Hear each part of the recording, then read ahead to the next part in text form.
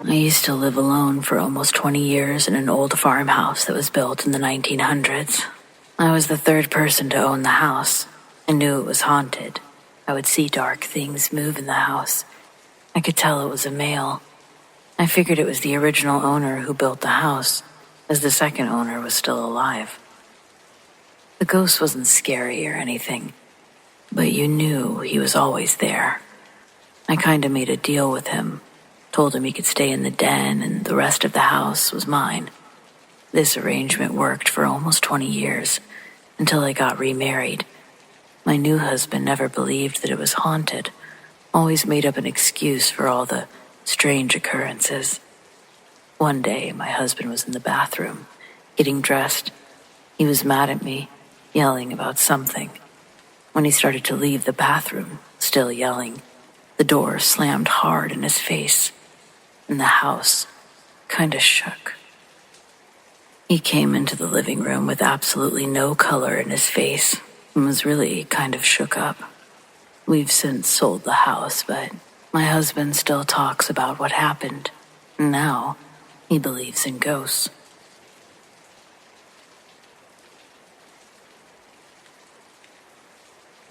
I've told this story before somewhere, so if you've heard it, sorry, but once I was staying at this lodge with my family. It was pretty rustic. Our rooms didn't have TVs or anything.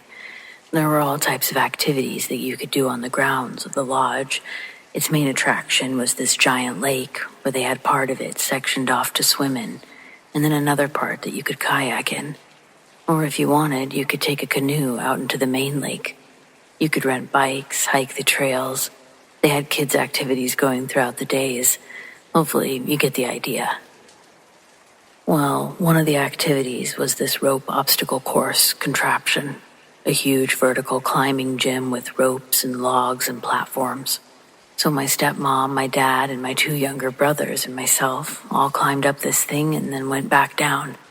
We had the whole course and area to ourselves, since it was unusually cold that day. So once our session was over, the 2 employees left, and we opted to stay behind and hike back to the lodge on our own. It was about a 2-mile hike. My stepmom, myself, we start to explore the area and find a gravel road with a trail next to it. We start walking the trail, which seems to be going the opposite direction from the lodge. About 15 minutes, we hear a car coming. It's a small sports convertible. It zooms around this curve, and as it does, the driver throws a manila file full of papers out of the car. The papers go flying everywhere, and the car's gone. The papers were doctor's notes, charts, reports, history, about one person. They were all pretty disturbing, trying to diagnose this patient. There were handwritten notes on outbursts this patient had, medicine that they were on, their family, and there were tons of these papers scattered everywhere. Some handwritten, some typed, others looked like graphs or charts. We spent a few hours looking at these notes. I'm sure my stepmom could go into more detail on the papers. I was still too young to realize how strange the whole thing was. We also found a really cheap brown wig further up the trail, and a suitcase with even more documents. All on just one person. We ended up leaving everything there and calling the non-emergency number and explaining the whole thing. I don't know if anything ever came of it. I don't know if there was any mental hospital close by. I do remember that it was a Sunday around 3 p.m.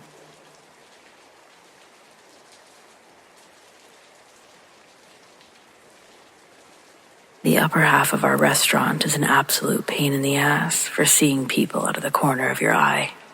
Every time I'm up there, there'll be somebody walking past just the edge of your vision, or the oppressive sensation of someone standing directly in front of you while you're cleaning a table and suddenly vanishing when you look. As far as I'm aware, they've never done anything more than lurk. No one's ever heard voices or felt a physical touch, so we mostly just accept it as an irritation and get on with it. Multiple people have said that there's a brunette woman in a yellow dress and a man in tweed. the one who stands and waits awkwardly, as if he's waiting to be served. People say there's a little girl who runs around in the cellar. That's bullshit. I think it's made up to scare newbies. But the rest, it's true, at least according to some people.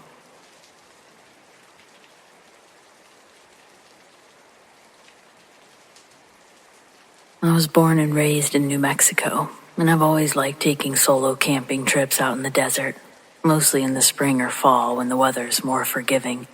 There's something about the silence out there that's different than anywhere else.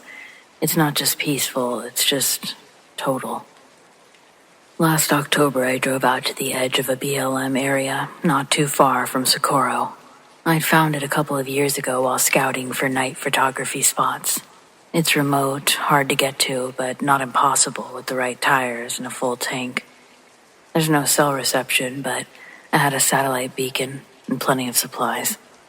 I set up camp near a canyon wall, close enough to get some shade in the afternoon. Nothing fancy, just my tent, gear, small fire ring. I spent the evening reading, making notes for a short story I was working on. When the sun started to go down, I cooked, drank some water, and settled in. Everything was quiet, stars were out, no wind, no animals. And that's the last thing I remember. I woke up the next morning in the dirt, about 30 feet from my camp. My tent was gone. So was my backpack, my sleeping bag, my journal, my flashlight, even my boots. It was like someone had ransacked the place, and me. There was no trace of the camp at all. The only thing still there was my truck, parked exactly where I'd left it, and the fire ring, cold and untouched. My socks were full of sand and blood from apparently walking barefoot on the rocks. My watch was missing, but when I checked the time on the dash, it was at least the next day. I don't know what happened. There were no tracks around, no sign of animals or people. I searched the area until noon, but it was like the desert had swallowed everything. The gear never turned up. I never found the tent stakes, wrappers, nothing. What really got me, though, is what I found inside the truck. My keys had been tossed on the passenger seat. Next to them was my journal, open to a page that I didn't write. Just a single line, scrawled in handwriting that didn't look like mine. Don't come back. I haven't.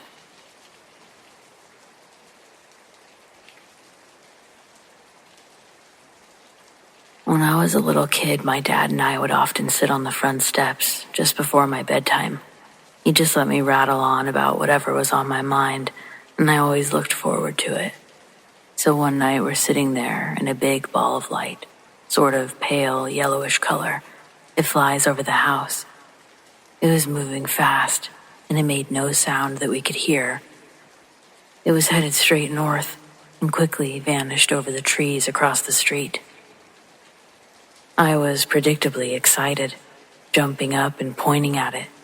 Dad calmly took me by the hand and herded me into the house.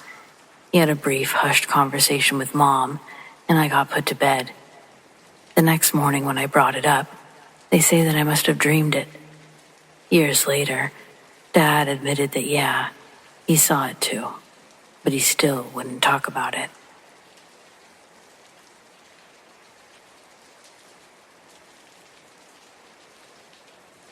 When I was a kid, there was a tree deep in the woods near my house. It was enormous, old in a way that made it feel different from the rest of the forest, like it had been there long before anything else. The base was thick, gnarled, and hollowed out in one section, forming a dark opening just big enough for someone to crawl into. Everyone in our neighborhood, maybe the town, knew about it. Some called it the listening tree. Others called it the door. I never knew where those names came from, but I knew the rules. Don't go in it. Kids whispered about people who disappeared there.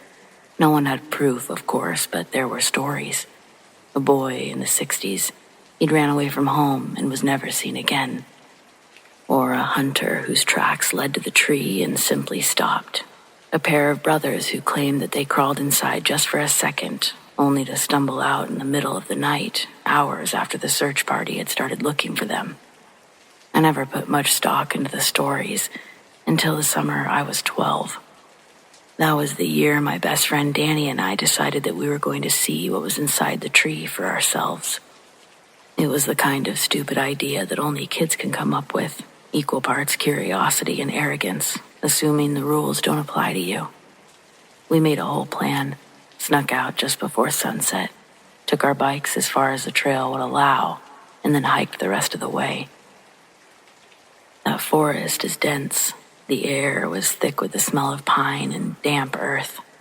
It took longer than expected, and by the time we got there, the last of the light was slipping away. The tree was even bigger than I remembered.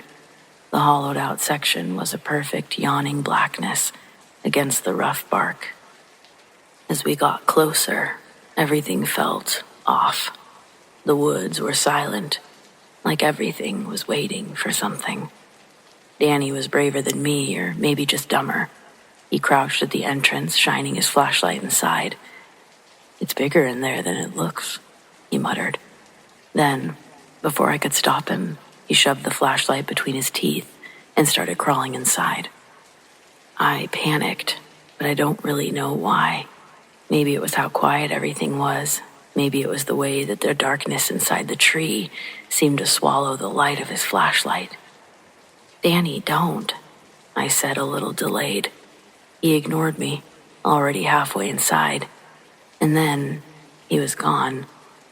Not in a slow way, not in a normal way, just gone. 1 second I could see the soles of his shoes, and the next there was nothing. The light from his flashlight disappeared like someone had shut a door. I wanted to call out, but my throat felt really tight, like something was pressing against it. I worked up the courage to get closer to the tree. I shined my light inside, expecting to see Danny. I saw nothing, just dirt and roots. I couldn't bring myself to also go inside the tree, so I waited, and I waited, and I waited for a long time. Occasionally, I would get closer to the tree and lightly call for Danny. I was getting worried.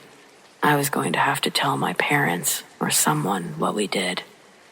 Then suddenly, Danny was there again, crawling backward out of the hollow, gasping like he'd been holding his breath for too long. I yanked him the rest of the way out, asking him, "What the hell? Where did you go?" Danny just stared at me, wide-eyed. "I didn't go anywhere," he said. We argued about it the whole way back. He swore that he'd only been inside for a second, that it had just been empty, nothing but dirt and roots. But I knew that wasn't true. Sure, I'd looked inside and seen the same thing, but I didn't see Danny. By that time, we'd been gone for about an hour. That's what my parents said when they found us sneaking back into the house, and that's what the clock said.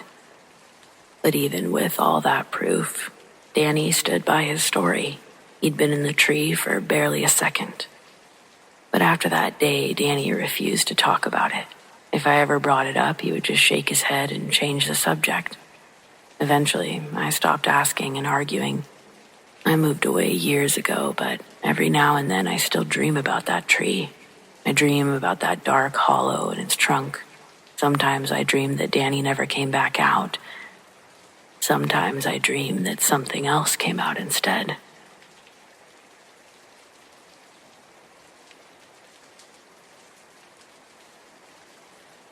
When I was about 8 years old, my little brother and I got lost in the woods outside my family's property in Oregon.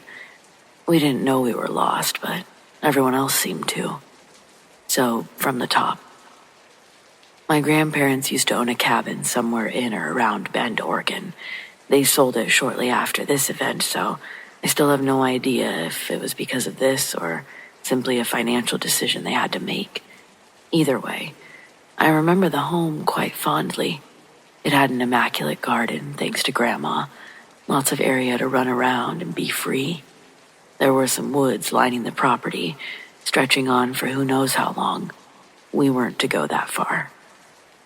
My grandparents had a lassie-like dog named Tapper, who would play with my brother and I for hours, but he also acted much like a babysitter.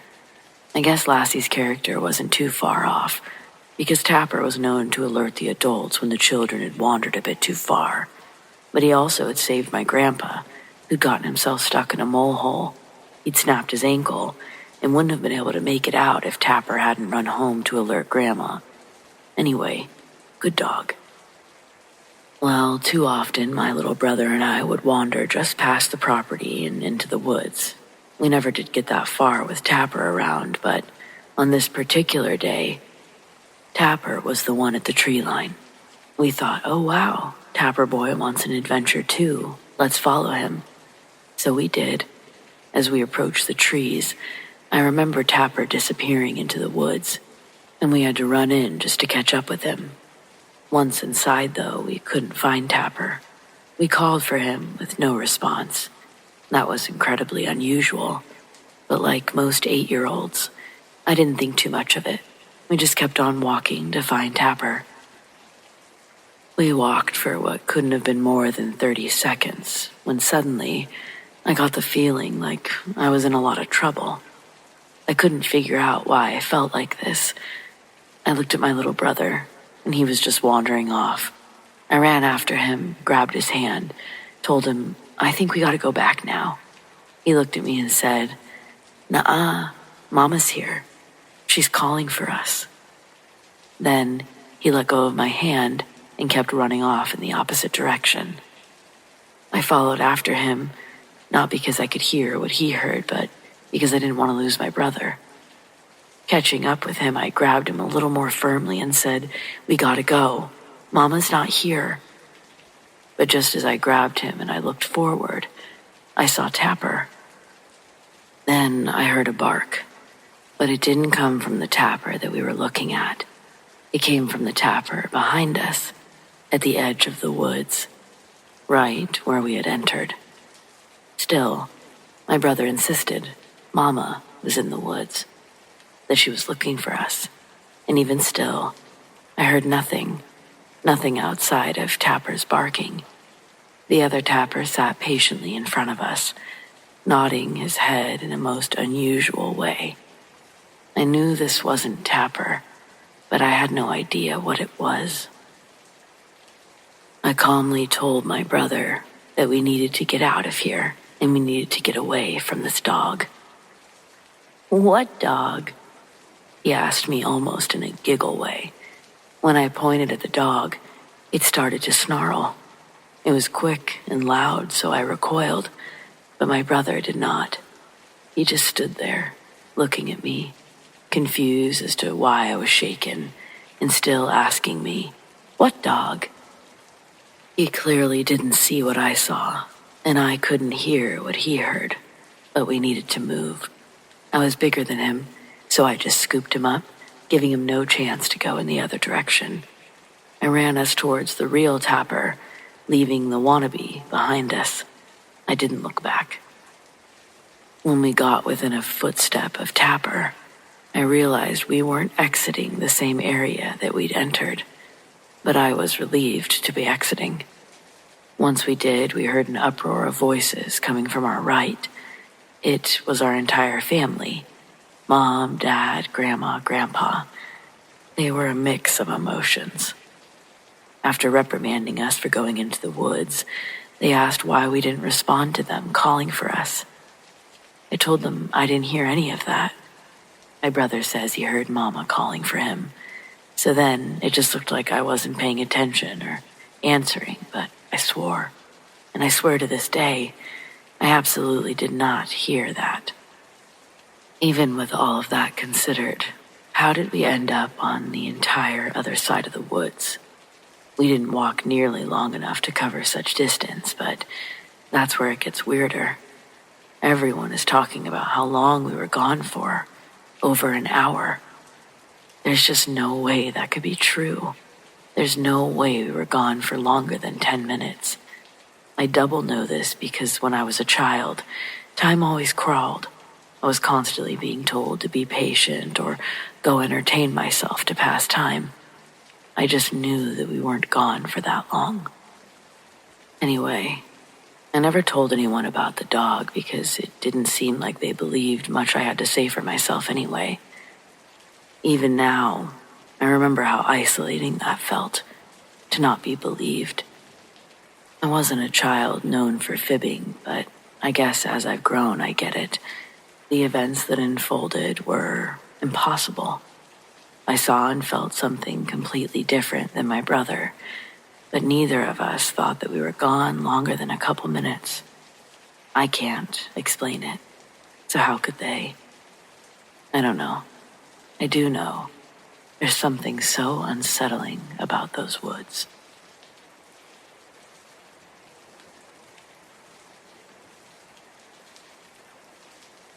When I was 7, I was playing on my own when I had a question for my mom. I went looking for her and saw that she was in our car vacuuming it. I watched her for a moment and still remember the way she moved her long-haired ponytail out of the way of the vacuum pipe. I tapped on the window to get her attention. She didn't look up, so I waved my arms and yelled, "Mom, Mom," to no response. The question must have been unimportant because I gave up and went back into the house. As I walked in, my mom was standing in the kitchen. I felt goosebumps all over my body. I still remember to this day how confounded I was in that moment. I walked up to her, very confused, and asked her if she'd just been vacuuming in the car. She looked at me strangely and said that she was never in the car, that she'd been in the kitchen this whole time. As I knew it was impossible for her to move from the car to the kitchen in that short space of time, I began to wonder how many other things I saw that were not really there. This one is one of my most vivid memories, and every detail was incredibly real. It never happened again.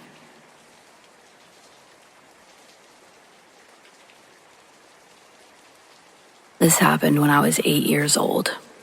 Our house sat on the edge of a sprawling, overgrown field, and the backyard was my playground, a space where my imagination could run wild, and I would swear on the afternoons the quietness made me feel like I had the whole world to myself.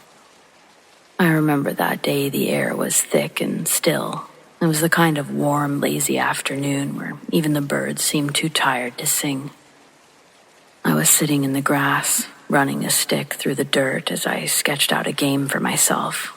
But after a while, I got bored and wanted to find my mom, hoping that she could take a look at what I'd drawn. I stood up, brushing the dirt off my hands, and I scanned the backyard for her. It didn't take long to spot her. She was by the old garden shed, hunched over a few boxes, her blue sweater catching the light of the sun as it peeked through the trees. That sweater, it was the one that she'd always worn when she was working outside. Her glasses slipped down her nose like they always did, and I could see her absently pushing them back up with the back of her hand, as if it were the most natural thing in the world. "Mom!" I called out, waving as I started walking towards her. "Hey, Mom, come here. I want to show you something." She didn't respond. She didn't even glance up from the boxes. I frowned and took a few more steps, raising my voice a little louder. "Mom, did you hear me?" Still, nothing. I could see her moving, still sorting through the boxes, but it was like I wasn't even there. And then a strange sense of unease began to settle over me, one that I'd never felt in the presence of my mom before. A prickling sensation, it was creeping up my arms. I waved again, more frantically this time. "Mom?" I was standing just a few feet away from her now, close enough to hear the rustle of cardboard as she shifted through the contents of the box. But it was as if I were invisible. My heart started to race. In the air, it felt weird, thick. I had this growing sensation that something was wrong. Frustrated and kind of scared, I stopped, turned on my heel, and made my way back toward the house. I didn't know what else to do. Maybe she was just distracted, I thought. Maybe she didn't hear me because she was so focused on whatever she was doing. But still, That cold feeling wouldn't leave me as I reached the back door and stepped inside. And that's when I saw her. She was standing at the kitchen sink, her back to me. She was just rinsing dishes. Her blue sweater was gone, replaced by a light t-shirt, and her hair was loosely tied up, just the way she always did when she cooked or cleaned. I stopped cold in the doorway. My hand was still on the doorknob, but my mind was struggling to catch up with what I was seeing. She was inside? How? I'd just seen her out by the shed not more than a minute ago. I hadn't taken my eyes off of her until I walked back in toward the house. There was no way that she could have gotten inside before me. No way that she could have changed clothes that fast. I had chills now, and I felt my throat tighten as I slowly walked into the kitchen. My footsteps were hesitant. "Mom?" I asked. She turned, drying her hands on a dish towel, smiling at me like nothing in the world was out of place. "What's up, sweetie?" I stared at her, trying to find the words, but my mind was just racing. "Weren't you just outside, by the shed?" She blinked, her smile fading as she looked at me, puzzled. "No, I've been in here for the past hour, cleaning the kitchen. Why? What's wrong?" "But I just saw you," I said. My voice was quieting down. "You were out there, going through the boxes by the shed.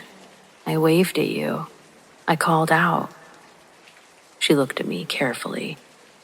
She took a step closer, crouching down slightly so that she would be at my eye level. "Honey, I've been inside this whole time. Are you sure you saw me?"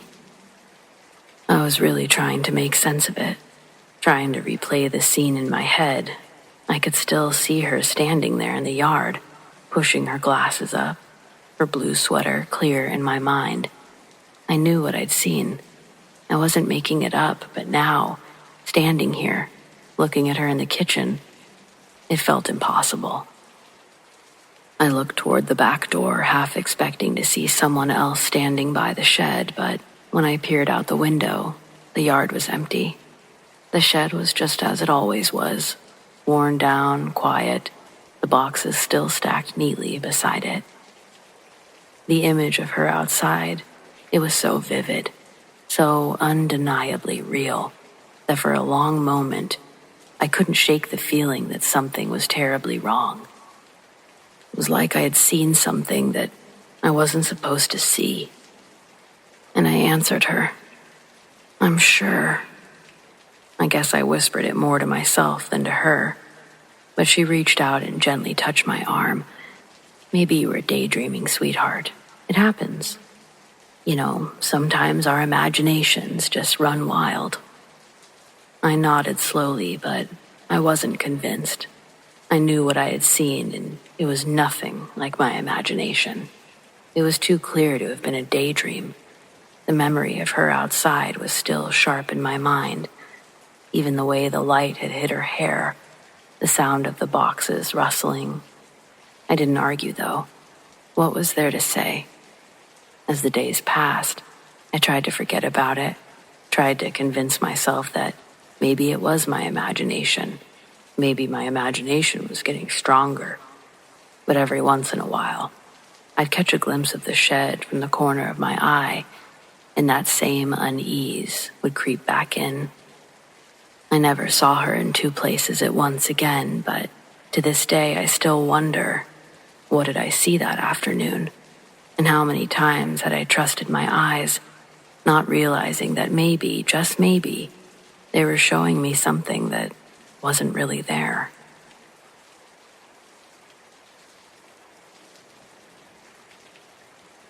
When I was 12, my dad took to long evening walks. It became a routine of his, and every night, like clockwork, he'd grab his old brown jacket, the one that smelled faintly of engine oil, and he would step out the door. He'd always come back about an hour later, cheerful and a little winded, talking about the stars or how peaceful the neighborhood was at that hour. One evening, just after dinner, I heard the familiar creak of the front door. I didn't think much of it at first. Dad always left without making much of a fuss. But something strange happened a few minutes later. I looked out the window to catch a glimpse of him starting his walk, but he wasn't in his usual spot, heading down the driveway toward the road. Instead, he was standing perfectly still at the far end of our yard, staring back at the house. This was instantly unsettling. The thing is, my dad never lingered like that. He was always in motion, always eager to set off on his walk or anything he was doing. But there he was, his back to the trees, his face barely visible in the night, just watching. My heart gave a little flutter of unease. I was hoping everything was okay. There was something about the way that he stood. It didn't sit right with me. His posture was stiff, almost unnatural, like someone trying to mimic the way a person stands. "Dad?" I called from the window. My voice felt weak, though I wasn't sure why. He didn't answer, didn't even flinch. He just kept standing there, watching. I felt my chest tighten. He must not have heard me, I thought. I opened the front door and stepped out onto the porch, calling again, louder this time. "Dad, what are you doing?" This time, he moved, but it wasn't the kind of movement I expected. He didn't turn towards me. Instead, he started walking backwards, keeping his eyes locked on the house, his body stiff and jerky, like someone had forgotten how to move properly. It was as if he was being pulled back, step by slow, deliberate step, all towards the woods behind our yard. My stomach was sort of hurting. I think it was an instinctive fear that I just couldn't explain. "Dad, stop messing around," I shouted, but my voice was broken halfway through. He didn't stop. He didn't even blink. I watched, frozen in place, as he disappeared into the tree line. My mind was racing, trying to make sense of what I had just seen. This wasn't normal. Something was deeply wrong. I couldn't shake that eerie feeling that whoever or whatever that was, it wasn't my dad. I ran back into the house, calling for my mom.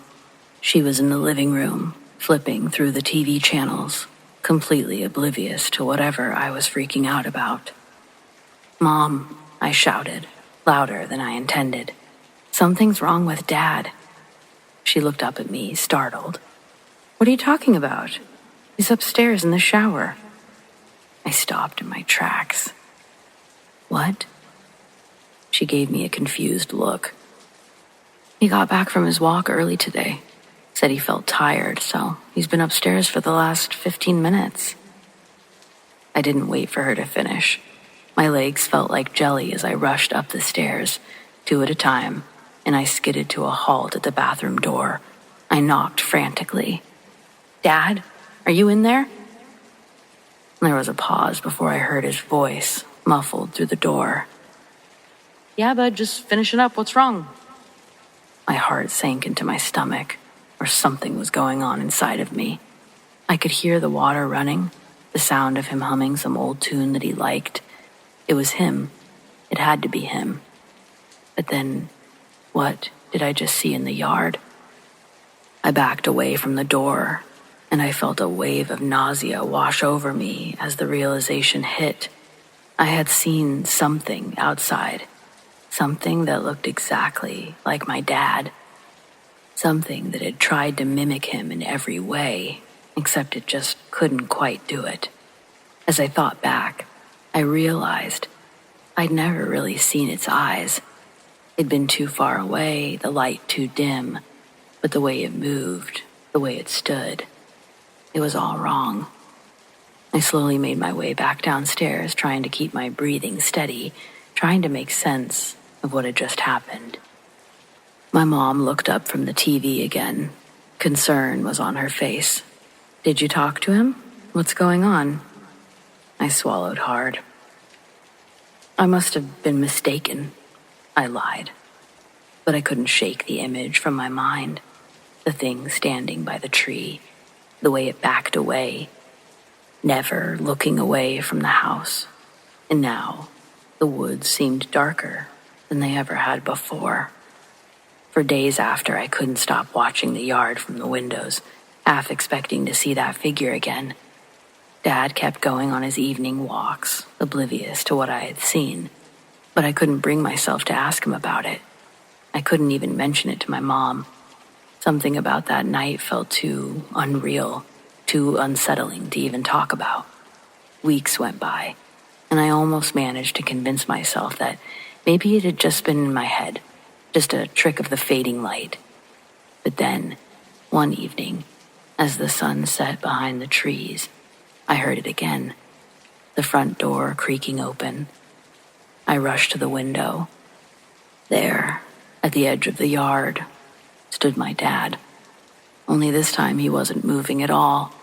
He was just staring again, his face obscured by shadows, but the body impossibly still.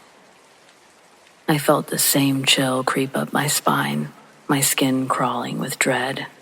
I took a deep breath and turned away from the window, stepping out of the living room and slowly, hesitantly, making my way upstairs. I could hear my dad's muffled humming as I approached their room, and there he was, upstairs. I didn't look back out the window. I couldn't. And that was the last time I saw it. When I was 19, I jogged everywhere, partly because I was a poor college student who couldn't afford books or a car. I also enjoyed being in shape enough to do that. But isn't that just the poor girl masking? I didn't want a car. I liked walking places. Anyway, I'm on a jog. My destination is the store, and my trip is without constraints, free of any roads or traffic lights to direct me where to go. My trip takes 20 minutes longer than driving, and it's cold, but again, no traffic lights beaming their fascist red, yellow, green nonsense. I'll take the interurban bike trail on foot any day. The sun was shining that morning. Walking through the trail, I looked up into the trees and spotted a dove with the whitest feathers I'd ever seen. It was perched on a branch, staring down and watching me as I passed underneath it. As the trail twisted and turned, it wound through residential parks, lakes, and a golf course. My walk to the store didn't take me all the way to the golf course, but it did take me through a few residential parks. To separate the trail from everything else, there was a tree line along the path.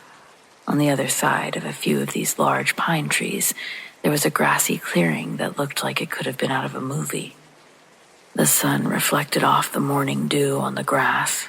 I'd walked past this park almost daily, but for some reason that day, its picturesque beauty was noteworthy. I hadn't planned on leaving the trail, but then I saw another white dove. This one was in the clearing, bouncing around in the grass. Then, a rabbit ran past the dove. Its fur also had a vivid white shine. It almost collided with the dove as it skittered past. If I wanted to see further into the clearing, I had to leave the bike path and walk through a row of trees and unkept brush. And I was so entranced by seeing all these animals together like this, I had to see if there were more of these albino animals hanging out in the clearing. When I fully crossed over, I saw a man standing next to a large wooden trunk in the middle of the clearing. He hadn't seen me yet. As I was approaching from behind, he stood next to his trunk. He would occasionally lean into it, his feet almost leaving the ground as he reached to the bottom. He wasn't a tall man, but the trunk he was reaching into was exceptionally large. Every time he did this, he would pull out another all-white rabbit or dove, and then release it into the grass or toss it into the sky to fly away. I followed one of the dove's flight paths with my eyes, and that's where I saw that all of the trees around had doves on their branches, at least a dozen or more scattered across them. Scattered around the clearing were more empty black cages, with their doors propped open, their inhabitants long gone. When he finished, he closed the lid of the trunk and sat on it, with his hands clasped in his lap.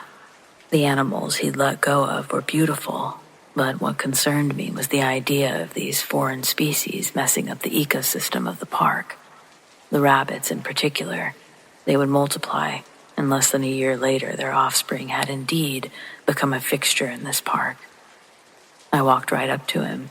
He was facing away from me, and he jumped when I said, "Excuse me."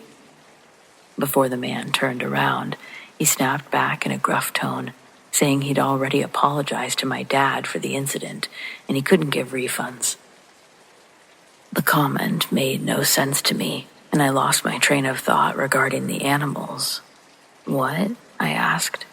And that's when he turned to look over his shoulder at me. "You from the party?" he asked. "No, I'm from over there," I said, pointing to the bike path about 20 meters away. Then I remembered why I was talking to him. "I saw you releasing those animals from the bike path, and I wanted to know what you were doing." The abrasive tone he'd initially started with softened as he introduced himself. His name was Abbott, and he was a self-proclaimed, world-renowned illusionist who had once shared the stage with the greats like David Copperfield, Penn and Teller, and a few Italian-sounding names I didn't know. While Abbott sat atop his magician's trunk, going on about his accolades, he gestured for me to come sit next to him without skipping a beat. He was an older man who I thought, in that moment, just needed someone to talk to. He wore a fitted, theatrical black tux with a white undershirt, a large red bow tie. It looked intentionally too big for his small stature. It was easy to imagine Abbott using his height as an advantage during his routine. Before I approached him, it was almost comically inviting to watch him lean so far into the trunk, trying to pull the cages out. There was an open stepladder I used to climb up and sit on the trunk. I scooted close enough to hear him, but I wasn't invading his personal space. Abbott hadn't stopped talking about the golden age of magic when I noticed a few of the rabbits still hopping around a few meters from us. The doves hadn't left the trees either. It was like they didn't know what to do with themselves out of captivity. When Abbott finally paused to take a breath, I asked him why he was releasing all of his animals. "Today was my last performance," Abbott said. "I'm retiring, and it's only fair that they be freed from the shackles of this industry as well." I asked why a world-renowned illusionist would be booked to perform in a podunk town like this. With a spiteful groan, he told me that it was for some rich, ungrateful brat's birthday. The dad had written him a check that would cover his rent expenses for the next 5 to 6 months, enough time for him to figure something else out. I asked if the birthday was really that bad enough for him to quit a job he loved. Abbott was quick to correct me. It was a job he used to love, but the job didn't love him back. Time after time, he thought, this is the performance that will get me noticed. But Copperfield's agents had stopped returning his calls after their contract ended. Abbott still drew crowds on his own in smaller venues, but for a fraction of what other magic acts earned. He blamed his downfall on the rise of live street magic, particularly David Blaine. His theatrical stage style had fallen out of favor. If you weren't already a household name, you were forgotten. We sat side by side, staring into the field, watching as white rabbits and doves wander around. Out of the corner of my eye, I saw him pull something from his coat pocket. When I looked over, Abbott was holding a black pistol and put it into his mouth. My heart stopped as he pulled the trigger over and over, but the gun didn't fire. He glanced at me, then took the gun out of his mouth. "Oh, I'm so sorry," he said. "It's a water pistol. I've topped with Jameson." He offered me a pull, but I respectfully declined, suppressing the terror shakes. I thought I was gonna watch him blow his brains out. The whole situation felt like it was leading to that. The releasing of the animals, the angry day drinking, the life story confession. When I saw the gun, I was more like, dang, you're not gonna wait until I leave? But Abbott didn't. He stayed alive, at least for the moment. Though his behavior was still unsettling, I learned a lot about Abbott in our short time together. I find out he's a proper drunk, that he's been drinking since before the kid's birthday. Abbott had a drinking problem through his whole career, but he also used to huff ether.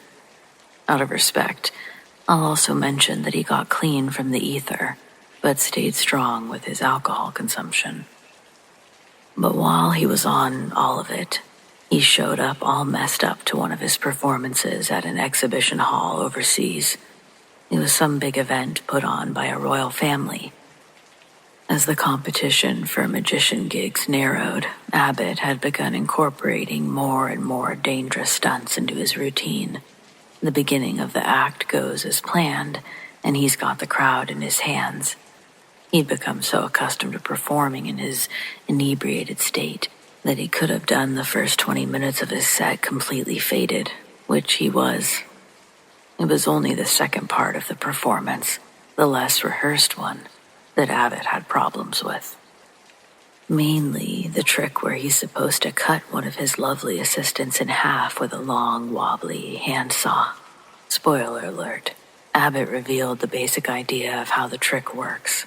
If you don't want to know and have this trick be ruined for you, I'd skip ahead. So he has two assistants shoved into a box. One only has her upper body out, the other only her lower body. And there's a thin metal gap between them where he puts the saw. Now, the woman with her legs visible, so her upper body's hidden, it's her job to shut the two doors of the table, one hiding her and the latch just outside of her door to conceal her partner before Abbott separates the tables and moves them around. I'm sure you've seen the idea. While Abbott positions the saw above the opening, Assistant 2 is slow to close both doors, though in court, both women would later blame Abbott for not giving the correct verbal signals or time allowed for the women to complete the task. Regardless, Abbott slid the saw down like a guillotine onto the hidden assistant's arm as she was latching the doors. He felt the blade stop, and he thought that it jammed, so he really started to put his weight into it, the sawing, that is. And his efforts were not in vain. The saw did begin to move faster, and soon he was through the box. The audience was the first to see the blood. But they all thought it was part of the show, so they continued to cheer. It was only brought to Abbott's attention that something was wrong when he did the separation bit. That's when he and Assistant 1 saw the other girl hanging out of the box. Her left arm had been sawn completely through, and she was unconscious from the pain.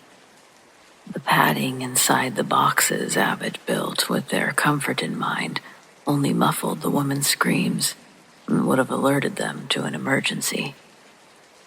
The lady lived and sued Abbott for everything, and nothing was ever at the level he'd previously been at. Nobody would work with him and his act, his tricks. It wasn't a solo gig. Now it was when I met him. Years of degradation eroded his act down to hat and animal magic, parlor tricks for rich, ungrateful kids. He said it paid the bills, but his soul died in the process. Shaking his alcohol pistol in my direction again, he told me, "Don't live to pay the bills. The world doesn't give a fuck about you." I was 19 hearing all of this, and Abbott was both scarring and inspiring me. Then he ruined any goodwill by following it up with, "And I don't give a fuck about you either, bitch. Now get off my trunk." Offended, I instantly hopped off. Abbott did too, landing on the ground at the same time as me. I turned towards him, unsure what to say. He lifted the lid of the trunk that we'd been sitting on, climbed in, and closed it behind him. I stood there, not sure how to handle myself, but he never came back out. I didn't want to stand there all day, staring at the magician's trunk, waiting to tell him that he'd hurt my feelings. No, I decided to call the cops. I don't know what time they did arrive, but when they did, they said they couldn't find the large wooden chest with the purple felt and gold trim like I'd described. All they found were the white doves still perched in the trees.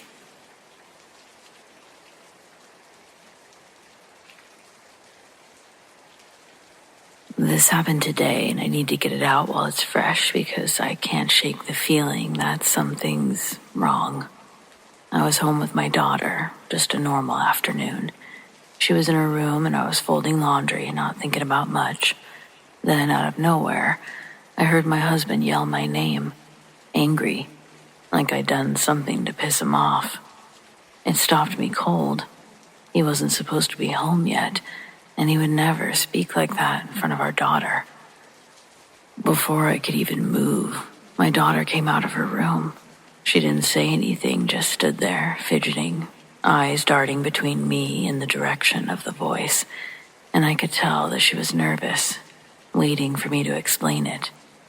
I grabbed my phone and called my husband. He picked up after a few rings. "Are you home?" I asked. "No," he said. "I'm still at work. Why?"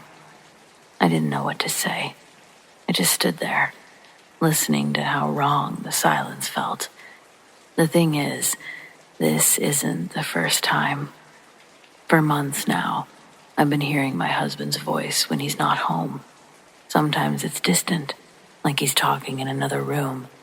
Sometimes he calls my name, like he did today, but in a normal tone.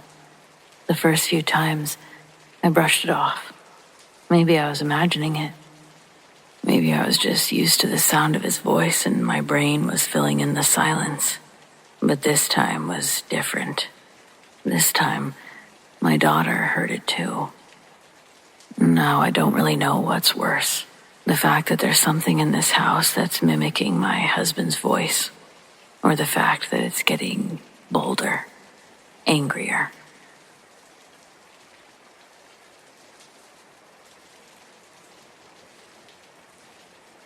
Weird things happen in my house sometimes. Little noises, misplaced objects, the occasional creak in the floorboards when no one's walking. Nothing I've ever been too concerned about. My husband is a hardcore skeptic, so that helps. The type to immediately debunk anything strange, so whenever something does happen, he usually has an explanation before I can finish my sentence. But this time, he didn't. It was late, past midnight. I was winding down on the couch watching TV. My husband had fallen asleep beside me, lightly snoring. The house was quiet aside from the low hum of the show playing in the background. And that's when I heard voices. Not just a sound, not just a random noise. 3 distinct men, separate voices, having a full-blown conversation. Their voices were low and muffled, but constant, like they were standing just outside my back door. I immediately paused the TV. The voices didn't stop.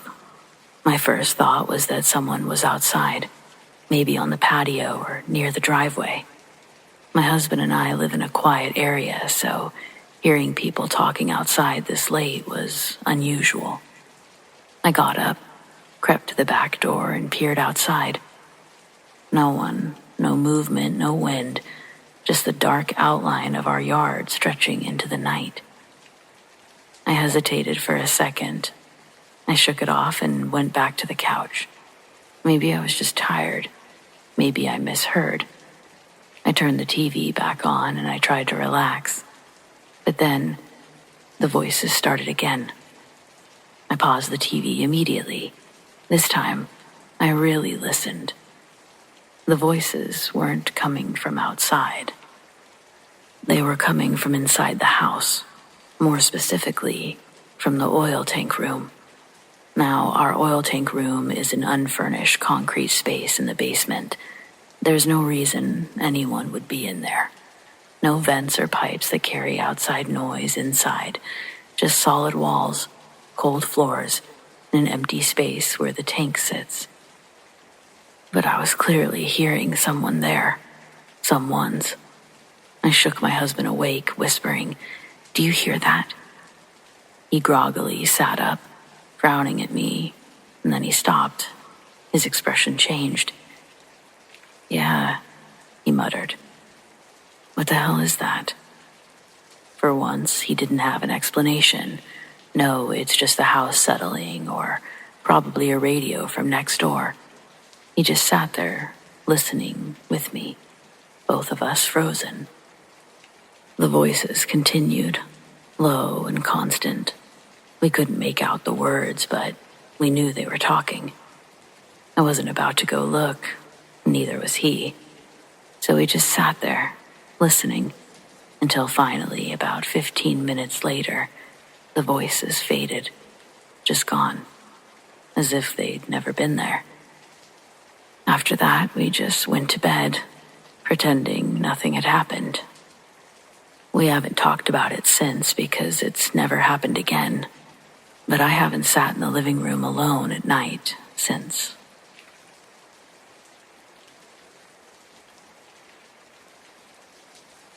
My older sister has a ghost that's followed her around for years. She's never been the type to scare easily. She shrugs it off, calls it her ghost, like it's some stray cat that won't leave her alone. But I lived with her for 3 months once. And let me tell you, there was something in that house, and it did not like me being there. Weird things happened constantly. I'd go to bed knowing that every door was locked, every light switch off. But in the morning, the back door would be wide open, lights buzzing, the kettle hissing with steam, like someone had just boiled water, but never poured it. One night, we were getting ready to go out, and I borrowed her liquid foundation, used it, and put it back where she kept her makeup. 10 minutes later, she's asking for it, and it's just gone. She accused me of taking it. Wouldn't hear a word of my protests and made me buy her a new one. A year later, when she was packing to move, she found it, tucked inside a shoebox, with some old letters.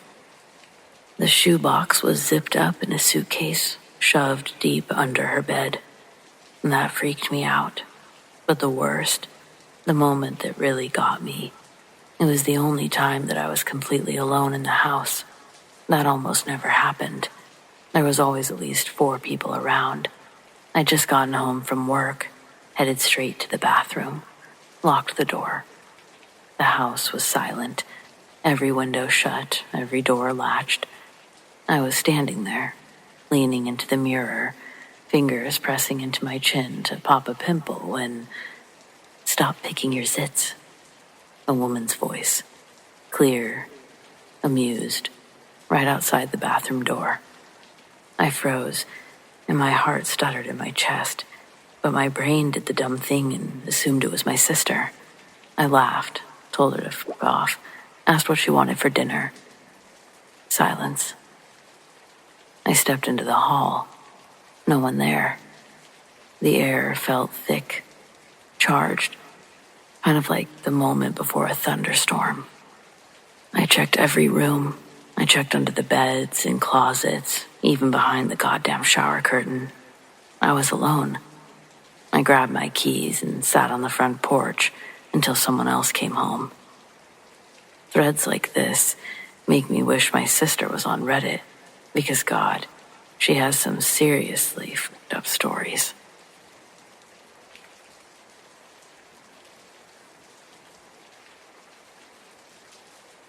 Growing up, I lived in a town with a sewer system, kind of like the one from It. Obviously not quite as elaborate or glamorous. The smell is something I'll never forget, but when you're kids looking for privacy, certain allowances are permissible. Me and a few friends would go through one of the bigger tunnels to just hang out and smoke.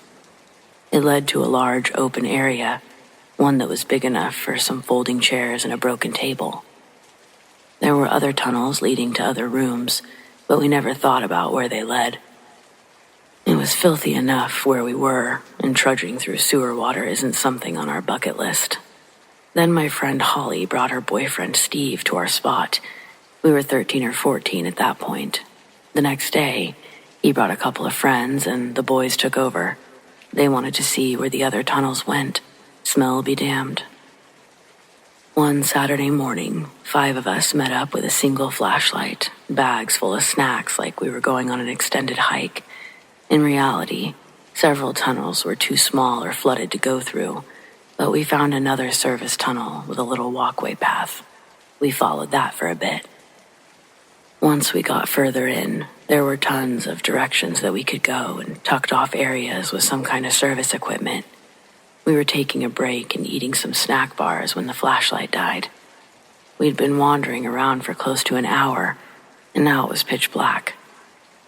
There was a brief chaos while blame was being passed around, but eventually we had to actually try to get out. We ended up forming a single file line with Steve in the front and Brady at the end.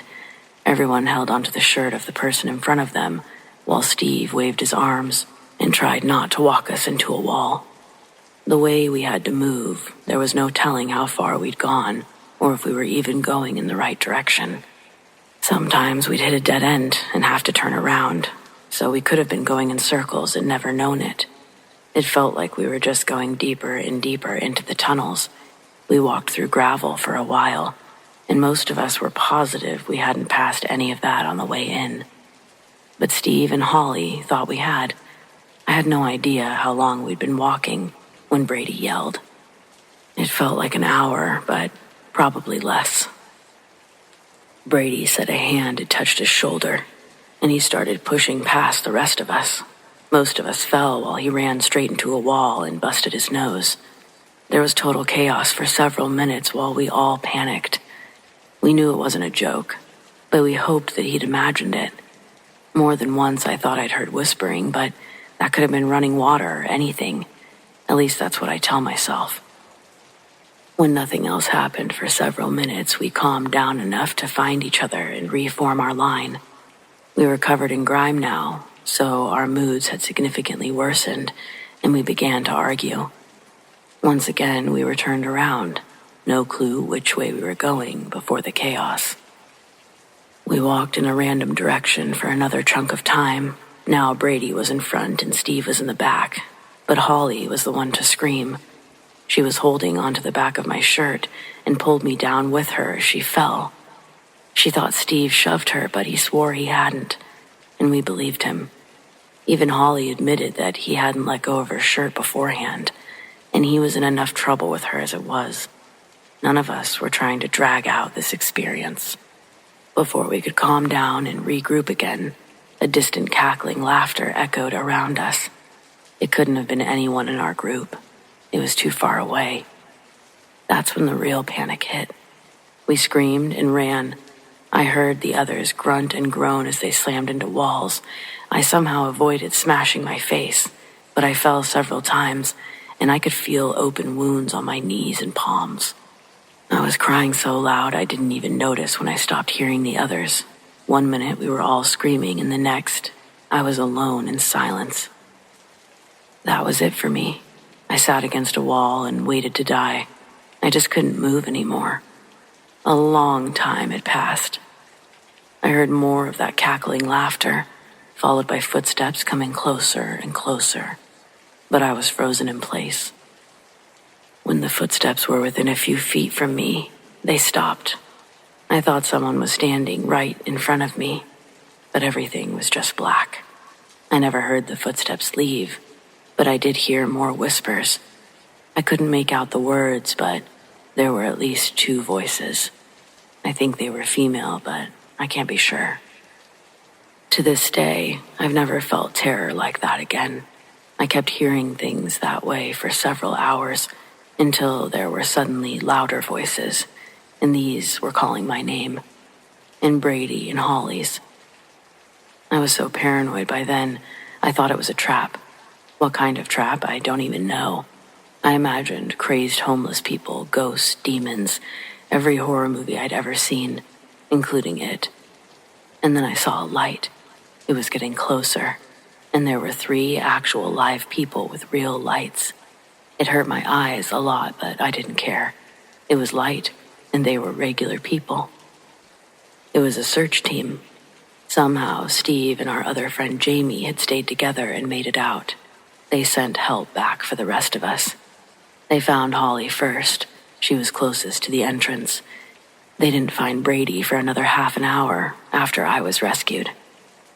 He had found his way to a closed tunnel that the first search team couldn't even fit through, so they had to send smaller people. Holly and I were dehydrated and in shock, but we were okay to go home. Brady had deep claw marks on his arms and back. He had to go to the ER and was in psychiatric care for several weeks.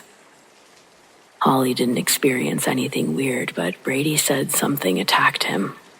The doctor said that he must have stumbled into a bobcat's den, but Brady swears it wasn't a cat. He said it latched onto his back at one point, and he reached back to feel something cold and scaly. We didn't try to tell anyone. They would have just said that we were scared kids that freaked out.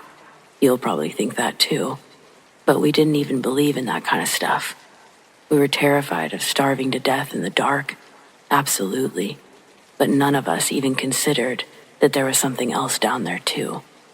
That shit hit out of nowhere. So yeah, believe it or don't, but fuck sewers.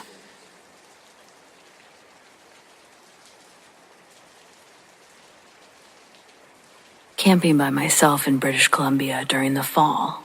It's not a totally remote area, but it is a few hours from the city and surrounded by woods. It doesn't get a lot of campers that time of year either. My site is a free spot along the river that has a fire pit and a beat-up table. I do a ton of camping in remote areas, so this spot is not a big deal.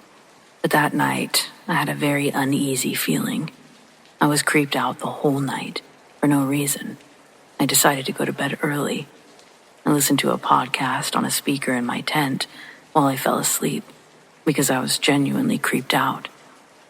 The next morning, while I was making coffee, I noticed that there was someone's hat on the wood table. I know it wasn't there the previous day because I had set my cooking stove on it. So someone came into my camp during the night and left it there. I think the uneasy feeling I had at night was because I was being watched. It may have been a mushroom picker, but who knows?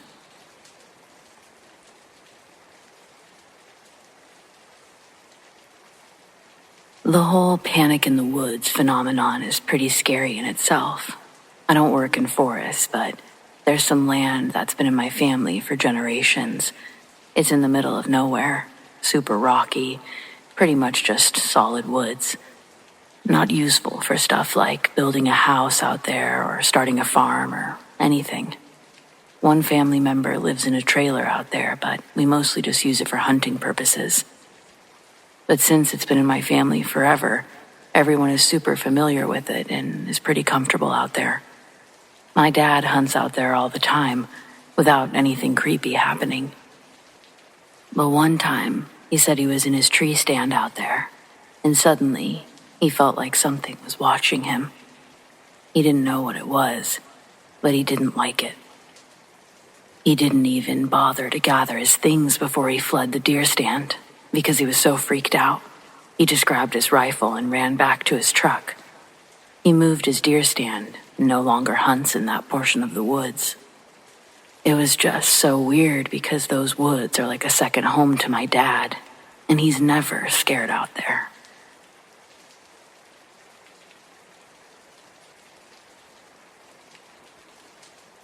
A few years ago, I lived in this massive old mansion that had been converted into apartments. Over 100 years old, creaky floors, drafty windows, the kind of place that definitely had character. My roommate and I shared the top floor, which had attic access with a private back entrance, a set of rickety stairs leading up to our kitchen door. The place had its quirks for sure, but we liked it. One night, I was curled up on the couch with my boyfriend watching a movie. It was late, but not too late. The house was otherwise quiet. just the occasional groan of old wood settling. My phone buzzed. It was my roommate. "Hey, bringing a date home. Cool if we use the big TV?" I told him sure, no problem, and my boyfriend and I moved into the bedroom to finish our movie. No big deal. A little while later, we heard heavy footsteps coming up the back stairs. Slow, deliberate, each one landing hard on the wooden steps. Then the kitchen door creaked open. The door that always squeaked, no matter how careful you were. It shut with a familiar thud. Footsteps moved across the kitchen, past my bedroom door, and down the hallway toward the living room. I didn't think much of it at first. My roommate had said he was coming home, right? We kept watching our movie, letting the sound fade into the background. Eventually, my boyfriend left, and I settled in for the night. And that's when something started nagging at me. A slow, creeping realization. The apartment was too quiet. No muffled conversation, no sounds from the living room, no movement at all. Something told me to call my roommate. "Hey, were you guys being super quiet or..." "What? We just got to Blockbuster. We're picking out a movie and then heading home." His response literally sent a chill down my spine. I didn't have anything to say at first, just sat there, staring at my bedroom door, feeling my stomach drop. Someone had walked through my apartment. Someone had come up those stairs, opened the door, and walked right past. Without thinking, I called my boyfriend. "I'm staying at your place." I didn't even pack a bag. I just grabbed my keys and left. To this day, I have no idea who or what was in that apartment with us.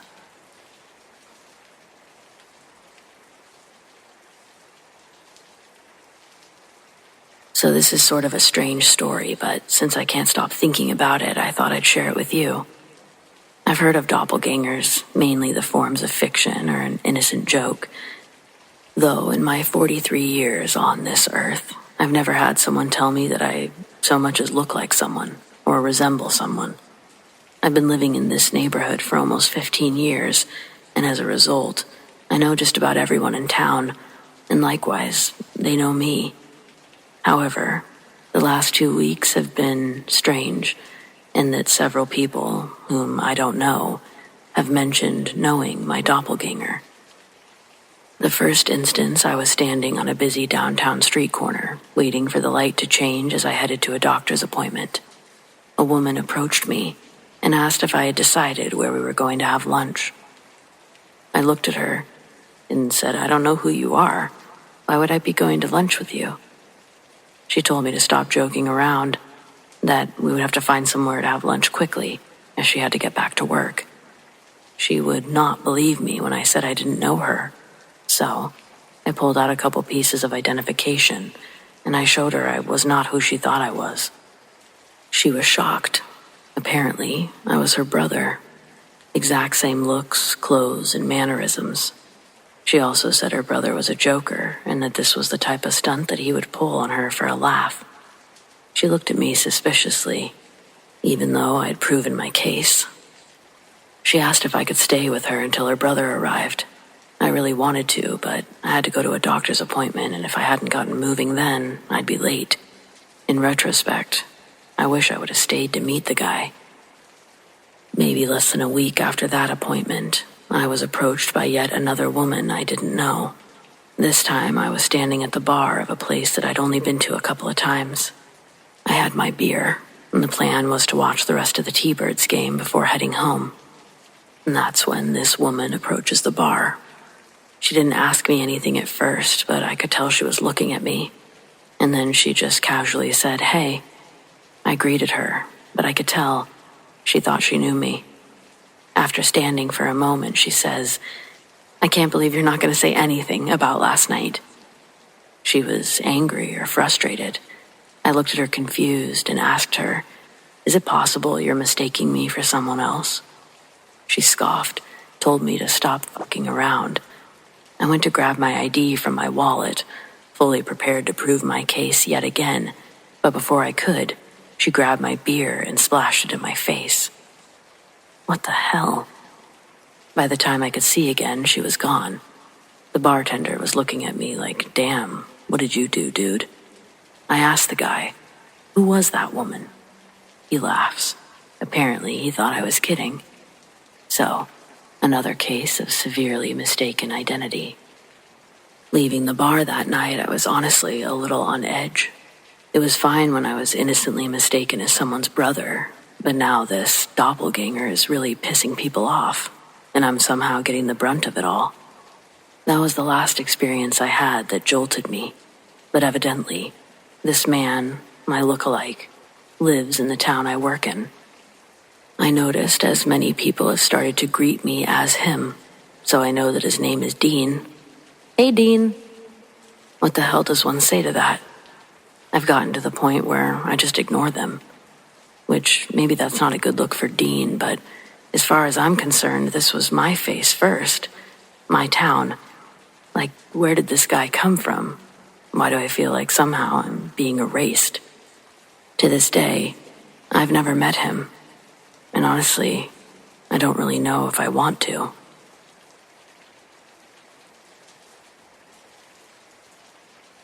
Have I ever gone missing with lost time? I have. I had been living in the infamous Blue House for 3 years.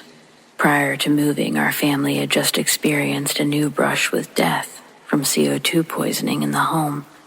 The home was clocked at lethal levels. The fire investigator never could find the cause, meaning there was no official leak. To this day, it's still listed as a paranormal event with the city police and fire department.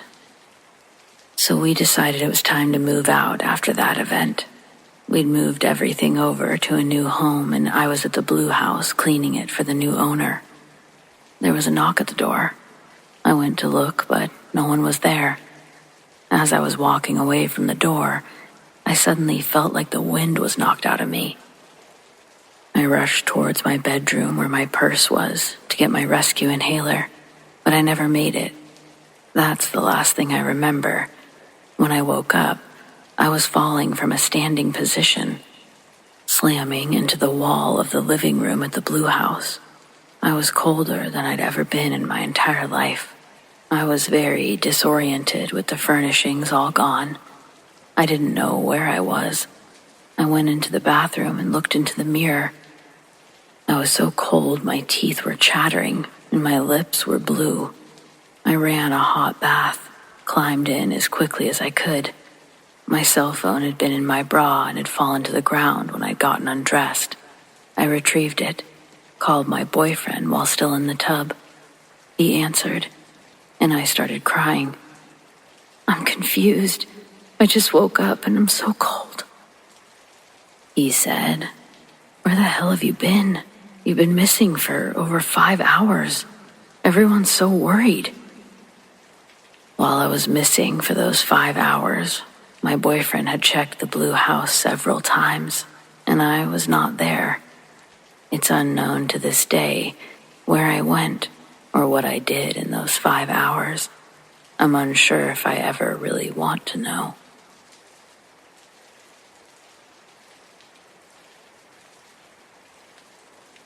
When I retell this, I'm going to speak frankly and matter of fact, because whether or not someone believes in its authenticity won't change how real it was for me. Family, friends, therapists, doctors, nobody I've ever confided in has truly heard this story and believed me.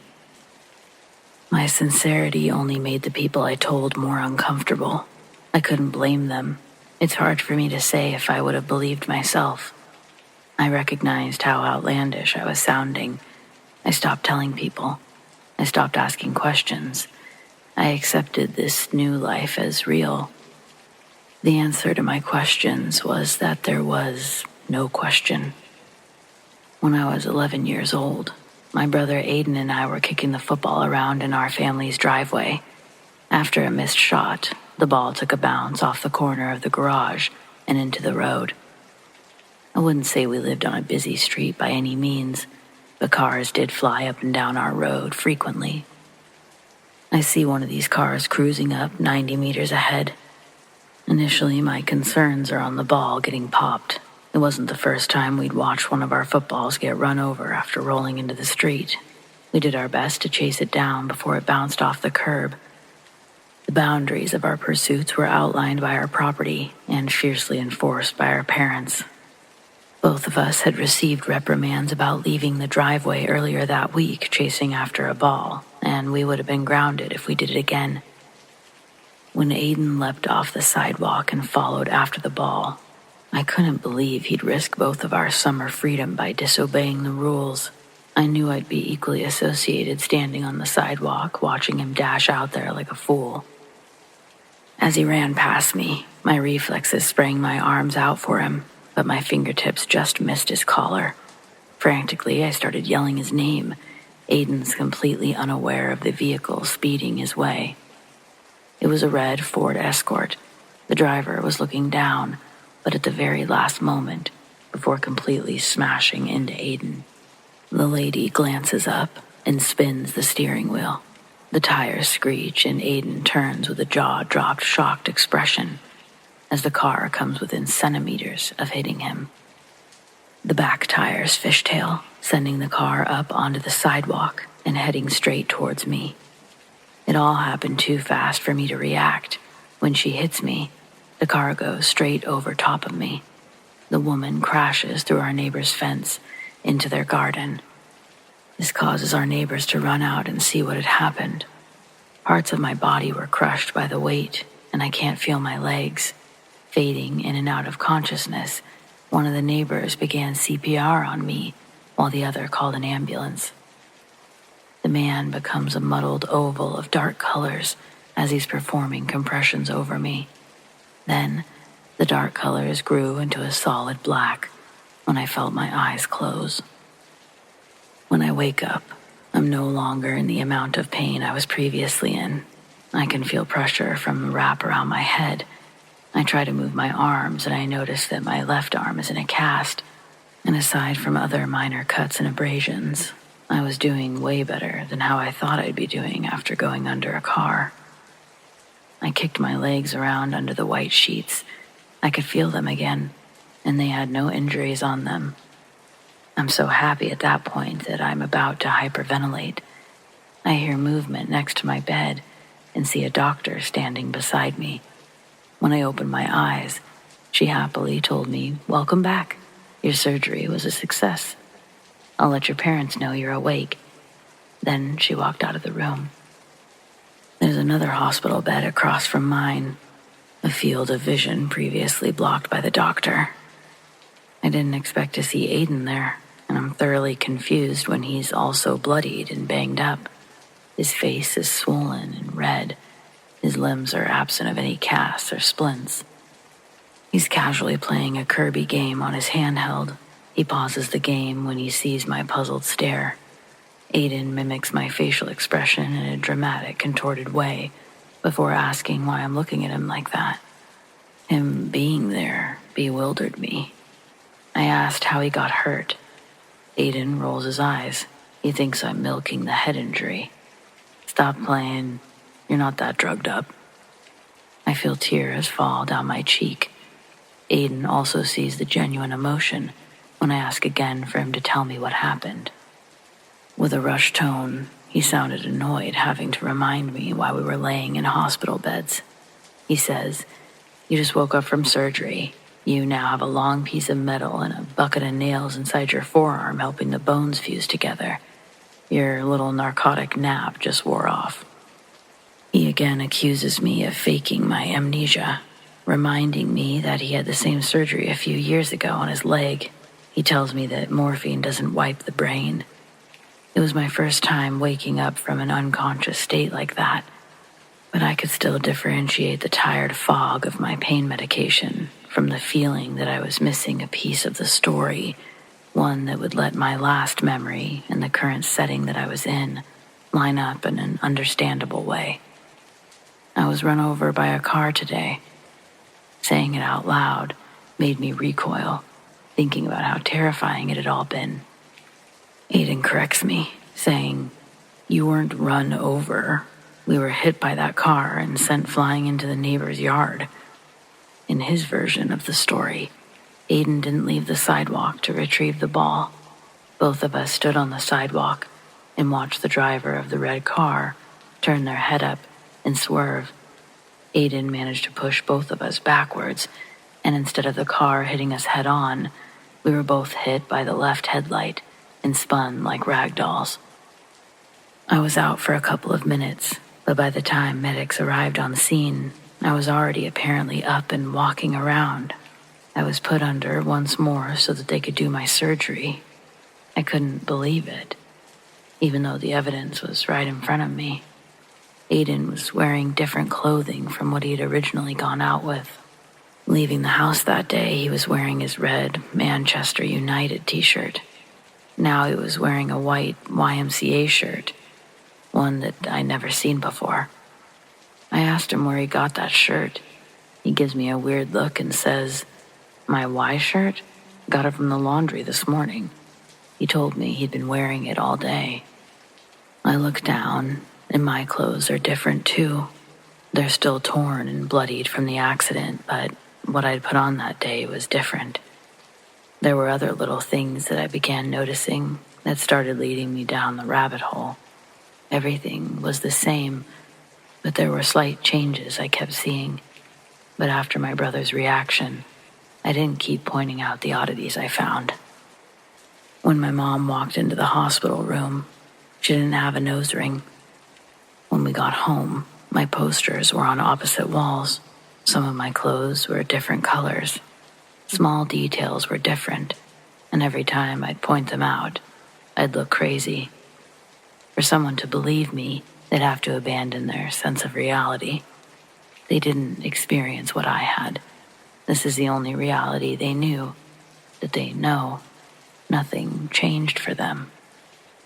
Meanwhile, I kept finding alterations in life from before the accident. Over the years, it became less difficult to accept the new reality. From time to time, I'll still find a bit of information that seems wrong to me. For better or for worse, I've stopped questioning it. I believe it's healthier to just move forward, rather than losing my mind over a theory only I comprehend. When I went back to school, most of the kids were the same. Some had changed. Some of the teachers had changed, but the curriculum remained the same. None of the big historical events changed. I only had to relearn a few names. For example, the woman who refused to give up her seat on the bus to protest equal rights. Before the accident, we learned about a woman named Claudette Colvin. In this timeline, the torch was taken up by a woman named Rosa Parks. Martin Luther King Jr.'s name hadn't changed, and his movement had the same impact. But the Claudette Colvin example is one of many tiny details I've trained myself to ignore and relearn. It seemed only the small choices had the most amount of change. But every choice, big or small, leads you in a direction that will undoubtedly have more choices in need of pondering. Thinking like this, even to the smallest degree, who I was, who my brother, friends, and family all were, their lives and personalities would have had to change as well, even to the smallest degree, as a result of different choices made throughout their life.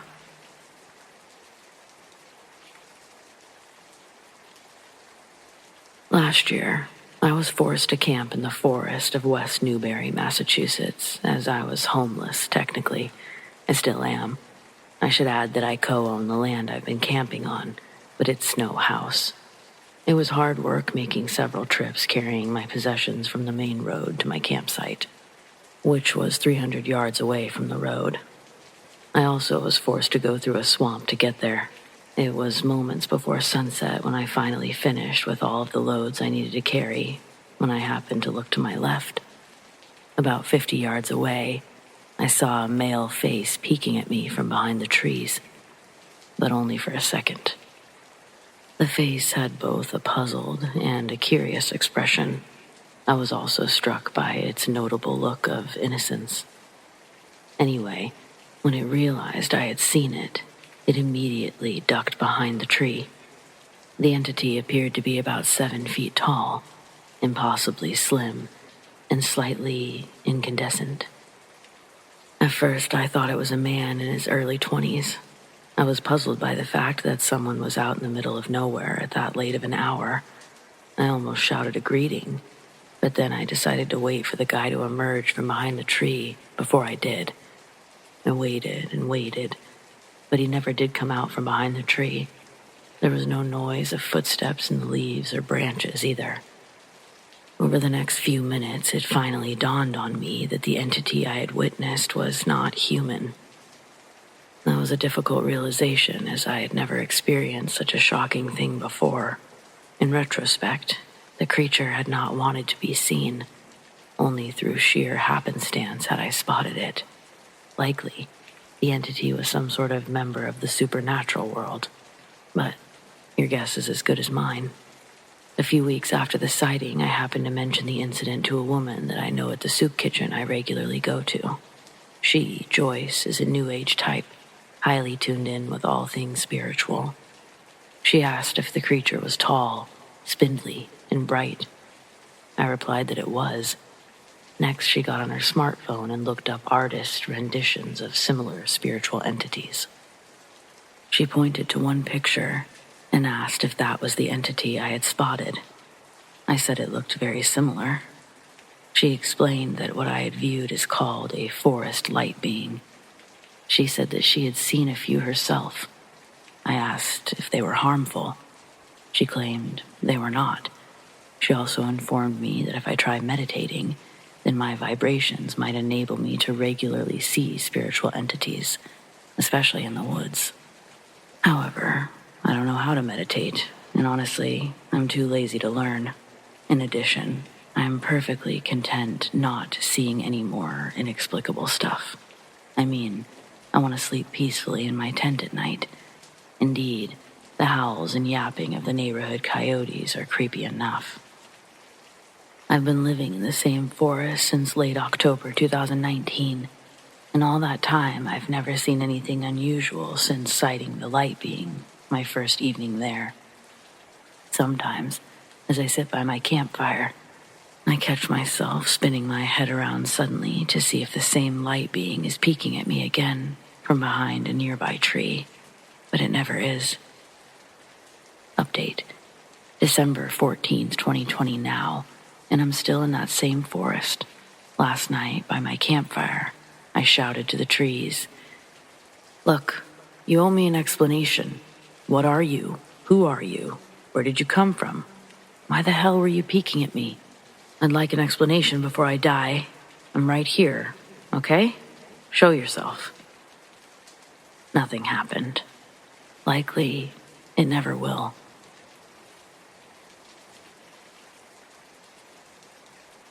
Feel free to tell me I'm batshit crazy because I'm kinda tripping out right now. I have a key that unlocks the main doors to my office building. All managers have them. It's nothing special. I keep it on a cheap gold-beaded Mardi Gras necklace. It's big enough not to forget, but small enough to not be intrusive. I usually just throw them in my pocket in the morning and then onto my vanity when I get home. A few days ago, my boyfriend Mike and I got into a really heated argument. What it was about doesn't matter, but I ended up grabbing this necklace with my keys attached and throwing it at his head. He ducks and it hits the wall and falls behind the couch. We're unable to resolve our issues and we sleep in different beds that night, his bed being the couch. He leaves earlier than me in the morning, so when I get up and get ready for work, I have to move the couch to grab my key. I pull the couch out just enough to reach my shoulder in between the wall and the back of it. Now, when I pull up my necklace, I think at first I've grabbed the wrong thing because the beads are silver. I'm about to set it down and go fishing again, but then I see my work key on the necklace. My first thought, what kind of passive-aggressive shit is this? I don't have time to dive into his weird mind games that he'd had set up for me, so I go to work like usual. When I get there, I'm usually the first one unlocking the doors and turning on the lights. I slide the key in to find that it doesn't work. Now I'm fucking livid. I call his ass up and he's like, "No, baby, what? I don't know what you're talking about." I call him a lying, cheating sociopath and break up with him. Then I sit in my car and cry until my other coworkers start showing up, allowing me access to the inside. I clean myself up and wait for the people to go inside before I go into the building. On my lunch break, I decide to go back to my apartment and look for the real keys. I open the door and I see Mike walking back into the bedroom. I'm like, "What the fuck are you doing home? Did you lose your job? Where's your car?" But he just ignores me, keeps walking away. The little voice in my head is like, "We've crossed the line to just being disrespectful and immature now, haven't we? Let's do something more immature." So again, I throw the key necklace at his fucking head. My accuracy isn't any good, or he's just plain lucky, but it misses and goes over his shoulder, landing in the bedroom. He doesn't even flinch, just keeps walking into the bedroom and turns out of view. I'm like, oh hell no, and I charge in right after his ass. This guy just did a disappearing act. There's nobody in the room. Did I just follow a ghost? I'm actually spooked. I look around for the necklace that I threw, but it's nowhere on the floor either. Like, fuck all of this, and I go back to work early. End of the day comes around, and I dread having to go back to my place. Mike's not answering his phone, and I don't see his car in the parking lot when I get there. Walking in, the apartment is just how I left it. The bedroom lights are still on, and I go back there to look for my keys again. This time I got on my hands and knees to search. I reach under the bed and my fingers touch the beads of the necklace. But when I pull it out, it's the fucking gold one. Key still attached. From what I can tell, it's my real work key. Instead of relaxing, I drive back to work, and sure enough, it's the real deal. So I think to myself, is Mike fucking with me? How did he do this? Guy can't plan a date, but sets up this bullshit? It's been 3 days. Obviously, we're back together, and after grilling him for several hours and confirming with his boss, he for sure was not at the apartment when I threw this second set of keys, which I still haven't found, by the way, the ones with the silver chain. I just keep going back and forth, but it's like seeing it all written out. This is exactly how everything happened, so let's pretend he's a vindictive prick, and this was his stupid, devious plan. How could he even pull it off? And if he didn't, which I'm like 99% sure he didn't, what the hell happened? Is there like a black hole or some shit that I can't understand happening in this apartment? I mean, help. It's like I'm losing my mind.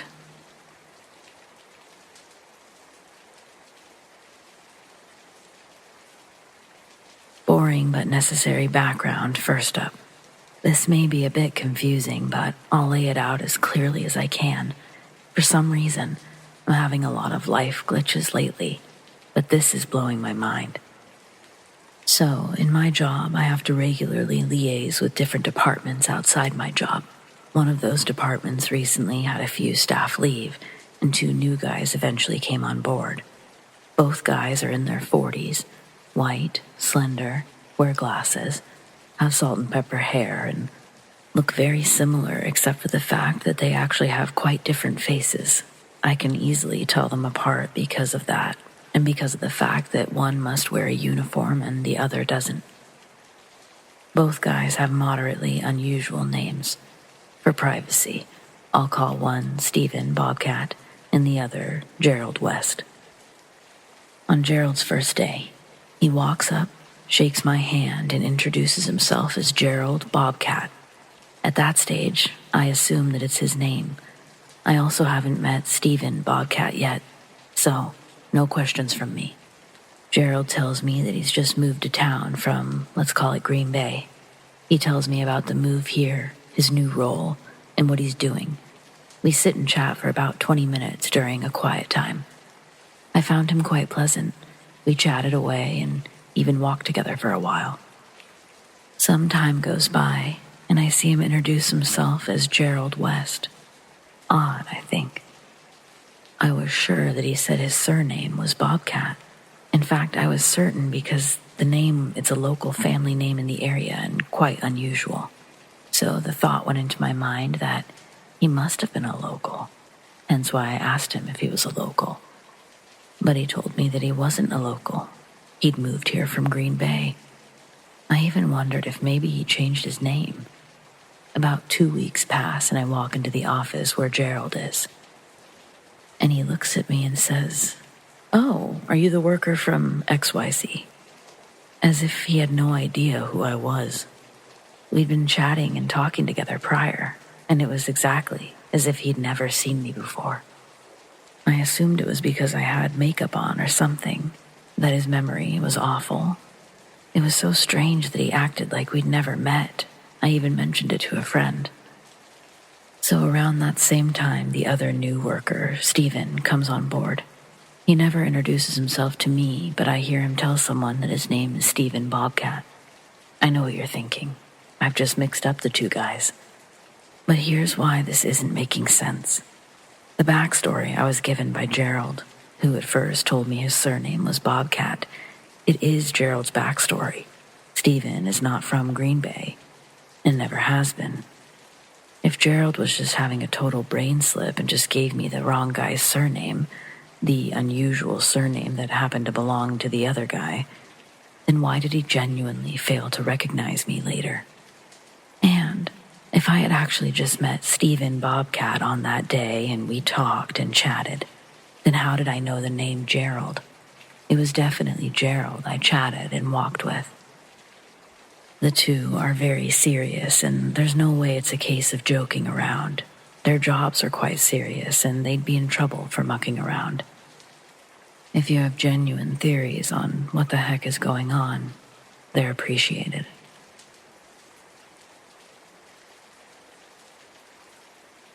Hi, my name is Nancy, and I think we have something evil in our home.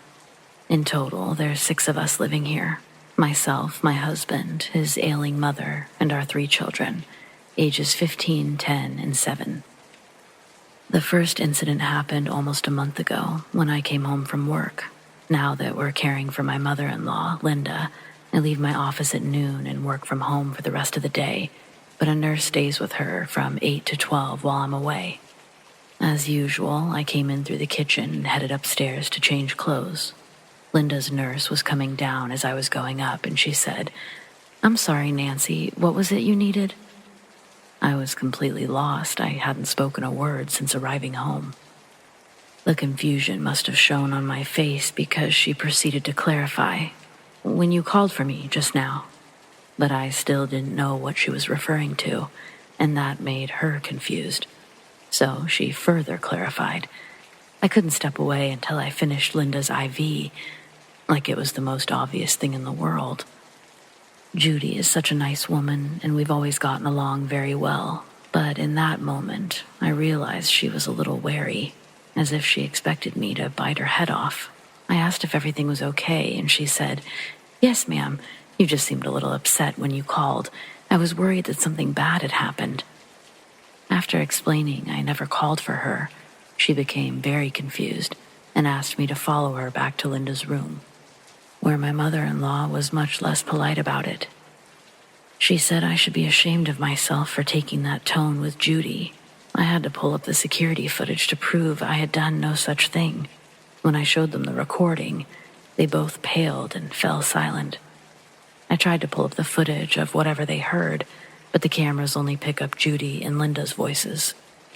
They swore that I called for Judy 3 times in progressively harsher tones, and their reactions on the video clearly show that they were disrupted by something.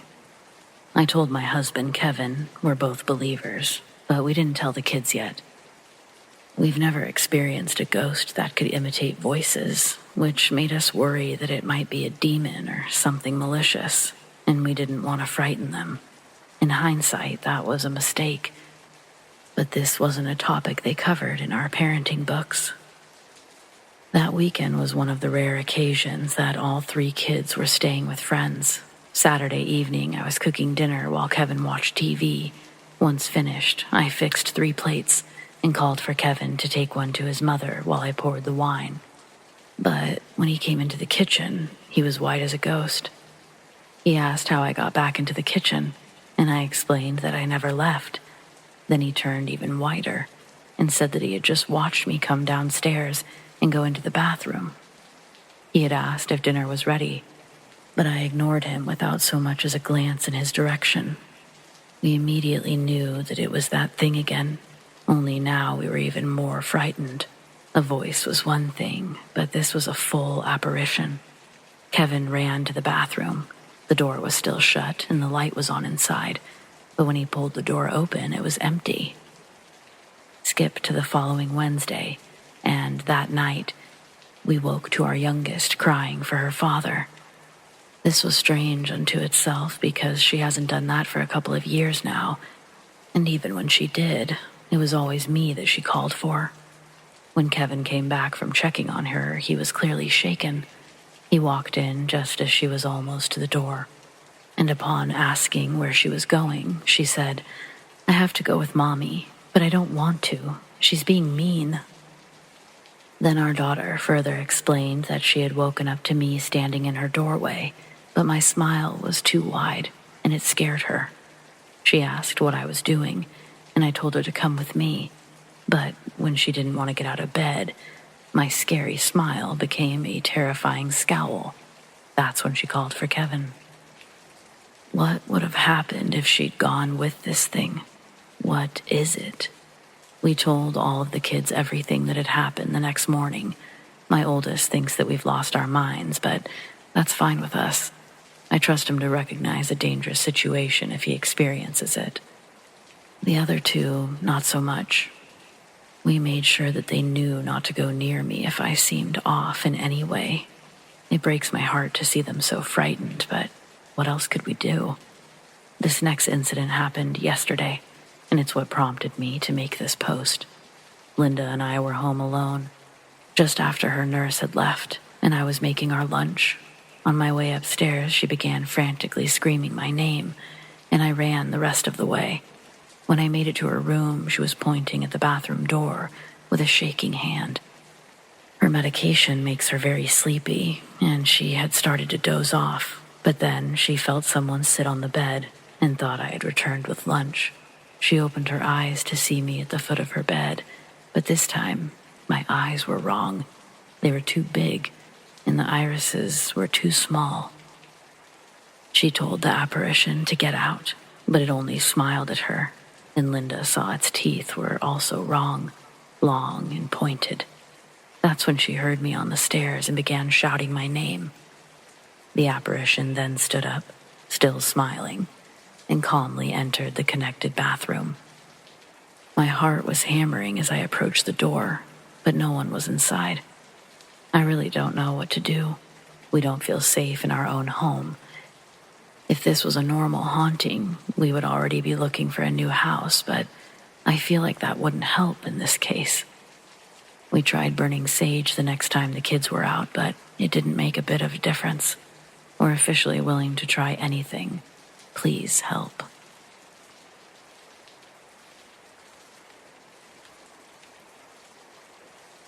Tonight I had Cinnamon Toast Crunch for dinner. I set the bowl, milk, and cereal onto my table, and then returned to the kitchen for the spoon I'd forgotten. None were in the drawer.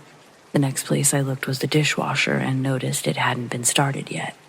So I grabbed a spoon from the silverware rack in the dishwasher and washed it by hand with a sponge.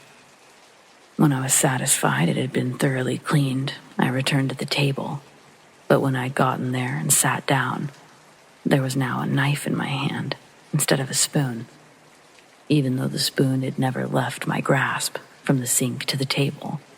Somehow, when I sat down, it was a butter knife that I was holding. It's one that I haven't seen before either. Me and my roommate only have a couple sets of dishes, and none of our utensils have wooden handles. I'm kind of freaking out because I'm literally losing my mind with how absolutely sure I was that I had a spoon, only to have what falls from my palm be a butter knife we don't own. Could someone please explain this? I don't know where else to ask for advice about what just happened. If anyone's got any answers, I'll be up late tonight, eagerly waiting.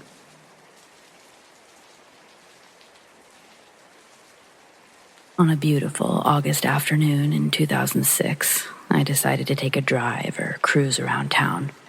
I left the house, turned north onto the main street through downtown.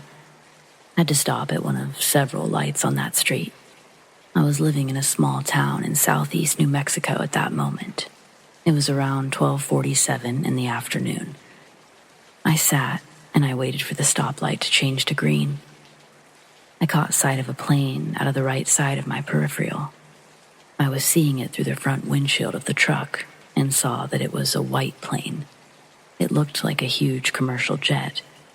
I knew that there was no place in the small town to land a plane of that size and figured it was probably descending towards Roswell, which is about 70 miles north, and Roswell does have longer runways to accommodate larger planes.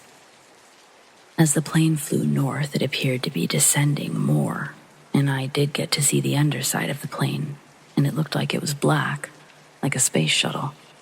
I mean, that's what it reminded me of. I don't know how long I saw it for, but a stoplight would usually run 45 seconds to a minute to change over. As it almost disappeared into the horizon, it did something I did not expect it to.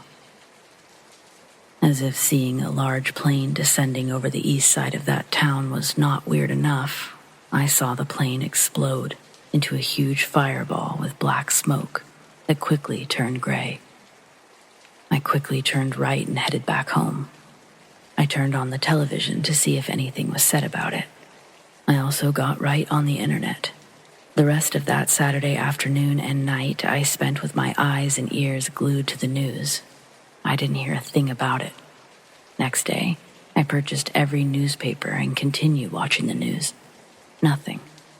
I told my family, I told my coworkers on Monday, and as hard as it was to believe, no one really believed me.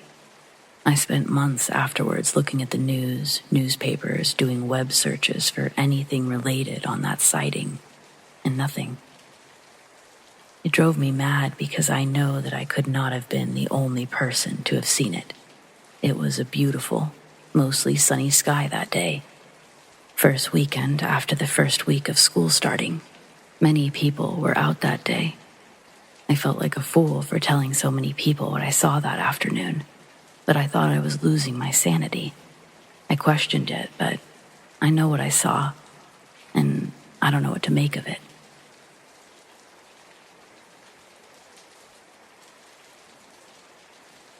I talked to two friends about weird things that have happened to us, and after a while, they hesitantly relayed this story with the expectation I would call them crazy. They work in the social field, have no mental illness, are near their 30s, and are generally not into these kind of events, nor spiritual or esoteric type stuff. They never called themselves time travelers, but what do you call it? It happened in a small town in the middle of Germany last summer. They were eating Grütze in the town center in the middle of the day. Suddenly, they had clothes on that would date them back to the mid-late 19th century. They were still in the same spot, but everything looked 19th century. With people riding horse-drawn carriage, women with big hats with decorations and petticoat-type dresses in washed-out pink tones. The street and marketplace were cobblestone. This event only lasted a few seconds, according to them, and nothing like this ever happened before or again. They described no weird feeling. Just a flash. They were there and back. It wasn't a big, flashy story, but that's the reason I was intrigued by it. I hope you have some ideas of what happened or explanations that can clarify what happened. Are there any other similar experiences?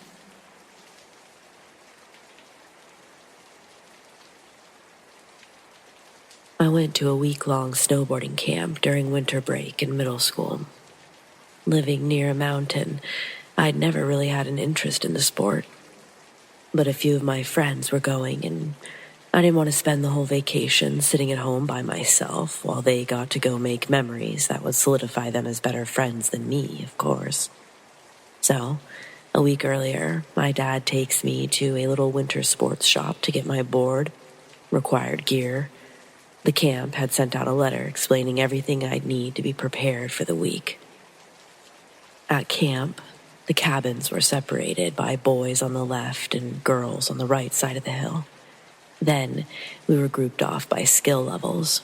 I was assigned to the green gecko's cabin, meaning for one whole week I'd have to wear a bright green t-shirt with a smiling, toothy gecko on it, while rarely getting to see my friends because they were in the intermediate cabins. Each troop had 5 girls and a counselor. The cabins were relatively big, and on the left and the right walls are 2 bunk beds each, then 1 normal bed toward the back wall for the counselor. I got the bottom bunk, but each bed had a little window, probably 24 inches by 12 inches, longer than it is wide. You could open the window to let in air, but there was a thick mesh screen to keep the animals out. Since getting there, I've kept my window open while sleeping. I enjoyed breathing in the crisp air while in my warm sleeping bag as I dozed off. But midweek, I thought I was still dreaming when I was awoken by someone whistling to get my attention. Assuming one of my friends had snuck out, I rolled over and looked through the mesh. But peering through the other side of the fabric barrier, there was a girl, and she looked identical to me. She wore a smile as if she already had known how familiar we were. I couldn't help but smile back. She gestured for me to come outside. I whispered, no, too afraid of waking up my counselor. The girl crawled out of view. When she returned, she had a small black plastic bag, like one you'd get from the gas station. She opened the plastic bag, revealing a heap of candy. Again, I whispered, no. I didn't want to risk getting caught. I suggested that we meet up at breakfast the next morning. She made a high, squealy grunt before standing and running away, leaving the bag of candy next to the window. When she stood up, I noticed that she had no shoes on. Then I noticed her shirt was the same green and white as my cabin's colors. Then she was gone, into the darkness of the trees. I laid there for a moment, questioning if I'd just had a lucid waking dream.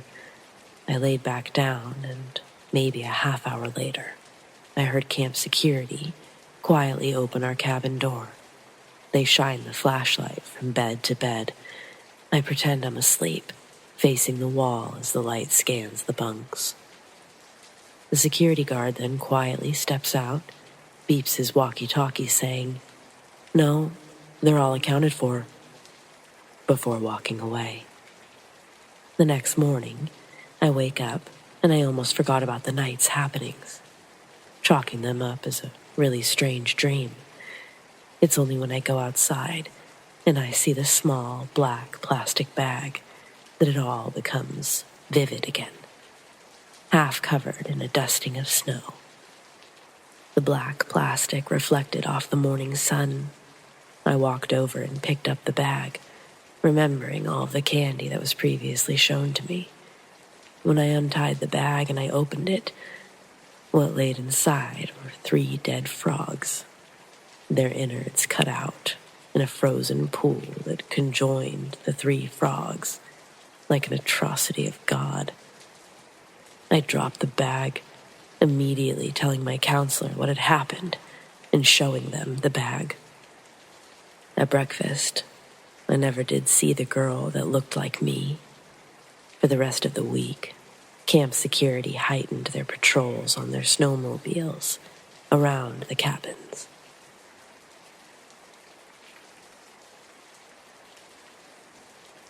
I think my cousin and I fell into an unused dimension a few years ago. When I was 26, I had a small apartment in Lancaster, Pennsylvania. and my cousin lived nearby. My complex was located in the middle of a densely forested area with a freeway running through the center. And we worked at the Wendy's located on the connecting highway. This meant we could walk to work, and yes, we walked on the freeway. It was scary yet necessary, but that's not the point. This story took place over the span of 3 days, and the shift itself only lasted 3 seconds, but when it ended, it was 40 minutes later.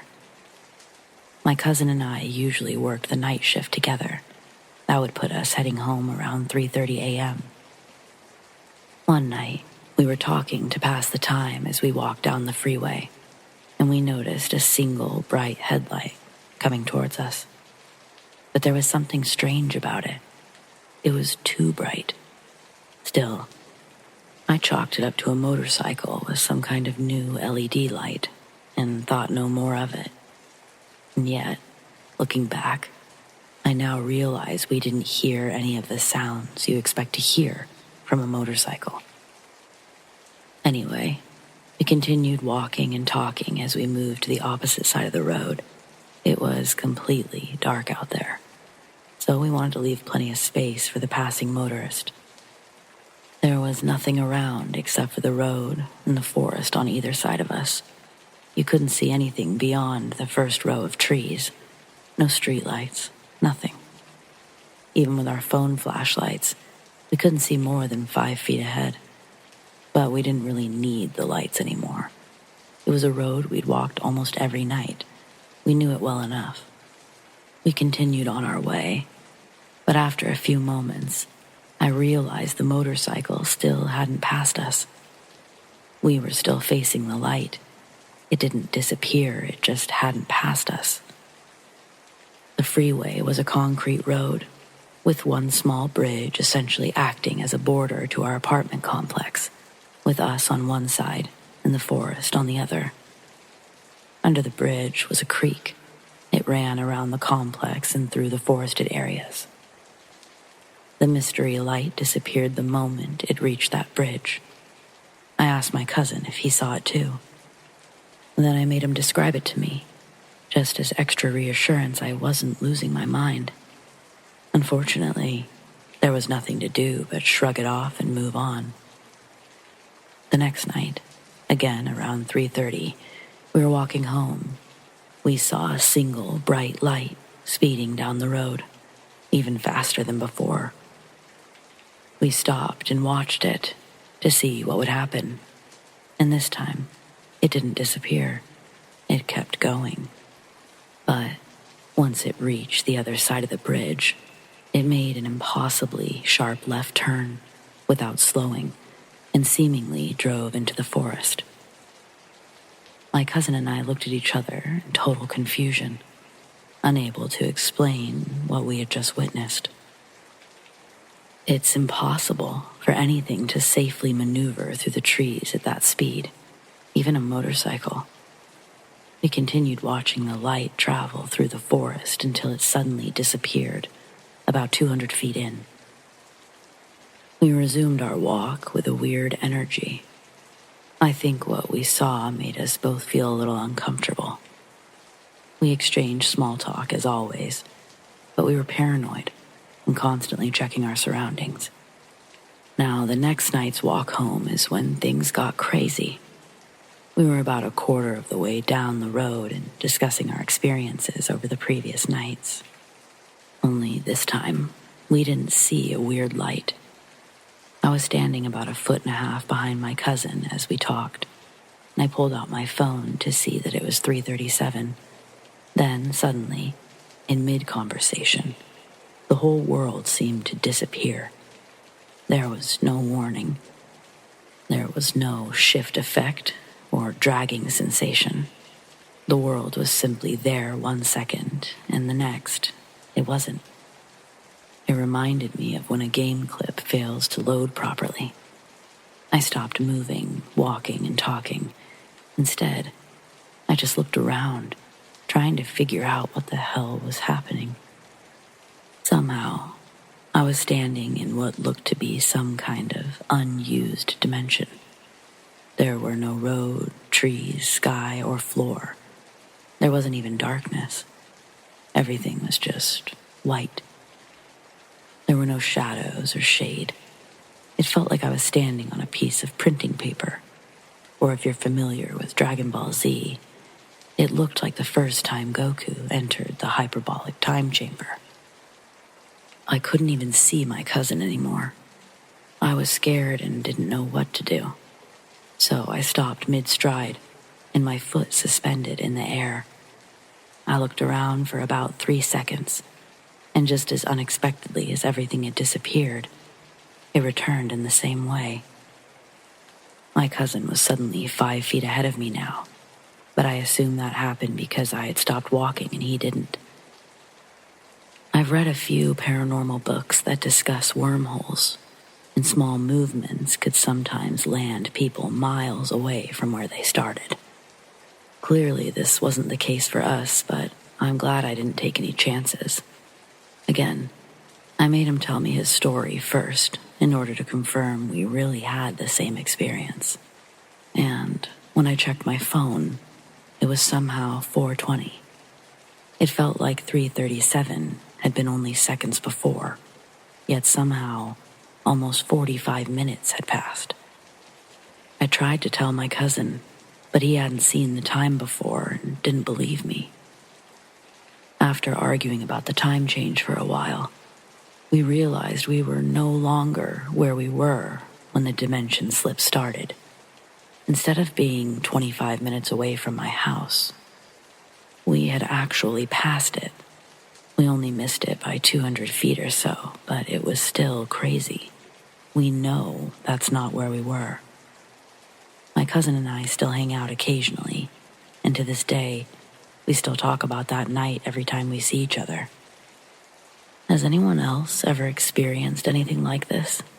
Please let me know if you have. I've never met anyone else who has had this happen to them.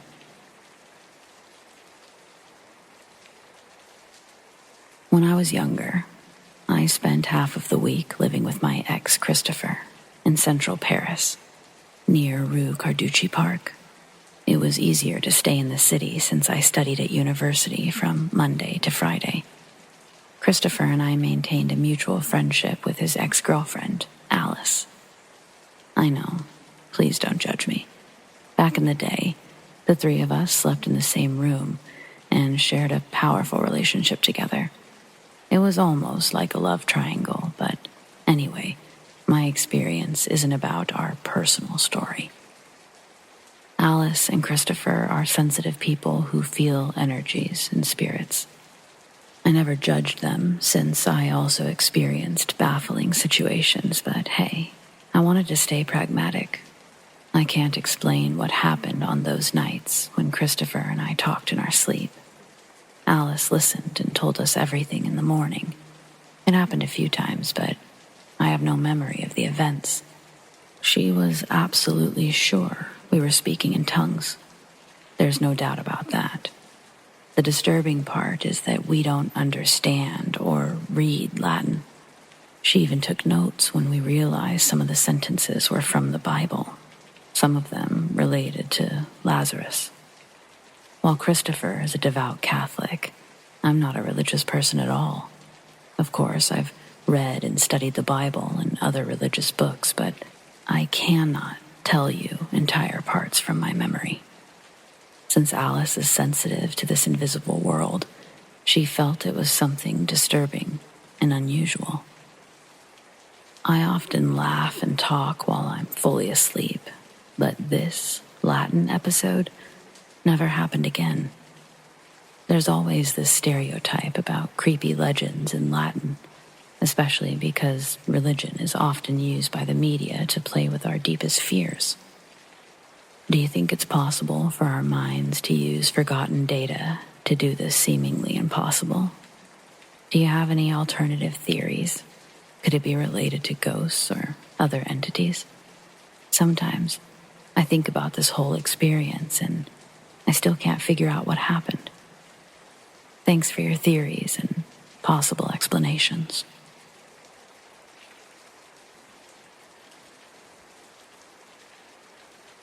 I'm 23 and in college. I live in a small college town in a 2-bedroom apartment by myself. This was about 2 weeks ago. I was taking the trash out to my dumpster at the complex, which wasn't too far. I didn't lock the door, and I know for sure I didn't because I have a camera. I was carrying heavy furniture, so I know I wouldn't have been able to lock it.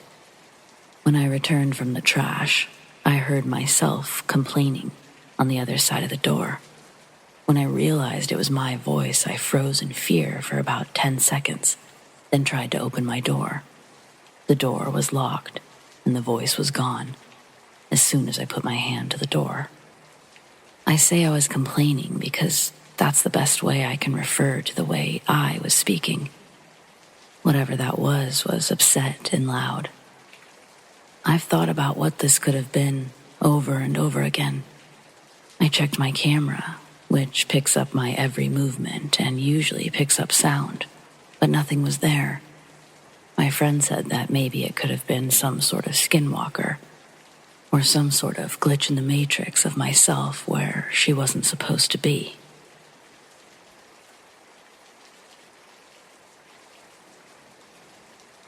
In August of 2016, after high school graduation, a few friends and I started doing a paranormal investigation to pass time. We conducted the investigation every summer, occasional winters, but the summer of 2017 was bizarre. There's one area we loved to go to, an abandoned prison camp area near the forests of Massachusetts. During this expedition, we got there just past midnight and immediately got bad vibes. It is one of the most haunted locations in the country.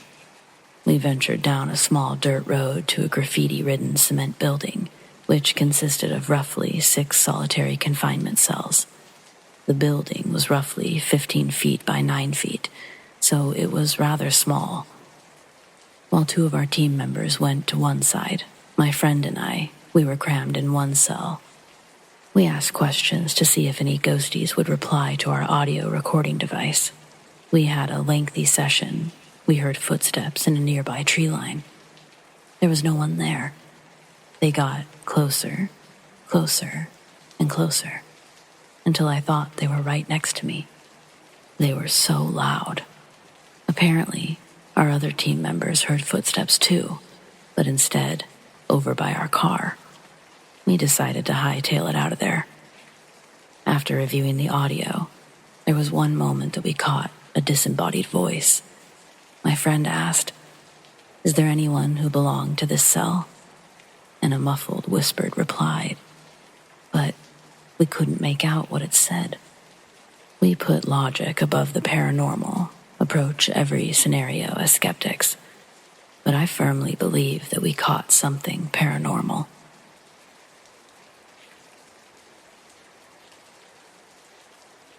In college, my best friend and I frequently went from Alabama to Atlanta, Georgia, to shop and visit Six Flags.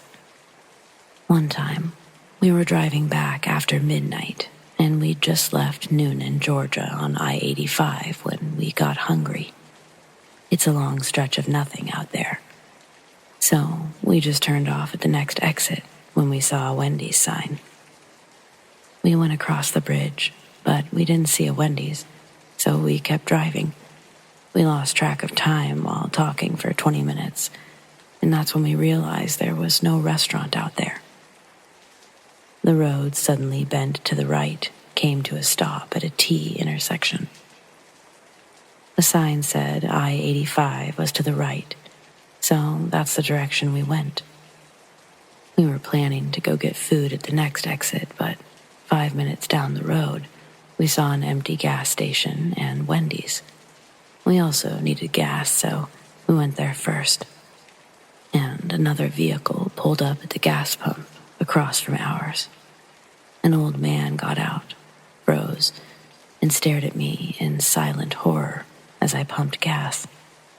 He managed to finish his business before me and left quickly.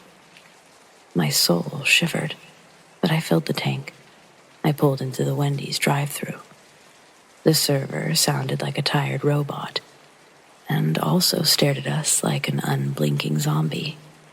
We got our food and couldn't wait to leave, but just before driving off, I looked at the gas station, and the same creepy man was back in the same spot. He was staring at us, completely silent and still. We drove off quickly, following a sign towards the interstate, but eventually it felt like we'd been driving for too long without finding it.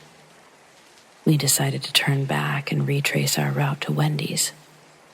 It wasn't long at all before we reached the place where it should be, but it was gone, and so was the gas station. This time, we turned left at the T intersection, and we made it to the interstate just fine. We ate our ghost Wendy's in silence. We were halfway home before anyone had the gumption to talk about what had happened.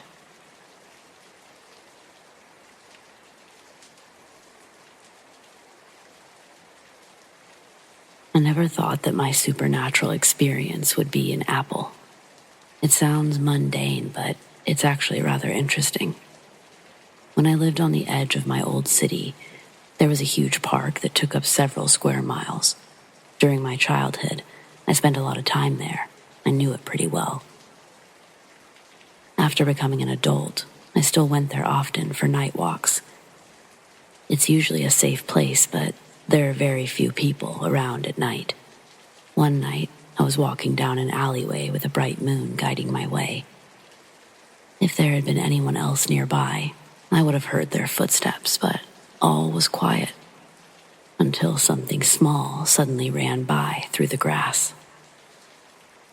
At first, I thought it was a field mouse, but then it slowed down and stopped, so I went closer. It was just an ordinary wild apple, and I took it because there had never been any apple trees in that park. The closest ones are half a mile away. I looked around with my flashlight. It was dead silent, and I was completely alone, with nothing but maple and oak trees. The next morning, I returned to check in the daylight, but I still didn't find any apple trees, and the one apple I did see had disappeared.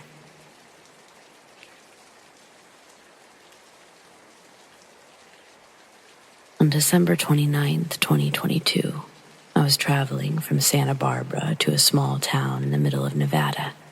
Pending how late it was, I'd either stop for the night or continue towards home. There were 4 people in the car, and 3 of us saw a lady with a pale white face and dark, scraggly hair extending past her shoulders. She was wearing normal-looking, clean clothes. But the thing that freaked us out was the fact that she had no face. The 3 of us who saw her are 100% sure that she did not have a face. It was almost 6 a.m. The sun hadn't risen yet. Suddenly, the fog began closing in, and we started seeing weird road signs that made no sense. They appeared more and more frequently, until they were only 5 feet apart. This might be related to the faceless woman, or maybe it wasn't. I don't remember the actual road, so I'm not sure if those signs were in our world, or if we were in theirs. I'm sorry there isn't much detail, but I'm sure I wasn't asleep. I was far too anxious to sleep, and we were only a few minutes away from our Airbnb.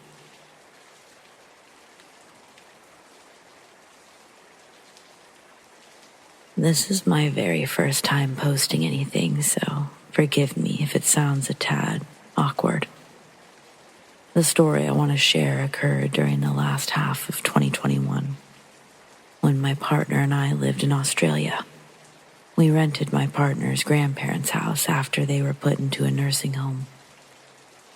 My partner was working as an EN, enrolled nurse, and usually returned around 7 p.m. I worked night shifts at a fueling station, but this happened on my night off. Our living room was a rectangle. and the north wall consisted of windows overlooking the front patio. To access the front door, one must walk up the driveway and directly past the front windows. The couches even faced those windows. If someone was in the living room, it was impossible to get by unnoticed. At 6:15 p.m., I was watching Dragon Ball Super in the dark, and the curtains had a gap big enough to see outside. That's when I heard the distinct sound of my partner's feet coming up the gravel driveway, opening the gate, and walking past the front window. I thought she'd gotten off early. I saw her walk past the gap in the curtains, but after a minute of total silence, I began to wonder why she wasn't coming inside. Curious, I went to the curtain and peeked outside. But to my surprise, she wasn't there. While pondering what just happened, I heard footsteps coming down the driveway, and to my utter bewilderment, it was her. Once inside, I asked if she forgot something in her car, but she hadn't. She'd just gotten off work early. I didn't say anything when she asked why. There's more to it, but this was the first thing that happened, and the creepiest.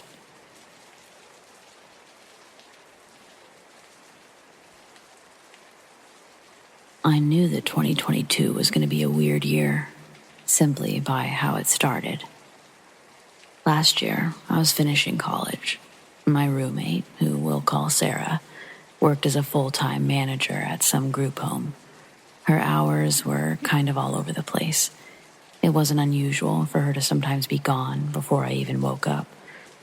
One morning, I got up around 8 o'clock. I couldn't fall back asleep. I got up to go make coffee. My roommate's door was closed, so I just turned on the TV in my room and I started watching something, I think The Circle. I was propped up in my bed, and the door was a quarter of the way open, facing the hallway. Around 9 a.m., I could hear my apartment door open. A few seconds later, my roommate walked by. She was wearing one of her winter coats. It was a large purple one, and it made that swooshing sound. She had on blue jeans, and she was carrying her large gym bag, the one that she always had. She looked at me, and she said, "Hey." I said hey back. She went into her room and then closed the door. This wasn't unusual behavior, as neither of us were really morning people. There wasn't a lot to talk about. We already knew we had plans for later that night. The only thing I found strange was that she was home so early. But I didn't think too much of it. As I said, her hours could sometimes be all over the place. After our brief interaction, I just continued watching my show. Finally, I left my room around 10:30. At that time, my roommate opened her door. Her hair was a mess. She was in her pajamas, and it was like her eyes had just woken up. I asked her if she'd just fallen asleep after she got home, and she looks at me and goes, "What are you talking about?" I'm like, "Did you work this morning? You came home early." She looked at me like I was crazy and said again, "What are you talking about? I just woke up." I told her what had happened, that she'd come home an hour or so ago, that we spoke briefly.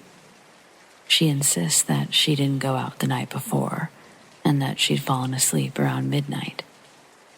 She said that she had to work at 3 that day, which she did end up doing that day. Sarah isn't the type to joke around about this kind of stuff, and she looked genuinely confused. Also, I was up the entire time, since 8 or 8:30, so there's no way she could have slipped past me. We were on the 3rd floor. There's no way for her to slip out besides the apartment door. I still think that she thinks I was confused, but I know what I saw and heard. The lock on the apartment door, it's heavy. It always sounds really loud when someone unlocks it, and nobody else had a key besides my landlord, and it definitely wasn't him. I've seen posts about seeing coworkers or people in public in a time span that would be impossible. I just don't know what I actually saw.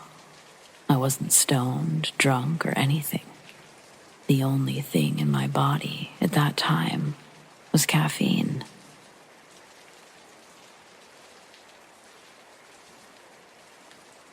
This year, I decided to get a fake tree.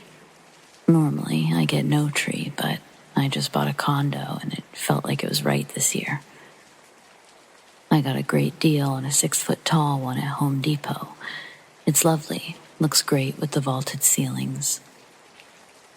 Well, I set this thing up almost 2 months ago, and on Christmas, I noticed that it was not the same tree.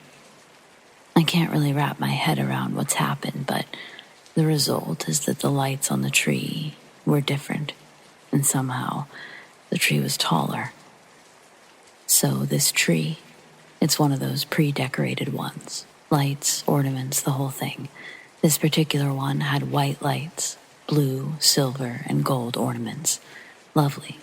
I didn't buy any personalized ornaments as it's technically my first year with a tree. But I do remember the ornaments and lights that it came with for the same reason. The only thing I added was a star to the top, clear silver and gold. But on Christmas, I noticed the lights are blue. I think maybe it's a setting, so I check the plug. I check the box. Nothing to indicate that there should be blue lights on this tree. Furthermore, the ornaments. These ornaments are almost identical, but upon closer inspection, it's clear that they're only silver and blue, no gold. I check the star, the one that I bought to match the tree. It's the same as it was, still including gold in its coloring, but it's clearly sitting up higher than before. This whole thing drives me insane for the longest time, mainly the lights. I'm Googling the tree based on the box, finding absolutely nothing about blue lights or anything. Eventually, as I continue to follow this rabbit hole, I see something that mentions a metallic sticker, one that should be attached to the tree itself, somewhere close to the inside towards the bottom.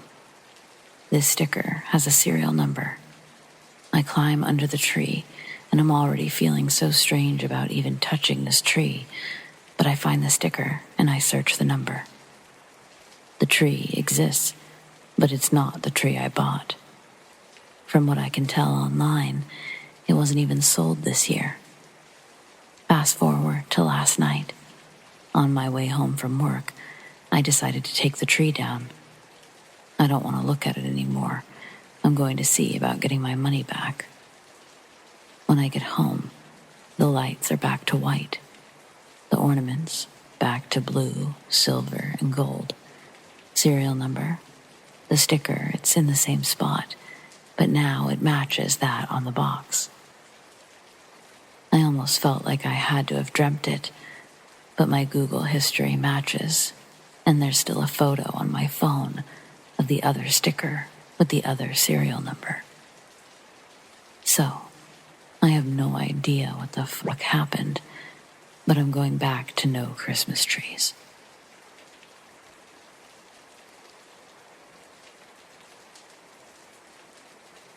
This happened a few months ago. Me and my friends were messing around in a forest near our houses.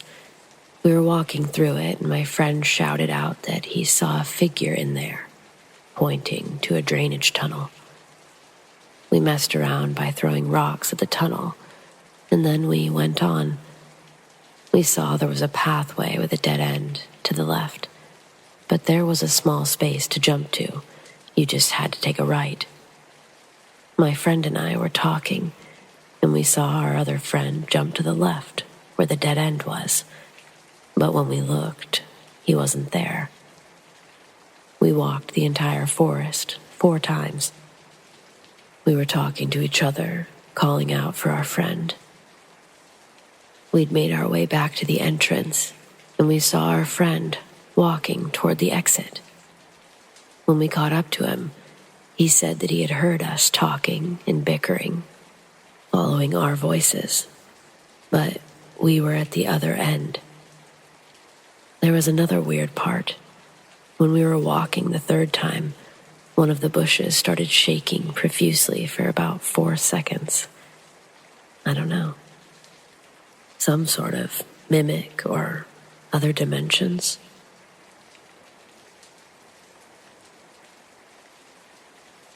My husband is from Russell, Pennsylvania, and he's a big, burly mechanic that doesn't get spooked very often.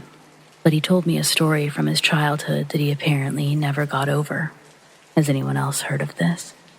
Deep in the woods of the Allegheny National Forest, my husband and his dad were deer hunting. My husband says that he had a buck in his sights. He's about to pull the trigger, and the buck turns its head and makes eye contact with him through the zoom, like it was aware of his intentions. My husband felt a weird sense of hesitation during this time. He says that this big buck stood up like a human. Not only that, it started walking towards his hunting spot. His dad saw it too, but pulled the trigger. It hit the deer in the chest, but didn't drop it. Instead, it got back on all fours and ran away. I have to know, has anyone else seen deer walking like humans in the Allegheny National Forest?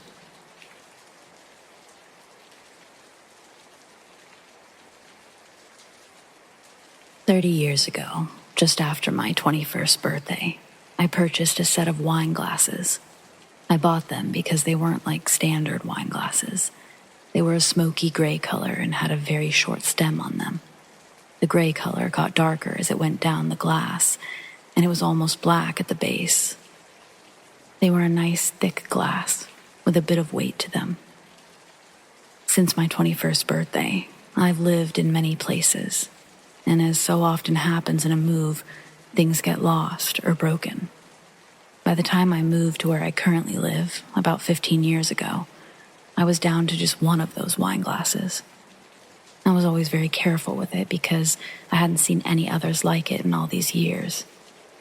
After my daughter turned 21, she decided that wine was her drink of choice, and we often jokingly argued about who got to use the cool wine glass and who got to use the regular one. This went on for a couple of years, until one day we'd stopped at a dollar store to grab a few things, and I noticed on the shelf there were wine glasses that looked like the smoky wine glasses I bought 30 years ago, and they were only $1 each. There were only 3 of them, so I bought them all. Although I wasn't entirely sure they were an exact match, but if they were, I'd have a set of 4 again. We were about an hour away from home and weirdly excited about our find. We couldn't wait to see if they were the same, and they were a perfect match. We washed them up, and that night, we both had wine out of the cool wine glasses and gave them a little clink as we enjoyed our wine and our find. About a month later, we decided to have a glass of wine, and as my daughter was getting the glasses out of the cupboard, she dropped one, and it shattered on the floor. We both looked at each other and laughed, grateful that we'd bought 3 instead of just 1. So we didn't have to go back to arguing over who would use the cool wine glass. Not long after that, my daughter moved out into her own apartment.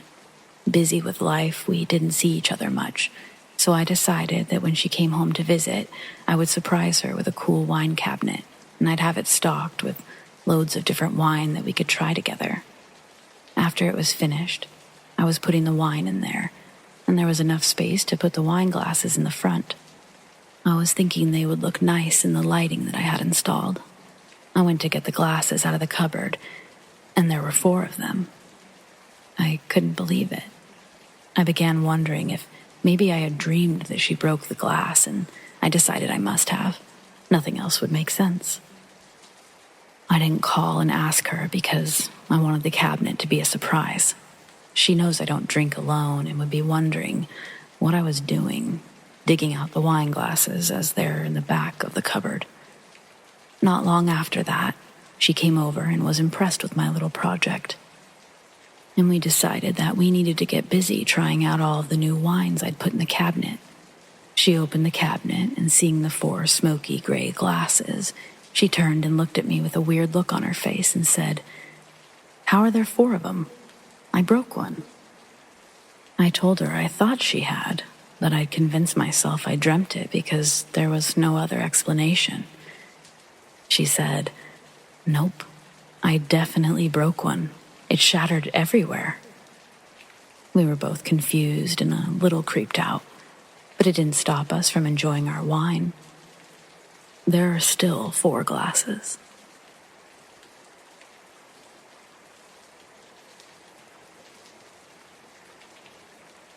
I went camping for a 3-day, 2-night trip for the first time with my 2 older sisters, my second sister's boyfriend, and my nephew. Now, both of my sisters have experience camping in the woods, while my sister's boyfriend, my nephew, and I have no experience. The place we camp at had people around, and it was nice. The people there were friendly. The layout of the camp was some of the sites had just woods, the others an open field, and there was also a wooded recreational forest area. We were in the wooded forest area, and the bathroom was dead smack in the middle, so we had to walk uphill to go to the bathroom. Now, me being me, I'd always say, "What if a skinwalker shows up?" And I'd always talk about what if a skinwalker showed up. And this fact, my sisters didn't like. They'd always tell me to shut up. So, we get there, we set up our tents, and we're headed back out to get some grub. We got back, made s'mores, and turned in for the night. The following night, I was making dinner, and my sister and her boyfriend went to the bathroom to take a shower.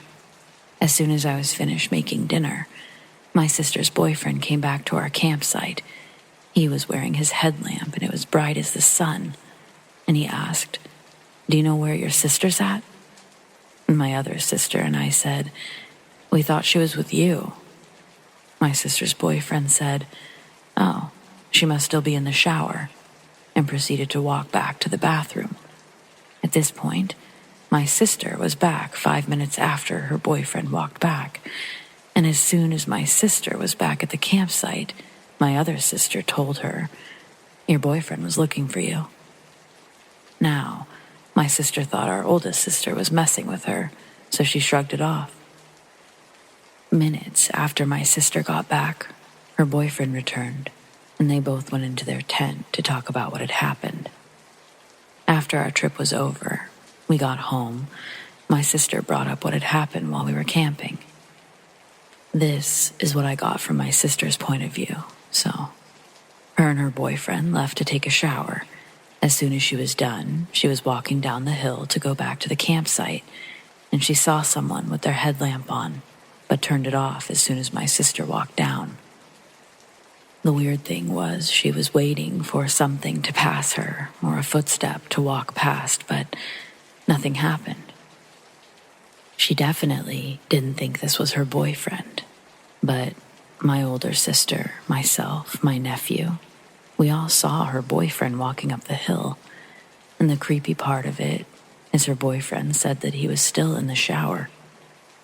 Now that I think about it, it sends a chill down my spine. If only I was aware, but it was too dark. Could it be a skinwalker? Or my sister's boyfriend, doppelganger?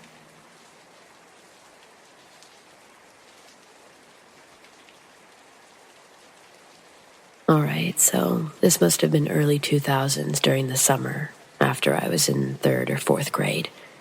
My mom had just gotten a new flip phone, and if you remember, back then, you could record audio and make it your ringtone.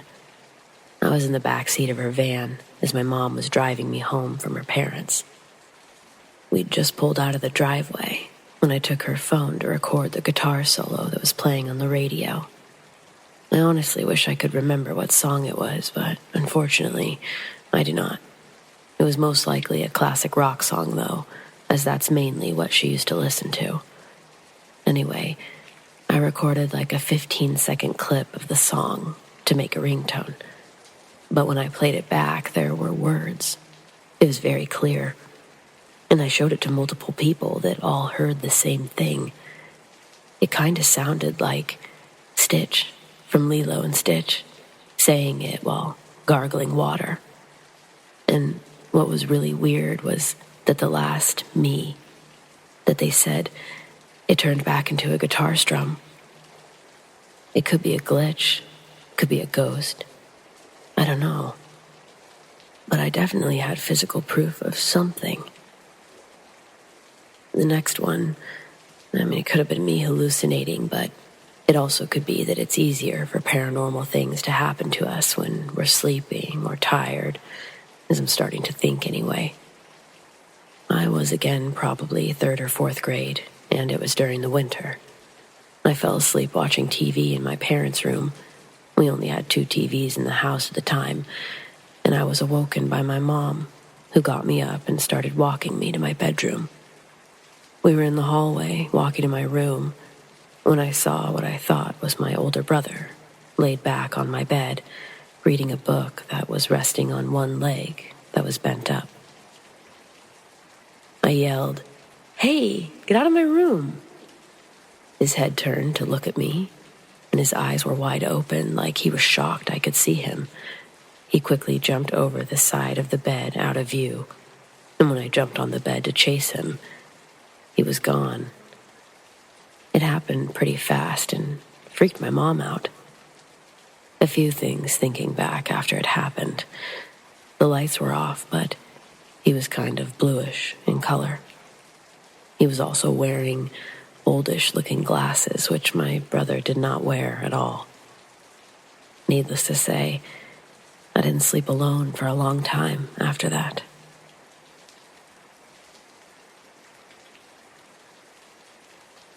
I've heard stories of doppelgangers, glitch in the matrix stories. I've always been fascinated by them. I used to wonder, why don't more people have these experiences? And then one day, I had one of my own. A doppelganger event or shift in time, reality, whatever it was, it happened to me. A little bit of context first about myself and where I live. I'm a 20-year-old guy, tall, broad shoulders, brown hair. I live in a small English village in the countryside. It's the kind of place where you don't see many new people living there. I've lived there my entire life, and I see the same regular people going about their lives on a regular basis. Anyways, back to the story. I walked from my house just on the edge of the village to the local shop to get some groceries. It was midday, and the weather was quite dull and gloomy.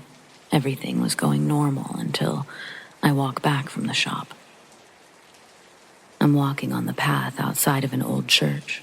I carry on walking down the path ahead of me, but I have the option to cross the street and walk on the other path that leads to the same route that I was going to, just a different way. Anyway, as I think about crossing over, I look into the distance not too far away from me, and on the other side of the path, I see me. This person is the same height and build as me, and they're wearing the same clothes. I was wearing a green wax coat and black trousers, and so was the guy ahead of me, on the other side of the road. He also had the same brown hairstyle as me. My mind was racing about what could be happening. I then noticed that the guy ahead is carrying the same shopping bag as I am. I am then surprised to see this person that looks just like me and wave at an old woman who was walking the same path as I was, but was ahead of me in the opposite direction. I walked past the old woman, and then I decided to cross the road to follow the other me. But as I'm about to, a black car drives by, blocking my view. I decided not to go the same way as the other me because I had a weird feeling that I shouldn't. As I make the decision not to go the way that the guy that looks like me went, he disappears, just vanished, the moment that I decided not to go that way.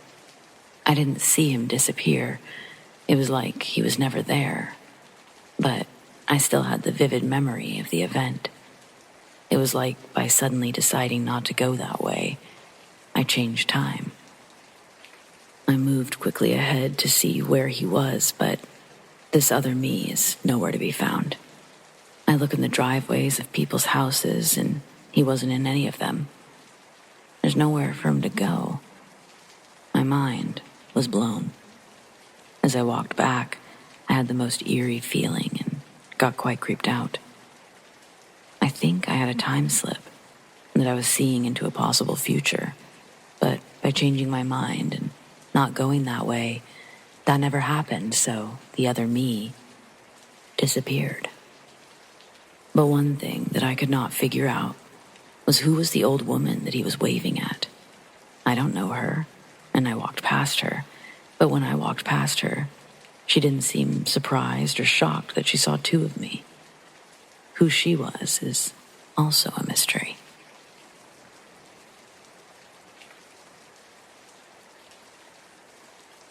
When I was 18 in the mid-2000s, a guy sat next to me on the train as I was heading back to university.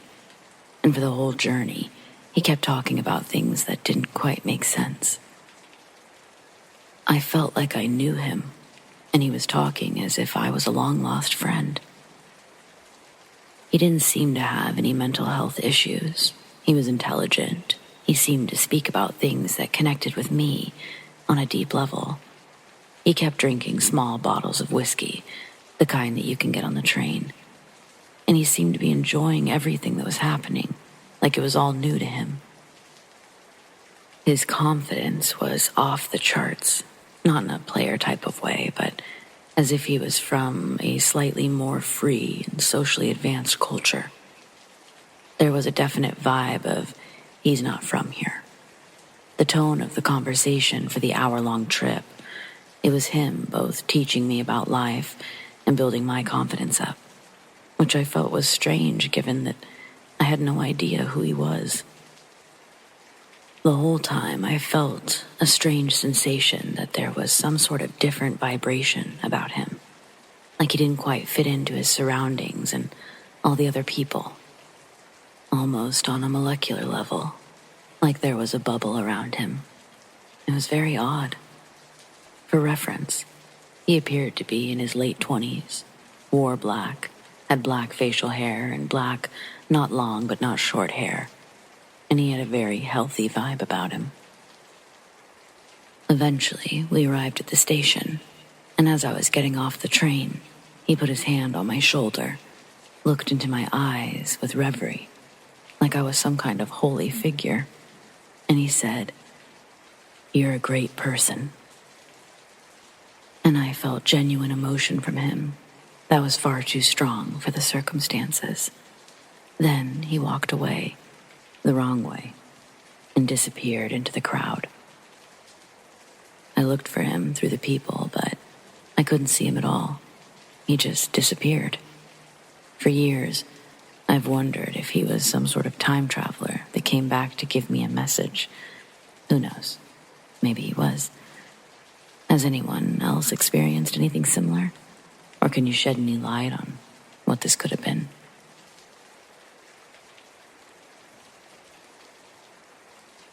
So today I was in my kitchen. I live in a small loft, and the smallest bedroom is like 3 feet from the edge of the island counter in my kitchen. I saw my 2-year-old walk from down the hallway where I had last seen her and into my daughter's room. I literally watched her for several seconds as she walked in my line of sight, into the room, and out of my line of sight. Something seemed off, but I was distracted with my task, so I just immediately told my 13-year-old, "Hey, toddler in your room," so she could check it out. 13-year-old was in the living room, which is joined to the kitchen area, so it didn't take but 20 seconds for her to get into her bedroom. She was like, toddler isn't in here.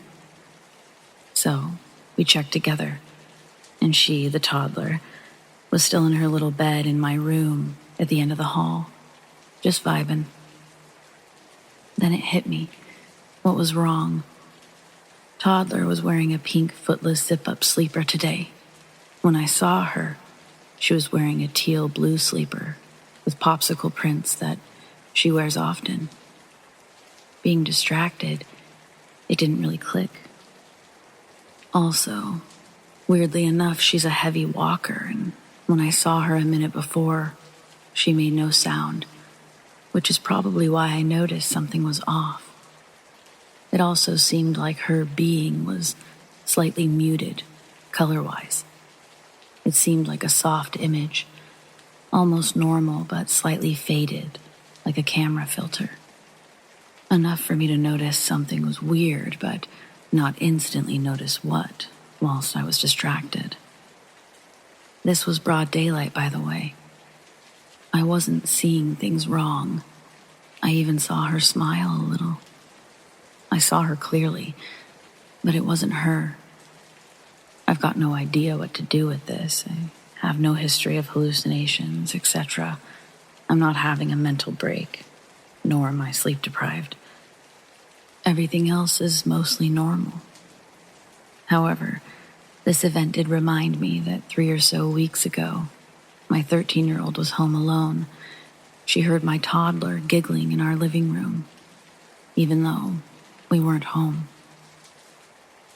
Not many kids live in my building, but a few do, so I brushed it off as her mistaking someone in the hall for my kiddo. Now, I'm not so sure.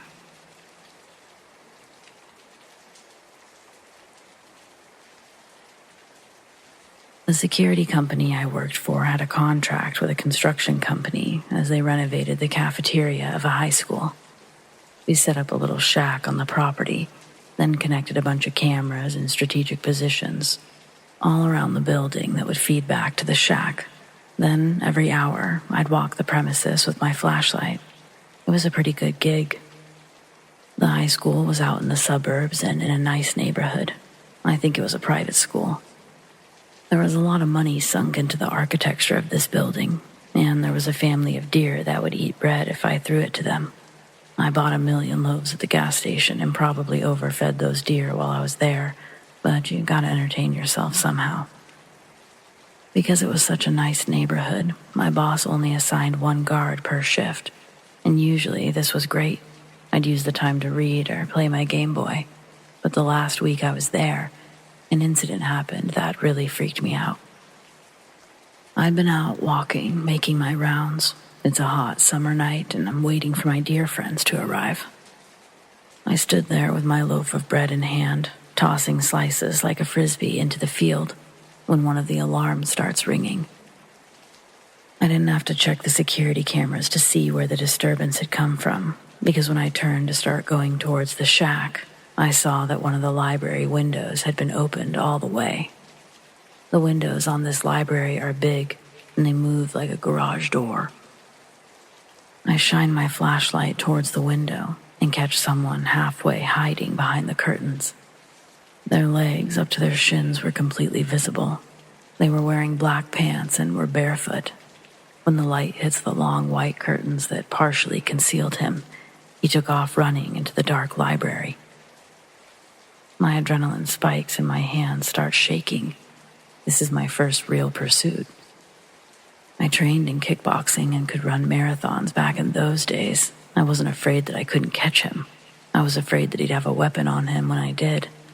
All I could do was chase after him, screaming at him to stop and that I'm permitted to use the gun that I've been issued to deal with trespassers.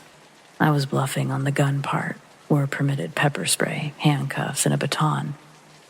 I'm forced to abandon the loaf of bread and grab the extendable metal beating stick from my belt while holding my flashlight with the other.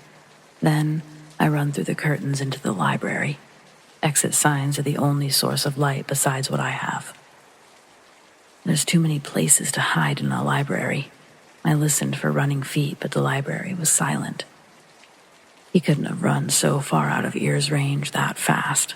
The walls and floors just beyond the library are made of large granite stone and bricks.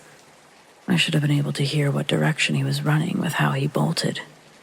Thinking that he's most likely hiding behind one of the many bookshelves, I cautiously work my way up to the front of the library, and flick on the lights. But the electricity is turned off due to construction. I pan my flashlight across the library, left and right, and I see him again. This time he's standing behind a shelf that reaches chest level. He ducks down and knocks a few books onto the ground. He's too fast for me to get a description of what he looked like besides an eerie, pale white face, with what I thought was a black sleep mask covering his eyes. When I get to the row of shelves, he's no longer behind them. He's crawled a few rows down. My flashlight spots his legs crawling behind them, and I rush after. But somehow, in the brief moment, my light isn't on him. When I go around the books, he's gone. My arm hair stands on end, and it's hard to control my breathing. It feels like I'm going to hyperventilate. Then the gears holding the window in place start to click faster and faster, and the whole thing comes crashing down with a boom that shakes the floor. The glass shatters into pieces on the floor. Instantly after the crash, I heard bare feet running through the commons behind me. As the footsteps echoed away, I ran the opposite direction, back through the window, and straight to the shack. None of our cameras were inside the school, so I switched back and forth between the perimeter cams, looking for the guy, but nothing turned up. I spent the next hour dreading having to go out again. The alarm is still ringing in the distance, and I start to think it's not hooked up to anything because nobody's shown up to inspect it. None of my bosses are answering their phones. The best thing I can think to do is go take pictures of the broken window.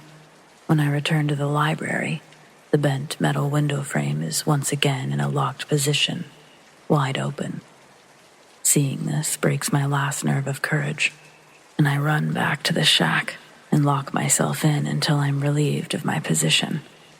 When my coworker arrives around 2:50, I see his car headlights pull into the property. I have the door open and ready for him to come in.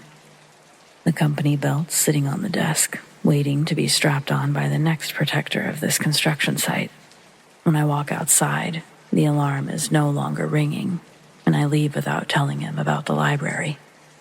All day I'm expecting to get a call where I have to explain what happened to their big expensive window. But the day goes by and nobody calls. Another goes by and no phone calls. I'm supposed to return for another shift the next night. I'm obviously anxious getting there, terrified by any sound I'd hear outside the shack. I skipped my first couple of scheduled walks, but willed myself to get out there at least once. My legs were hurting from sitting and I needed a stretch anyway. I gather my things and remember to take the camera. Maybe it hasn't been seen yet. I didn't know how thorough the other security guards are on their walks, though I couldn't believe anyone would have missed it. I walk through the grass instead of the concrete walkway in hopes to mute my footsteps from I don't know who. I'm disappointed when I don't see the deer in the field, but I notice the loaf of bread I dropped is gone. Around the corner, I lift the camera up to my eye. The garage-style windows closed this time. Then I put the camera down again. The window in front of me was now fixed. My astonishment led me to walk up to the glass and knock on it. It wasn't my imagination. What I was looking at was real. A window of its size and specifics. It couldn't have been ordered and replaced in 2 days. What could this mean? I really don't know. My grandmother had dementia. Could it be possible I had an episode at 40? I wasn't contacted about it either, and a discovery like that would have definitely warranted some sort of check-in. I got on the computer and pulled up the alarms program. It keeps an automatic record of its activations. But it didn't have any inputs from that night. I got real close to the glass, peered in with my flashlight. The library was exactly how I remembered it being. The scene played out in my head like a movie. I could almost watch it playing out in front of me. All the way up until my flashlight moves over to where the man had ducked behind the shelves, and I saw that the books were lying on the floor from where they'd fallen previously. A foreboding energy filled my body, and I stepped away from the window. The rest of the night and that week, I didn't go to that side of the school. I'd make a C shape around that property, pretending that that corner didn't exist until we were done.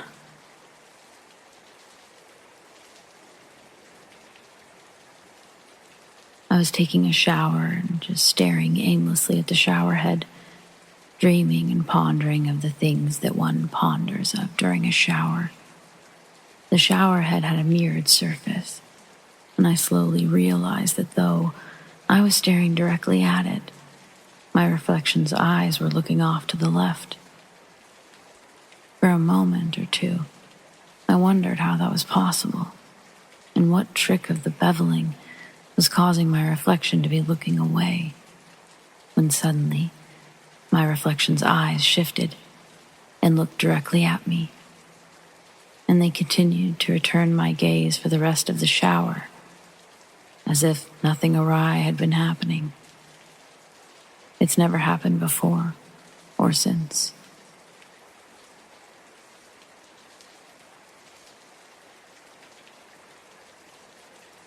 So, did our 2-year-old daughter glitch, or am I just living in her origin story? So, I actually have 2 glitches which involve her. Naturally, I'm starting with the first, and then I'll get on to the second. The first glitch. This happened about 8 weeks ago. It was past bedtime, and I could hear her, my daughter, awake in her bedroom, which she shares with her 4-year-old brother. This isn't unusual, and they're really cute when they play and chat at night, so no big deal, right? I walked up the stairs, and I could hear their little chatting and giggles, so I decided to pop in and see if they needed anything and remind them it's sleep time. I stepped over the safety gate, so I was inside their bedroom, but only about 1 step inside. The hall light was on, and it lit up their bedroom. My son is in the left bed, my daughter is in the right. I say something like, "What are you 2 up to?" And they sheepishly tell me they're playing. My eyes adjust, and I can see my son in his bed and my daughter in hers. I can see them moving and getting comfortable as we chat. The light is low, but enough to see the shapes of them, the reflection in their eyes, and their bedroom floor, which is a narrow gap between their beds. We chat for about 3 minutes, and I ask them if they need anything. I clearly hear my daughter's voice answering me from her bed. As we're talking, I feel something brush the back of my leg. I didn't even look to check because we have cats, and those little devils follow me everywhere. One must have jumped over the safety gate and was coming to see if anything interesting was going on. Something felt a bit weird, though, and after maybe 5 seconds, I realized I hadn't heard the gate rattle. It always does that when a cat jumps over it. The cheeky little fur demon must have snuck in when I put them to bed, and it's probably why the kids are awake and giggling. I turned and I looked at the small gap behind me, expecting to see a little black cat. And I shit you not, my 2-year-old daughter is standing there. I was so shocked, I said to her, "How did you get there?" And that little girl just starts giggling her little butt off, like hysterically giggling. I start nervously laughing. I say, "You were just in bed. Did you just teleport, little miss?" And we all start laughing. I'm persistent and I ask a few more times, "How did you get behind me?" But she doesn't answer me, just keeps giggling sweetly. I ask her brother, "How did she do that?" And he just carries on laughing.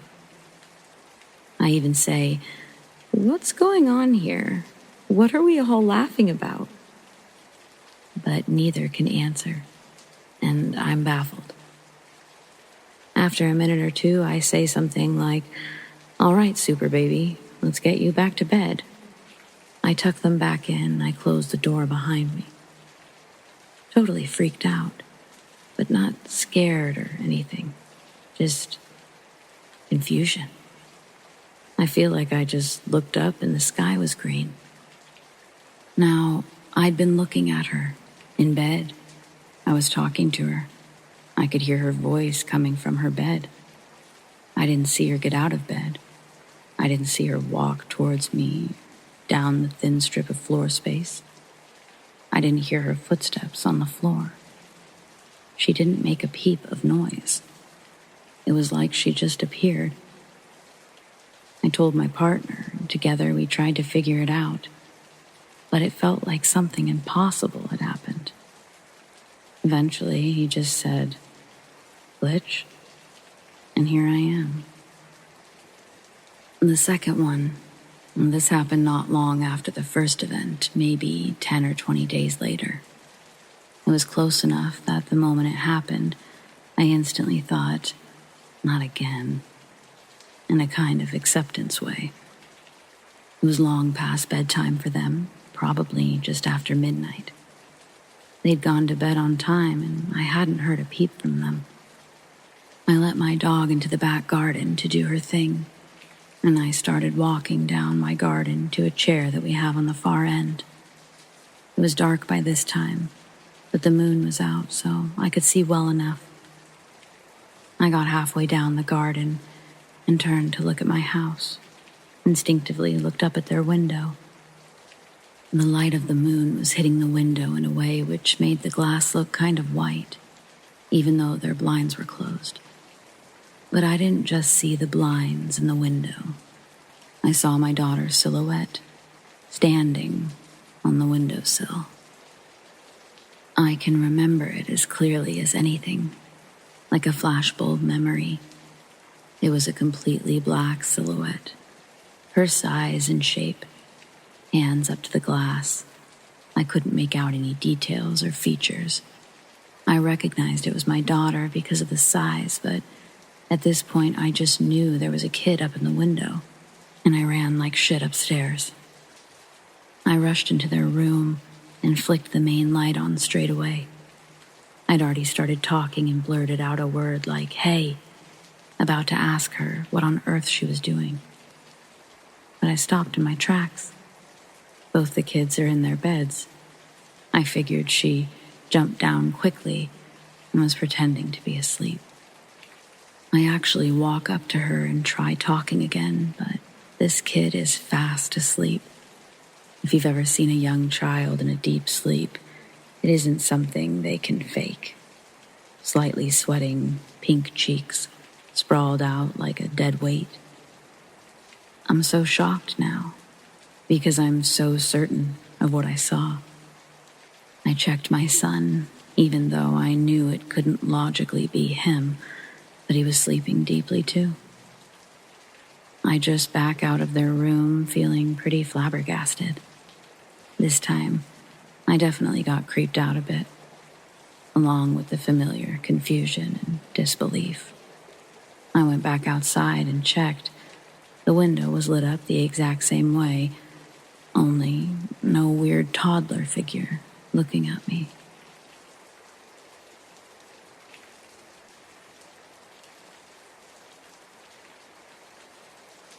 It was raining. An ambulance's approach can be heard just beyond the hill in the distance. I'm no longer sitting in my driveway, listening to the Vikings game on the radio. I'm no longer in my car at all. An inhale brings the cold air into my lungs, piercing the warmth they once held. Exhaled in a fog in front of me. As if waking from a dream, my conscious senses begin to construct the reality around me. A quick glance down reveals that I'm now standing on the ledge of a bridge. The waters below travel at an unforgiving pace. A dark, raging current witnessed from what is surely a perishable height. Shock and terror propel me backward. My legs react before my brain, and I desperately cling onto the metal light pole that shared the small ledge with me. tight in my embrace, I notice that I'm not alone. On the bridge, standing in the road, I locked eyes with a young man. He's in distress, holding a cell phone up to his ear and pleading with someone not to jump. I realize his requests are directed towards me. And suddenly the darkness around us is extinguished by the arrival of ambulance lights. Behind the ambulance is a cop car. The officer leaps out of his vehicle and runs towards me, telling me to hold on. When they help me back over the steel bridge rail, I'm led to the back of the ambulance where they take my vitals, and the cop asks what I was doing up there. I didn't know. I didn't know how I got up there. I didn't know where I was. And my car was nowhere to be found. But I told him everything that I could remember, including that the last place I saw my car was in my driveway. I accept the ambulance ride to the local hospital where they can do some tests on me. As we walk in, I see that it's almost 4 a.m. Earlier that day, or more accurately, the day prior, I dropped my partner off at the airport. I didn't want to alarm her just before she got on a plane, but I had a mini heart attack on the freeway while driving us there. The steering wheel fell through the fingers of my left hand, but I held on with my right. After a series of violent palpitations, somehow, by the grace of God, my heart rate started to calm down. We make it to the airport and say our goodbyes. As the sliding glass consumed our final gaze, I felt my heart start to act up again. A horse in my chest, spooked from the trot of a death gallop. In anticipation for the pain to grow, I quickened my steps to get back in the car and scramble for my heart medication in the glove box. It's the music of a dead man, I thought, while the pills dance and crash into the orange walls of the bottle, like maracas as my shaking hands try to steady the beat. With a few drops of moisture found in a Gatorade bottle under the seat, I managed to swallow the 2 pills. Then I sat in the airport parking garage and turned on the Vikings game for a while, until I felt confident to drive again. When the first quarter ended, I began my trip home. During the drive, I decided to get some McDonald's. I take the exit ramp, but then I have to look again because it seems somehow I'm merging back onto the freeway. The cars behind me are honking, and I hastily merge back onto the freeway, thinking what happened could be blamed on an absent-minded distraction. Like when you walk into a room and forget what you were there for. I'll just get food closer to home, I thought. And that's when I saw the McDonald's bag sitting in my passenger seat. The hunger pains I'd previously felt have manifested into sharp jabs of fear and doubt.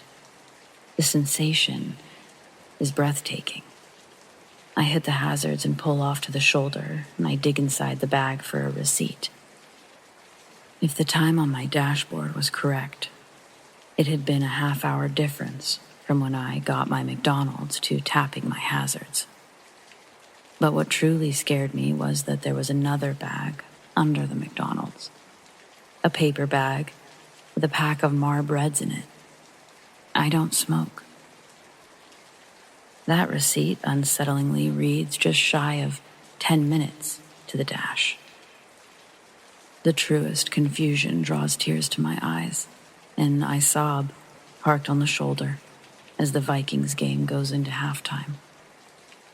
My partner won't be landing for another hour, and as I contemplate what to do next, it's hard to ignore my paranoia that this could happen again. I know I probably should have just stayed there and called an Uber or a cab. But the expenses involved in letting my car get towed consciously pushed me back onto the road. By the end of the third, I'm about to reach the exit into town, 4 miles away. Looking down at my hands, I'm shaking again, but vibrating through the shakes, water droplets start forming on the back of my hands. The car isn't hot. I don't feel hot, but I start to feel the dampness of my hands begin to transfer throughout my body. Drops of cold water race from the nape of my neck down my spine. I think I'm having a profound cold sweat. The sweat begins to get in my eyes, and it makes the steering wheel hard to grip. I hear an ambulance climbing the rows of traffic behind me. My car is in the lane. It will be obstructing soon. The lane next to me opens up, and I grab the wheel as steady as I can and begin to get over. Using extra caution, I look back and then forward. What was originally in front of me was a silver Mazda. Then, in the blink of an eye, an entirely different car. Maroon Chevy Tahoe, on an entirely different street. I'm on my street. In the game, it's almost over. As I rip into my driveway, I put the car in park, and I rest my head against the headrest as I contemplate calling an ambulance. A part of me just wants to go inside and go to bed, but it's in that moment that I'm transported to where I started the story. The ledge. From gas pedals beneath my feet to the stone of that ledge. All in the blink of an eye. The officer that night must have felt pity for the state that I was in, because after I was shipped off to the hospital, they did a sweep from the bridge back to my address, looking for my car. The officer showed up at the hospital and he says that they'd located it, telling me that it was indeed parked in my driveway. He looked a little concerned as he continued on, telling me that the keys were still in the ignition and that my phone was on the front seat and my front door was wide open. They walked inside, but nothing looked burglarized. All of my electronics were still plugged in, and my wallet was even on the living room table. The officer takes it out of his pocket and gently tosses the worn leather, along with my keys, onto the metal tray beside my hospital bed. They were kind enough to lock everything up and bring my things to the hospital. But they weren't about to let me get back on the road after everything I just told them. The next couple of hours, I was almost wishing to black out, as inconclusive test after inconclusive test was read to me by a training physician. And as much as I wanted to safely stay in the confines of my hospital room, under the watchful eye of medical professionals, it was made pretty clear to me that staying wasn't going to be an option. At this time, there was nothing more they could do for me. Call us if you experience another episode, were the last words spoken to me at the ER. Well, actually, I did hear from the receptionist, "Okay, be outside in 5 minutes," as she confirmed that she'd called a cab for me. Once again, I was utterly alone in the world. My cell phone was dead, but at least back in my possession. The whole cab ride home, my eyes rapidly panned from the road to the clock every 30 seconds. Terrified, I'd blink again to find an unfamiliar world around me. And now I had to worry about somebody else being involved. When the cab pulled up to my house, I didn't bother waiting for any type of change. Just tossed the driver some 20s and made my way to the front door, which was still closed and thankfully not wide open. Entering the house, I noticed immediately it's permeated with the thick smell of cigarette smoke. The Marlboros that were previously on my passenger seat are now laying on the floor of my living room. 4 smokes are missing from the pack. My loathing for the moment turns into spiteful determination to figure out this puzzle of mind and body. When my phone turns back on, tons of voicemail notifications and text messages start filling up my notification bar. While it's still vibrating, I call my wife and I tell her everything up to that point. She reacts exactly how I expect her to. Probably exactly how any loving partner would. She tells me that she's finding a flight to take out tomorrow, to stay home, and that she'll get a ride back. Unfortunately, since then, this has not been an isolated incident. Though I don't have many more answers, I've been prescribed medications and keep going through different tests. Right now, I'm on a medication called Namenda. It's supposed to help with cognitive short-term memory loss. And Midrodin, which is supposed to help with the blackout part. I'm lucky to have married the most patient woman on the planet. She's become my record keeper of the day-to-day. She's also trained herself to look for signs that I may be stumbling into a mental void. The part I find really unsettling, and we haven't been able to get many answers on, is the fact that when I go through these blackouts or episodes, my wife says my personality changes. She says the person that she's talking to is no longer me. From my voice, my mannerisms, everything just sort of changes. I know it scares her just as much as it does me. If I'm honest, I'm nervous that this is my life now, that this is the outlook for the rest of my marriage. I feel like the solitude of my soul has been pulled away somehow. Does this kind of thing sound familiar to anyone? Has anyone experienced something remotely like this? The time slips, the changes in personality with no sign of brain injury or psychological disorder. Maybe you know someone who's had this happen to them. I'm losing hope, so casting a wider net, thinking maybe I'll gain some.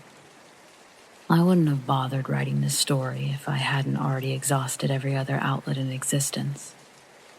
So, here's my shot in the dark that someone somewhere out there will be able to empathize, maybe give advice on, I guess, just surviving. Anyway, thanks for listening.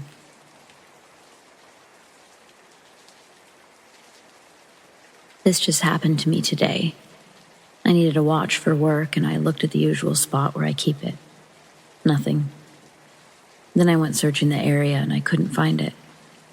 On my way out, I grabbed a jacket I haven't worn since last year. On a whim, I searched the pockets, turning them inside out, and nothing. About an hour ago, I heard a beep. I decided to check my pocket. I found my watch. No idea how it got there. It doesn't have a hole in it could have fallen in. Years ago, I lost a buck in the car. After searching, I couldn't find my buck, but I found a 20 instead. I never lost a 20. Never found that buck.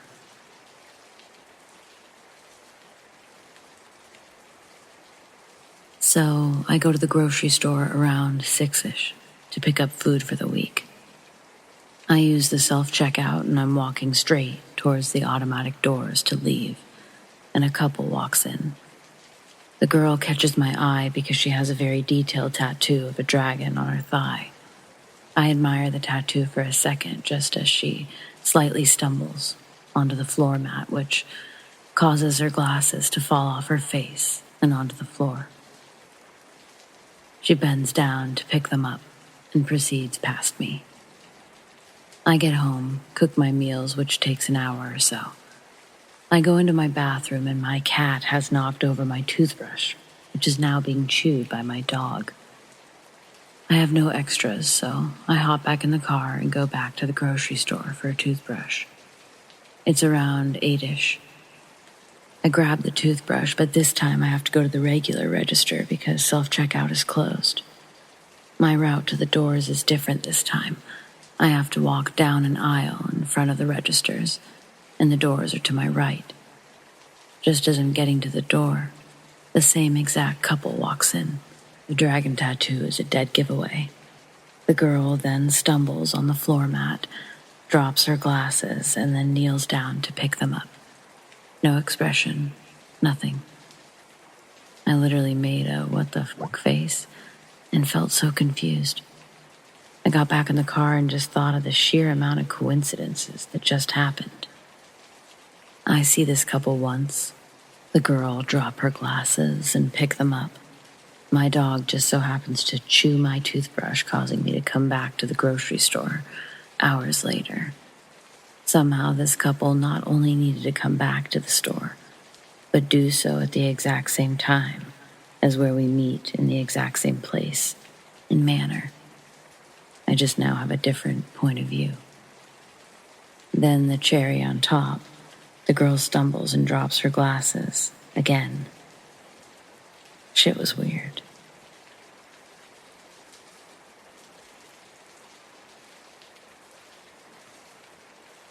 I live alone in a small one-bedroom apartment.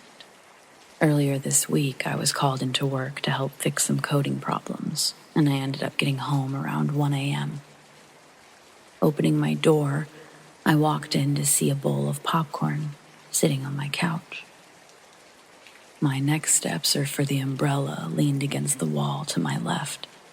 It was the closest object I could find to arm myself with as I proceeded to look under furniture, my bedroom, tear down the coats in the closet to see if anyone was hiding behind them, even tore down the shower curtain, all while holding this small umbrella with a death grip.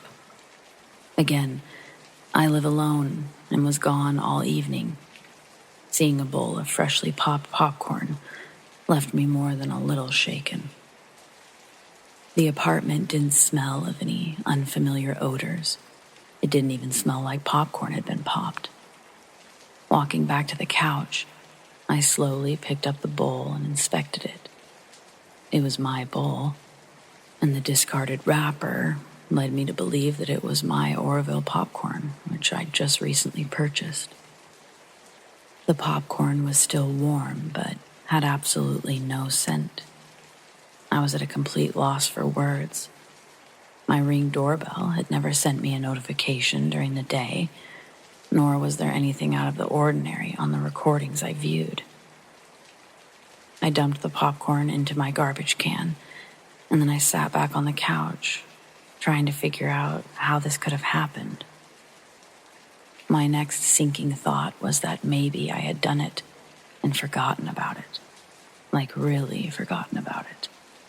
Even though it was warm and I hadn't been home all day. Maybe there was a carbon monoxide leak in my apartment. No, that was my next inspection. Everything was fine. Sitting back on the couch, defeated and angry at my confusion.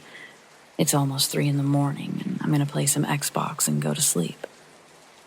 Reaching for the controller, I notice it's not in its usual port. I swore I left it charging before I went into work. I scour the place, but don't spend too much time because I'm exhausted. So I chalk it up to another action performed mindlessly by me. The TV remote is next to me, so I switch it on, but instantly turn it back off. Because right next to me I hear, "Yo, what?" Too close to be mistaken for my neighbor talking through the walls. Not to mention, it was nearly 3 o'clock in the morning. Odds were I was the only one awake in my unit. I jumped right off the couch, ran to my bedroom, and slammed the door. I hear what I think is my front door opening and slamming shut. Honestly, I didn't even go out to investigate. I just locked my bedroom door from the inside and tried to fall asleep. This was too much, and if all of these oddities somehow did turn out to be a burglar, congratulations, you can have my shit. I was all done for the night. It was time to shut down, reducing the risks of the growing sense of dread evolving into unhinged hysterics. The next morning, I woke up and I almost forgot about the terrors of the night before, until I found my Xbox controller on the counter in the bathroom. The position and placement of the controller, it seemed familiar, yet I don't know why. I have no recent memory of ever putting it there.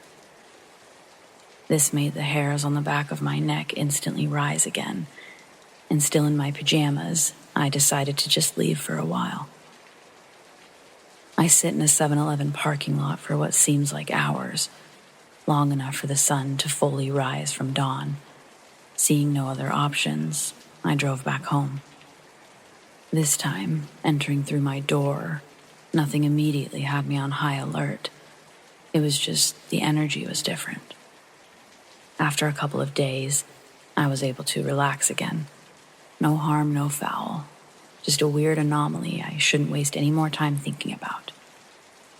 The following week, I'm playing Sea of Thieves online with a buddy. My munchie urge begins to outweigh the strangeness I had previously felt about the popcorn incident.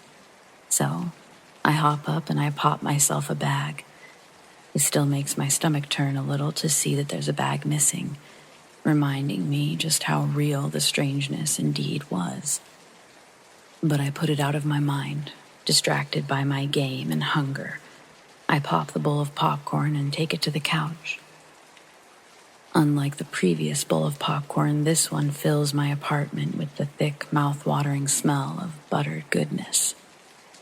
Back on the couch, I hop back on the game. My buddy's still not back from his snack retrieval, so I take this window of time to run to the bathroom before fully immersing myself into the world of plundering pirates with my crew. I toss the controller on the bathroom counter and take care of business. When I swing the bathroom door back open, the apartment is completely dark. Xbox is off, TV is off, and I'm terrified, practically reduced to a cower on the bathroom floor. This time, my weapon of choice was the retractable metal shower curtain rod.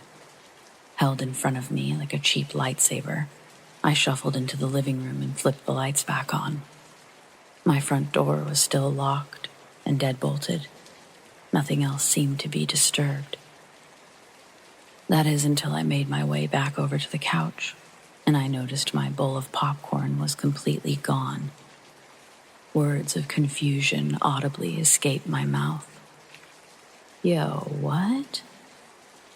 And in that moment, a gut-wrenching feeling deep down of a pungent familiarity that once tainted my mind takes over, and I realize that without even looking for the popcorn, I already knew where it was. I walked into the kitchen, and sure enough, just behind the aluminum trash lid, nearly at the bottom of the black bag, laid my popcorn, discarded amongst the collected rubbish of the day. The pit grows in my stomach, as if I'm approaching the peak of madness like a roller coaster's edge. Then, my bedroom door slams so hard it shakes the walls, and my roller coaster of emotion descends into freefall. I grab my keys and escape the squeezing feeling of terror that's compressed my lungs. I slept in my office that night. One of my coworkers found me sleeping on the couch, and they praised me for how hard I'd been working on this project.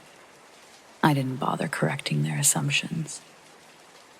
I also didn't bother confiding in anyone about what happened because, well, I don't even know how I should be approaching this. It's either like the most twisted case of deja vu ever, or something. The other option is that it's something actually based in reality. Did a small burglar enter my house unnoticed and then decide not to take anything, but dump my popcorn for some reason? Is this paranormal? Who keeps wasting my popcorn, and why?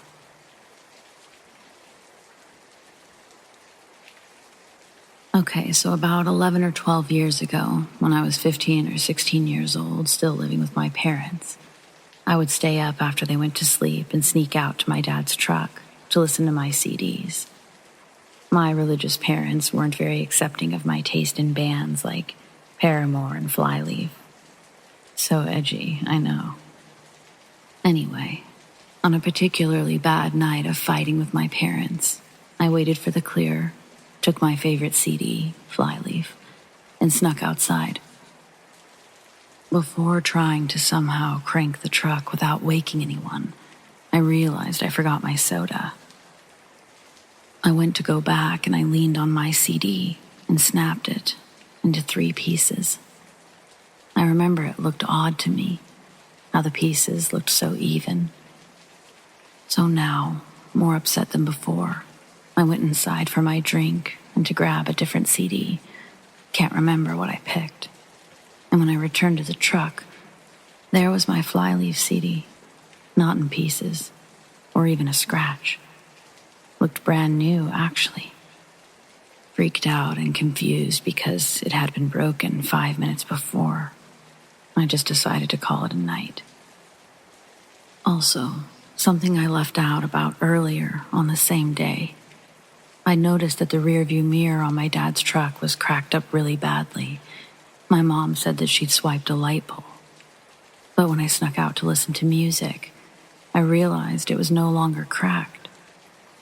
I just assumed somehow that they must have left without me noticing and had it fixed. But working in the auto industry now, I didn't see how that was possible. It would have been a special ordered part. Anyone else ever experienced something like this?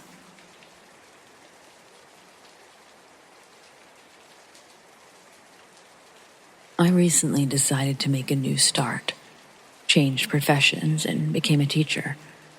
I moved out to a small town to pay less rent and to eat organic, all of that stuff.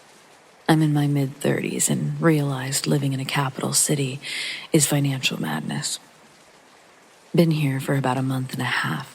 My wife and I were living at her parents' house until we moved to a small 1-bedroom apartment at the back of a garage. It's pretty sweet.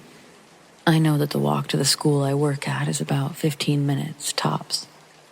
But 2 days ago, I went to walk to work, and it was my first time from this apartment. Given that I'm new to the town, I took out my Google Maps, and I went for it. I had 30 minutes to get there, and as I walked towards it, I saw a route that would be 5 minutes faster. Once I took it, 15 minutes jumped to 20. And then as I walked towards the school, the more time increased. At 27 minutes, I stopped and called an Uber. I was a 15-minute drive from work. Fair enough, it seems like I just got lost, right? Then, talking to the admin lady that follows up with our system for attendance, she told me that she once took a wrong turn here, and it took her 3 hours to find her way back. Not only that, she described the same houses that I did, and how none of us at the school knew what neighborhood that was. In a town that has 3 supermarkets and mostly hardware stores and 2 drive-thrus, it's a bizarre experience. All of the houses were white with nice hedges. It's odd since it's a rural area with houses that look nothing like that. Now, the thing that's got me so weird about it, it makes no sense how a 15-minute walk, I ended up 45 minutes from my house in the next town and more than 30 minutes from work. I walked for 17 minutes.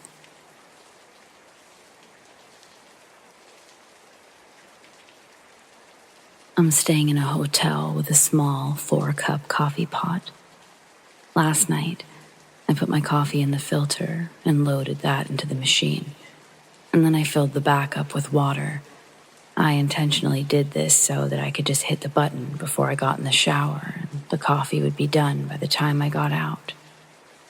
I know I put the water in because I spilled a little, so I sat a paper towel down under the machine to absorb it in future spills. When I turned the machine on this morning, I expected coffee after my shower, but there was none. There wasn't a drop of water in the back of the coffee maker. I understand that some of the water could have evaporated, but 4 cups in a 6-hour period? My room that I'm alone in was actually pretty chilly too. I just don't understand where it went. I'm 31, sober for 2 years, if that's important. I don't know. feels pretty glitchy.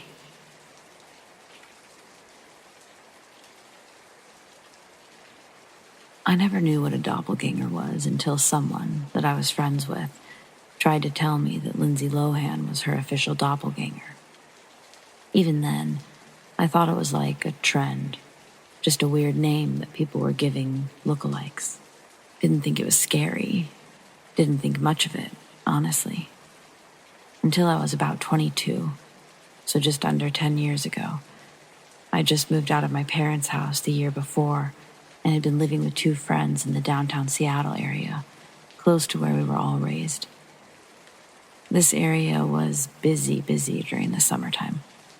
It's like when the sun comes out in Seattle, people finally leave their homes, all at once, and they just stay there, crowding up the streets with their seasonal joy, myself included. My friends and I had been drinking and eating most of the day at the Ballard Seafood Festival. When festivals like these happen, oftentimes they close off 1 or 2 relatively main streets to cars, and they open them up to pedestrians. At each end of the streets, you can find portable bathrooms, the porta potties. We'd made our way to the far end and decided that before circling back, we'd use the restrooms. On our way to do so, I see a friend working one of the vendor booths, so I stop to chat for a minute. My other 2 friends continue to the bathrooms. After saying goodbye to my friend, I too head that way. But, and I don't know how else to say this, but I felt suddenly like someone was gonna hurt me. At the very least, someone was intently watching me. Surrounded by probably hundreds of people, I realize no one's looking at me. So what is this feeling? But then, straight ahead, in almost perfect view from an almost perfect separation of the crowd, I see myself. I'm standing in front of me, and I have no idea what the fuck is going on. My shorts, my shirt, my fucking face. Looking at this person, me, it's making me physically ill, but I can't look away. I do the weirdest thing I've ever done in public, maybe, and I just stand there and close my eyes. I'm hoping that they're gone when I open them. They are. They're gone. I stumble over to a large tree. It's off to the side of the bathrooms. I lean against the tree and I try to catch my breath.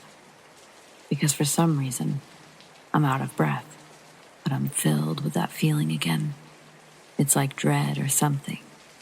It's telling me to move. Not with words exactly, but I know somehow I should move.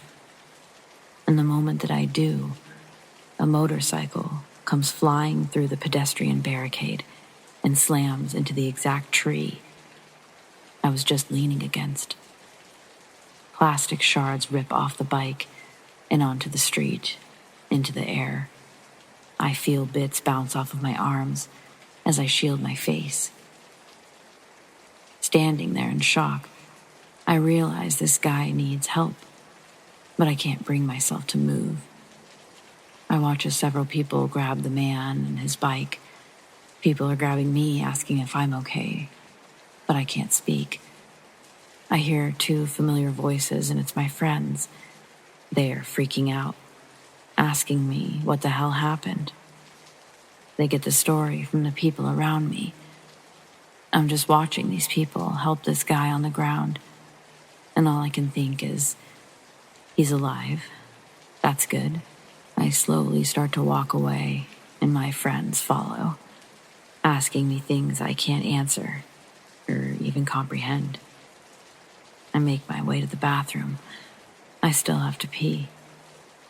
They stop with their accident questions and switch gears. Wait, why are you going to the bathrooms? Didn't you literally just do that? No, I say. The accident, remember? Well, yeah, but you came out of the bathrooms, right as Kelly did? No, I didn't. That's how we knew that you'd be over here. Remember? No, I don't. You told us to meet you by the big tree next to the comic book store. So, it wasn't just me that saw me. Everyone saw me. My friends, they talked to me. Probably the worst thing to come out of this is that it showed me that my friends kind of suck. They didn't believe that it wasn't me that they talked to. And as much as I get that, it also hurt a lot at the time. Kind of still does, to be honest. Best thing to come out of it? Either my doppelganger was trying to kill me and failed, or somehow they were trying to save my life.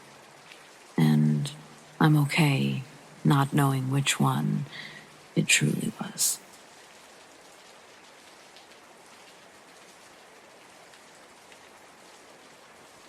This story happened almost 30 years ago, and it still bothers me. For background's sake, I will say that I grew up in a military family. My parents did not tolerate being late to any event. You know the saying, if you're on time, you're late. Well, that was my family. I've always been a stickler for time. To this day, I still set the clocks in my house and car a little fast. Anyway, back when this story takes place, I was a young, single mom. We lived about 30 minutes from Washington, D.C. On a good day, my commute to work was 75 to 90 minutes. My daughter's daycare was a little over a mile from my house, so it took no more than 2 minutes to drive there. Because I'd been at work at 7:30 a.m. and the daycare opened at 6:30 a.m., I almost always left my house no later than 5:55, so that I could drop her off at 6 and be on the road. This one particular day was a normal day, a little cloudy. I got my daughter, who was 2 at the time, and sat her in her car seat. I started the car and looked at the clock as I always did and still do. As I said earlier, I set my clocks fast. This one was 10 minutes fast. It said 6:05. I drove to the daycare, and when we got there, the clock said 6:15. I remember being shocked because, as I said earlier, we lived slightly over a mile from the daycare. The neighborhood we lived in was basically a horseshoe. We lived at one end of the shoe and the daycare was at the other. This was not a busy street at all. In fact, I usually didn't see other cars until I got to the daycare. There's no way it took 10 minutes to get there. After I dropped my daughter off, I sat in my car, perplexed. I was freaked out that it took that long. There were no stores for me to stop at. There was no traffic. I know what time the clock said when I got in. When I picked her up at daycare, I timed how long it took us to get home. Just about a minute and a half. We moved from that neighborhood a couple of years later, but a couple of times I went back to test how long it would take me to get from my old house to the daycare, and it's always been no more than 2 minutes. I think about it a lot. Maybe I zoned out. Maybe I looked at the time wrong, but I don't think so. As I said, I was and I am a stickler about time. My daughter was too young to remember this, and I've never mentioned it to her. The people I do mention it to blow me off or downplay it. I know that we lost 10 minutes. I don't remember anything about the car ride except for putting her in her car seat, starting the car, looking at the time, and then looking at the time when we got to daycare. It's bothered me all these years, and I have no answers.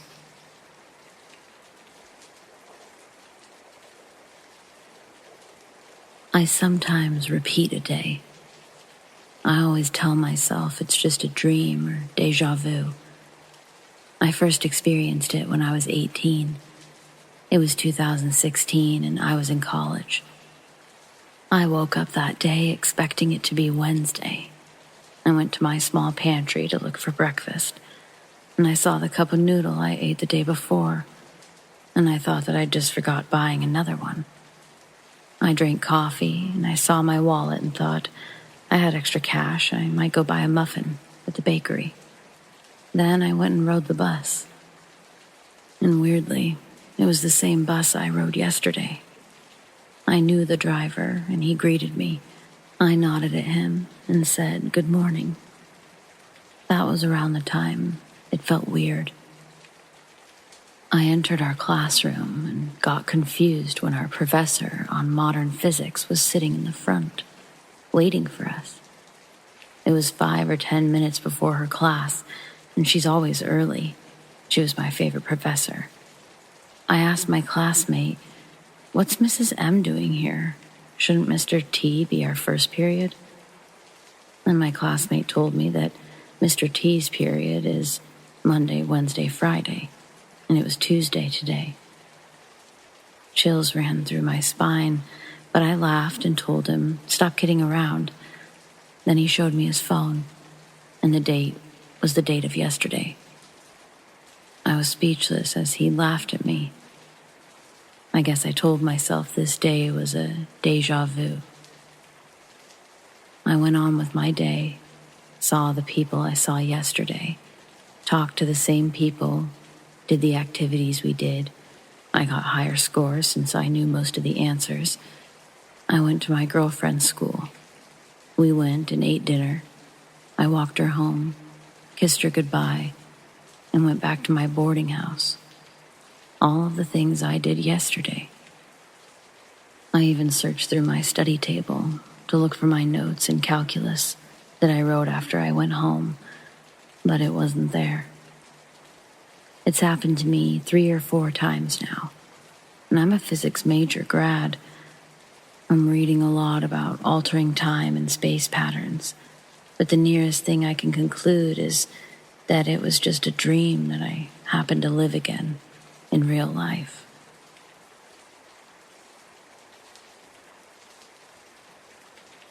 So this happened a few years back, my freshman year of college.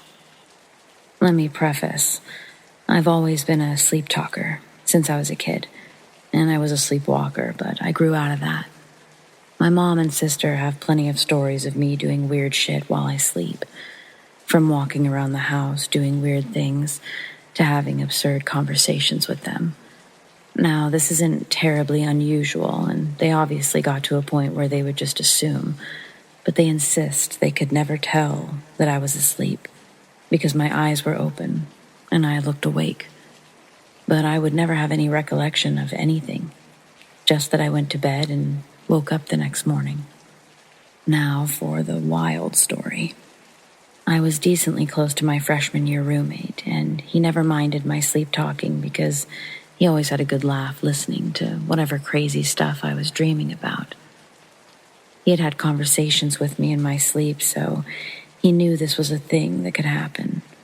Me actually being able to respond to what he was saying and such, and me not remembering. One night, apparently, I woke up and asked if he could get me a hamburger, telling him I wanted one real bad. He answered that everywhere that we would go would be closed, that we could get one tomorrow. I insisted that I wanted one now, and this was a good 2-minute back and forth before I laid back down. One small twist. This conversation was in complete and fluent Spanish. I've never taken Spanish, and I could not tell you to this day even what the word for hamburger is. My roommate took Spanish all through high school, though, and swears I was 100% fluent through the whole thing. The next morning I woke up and he said, "Dude, I didn't know you spoke Spanish."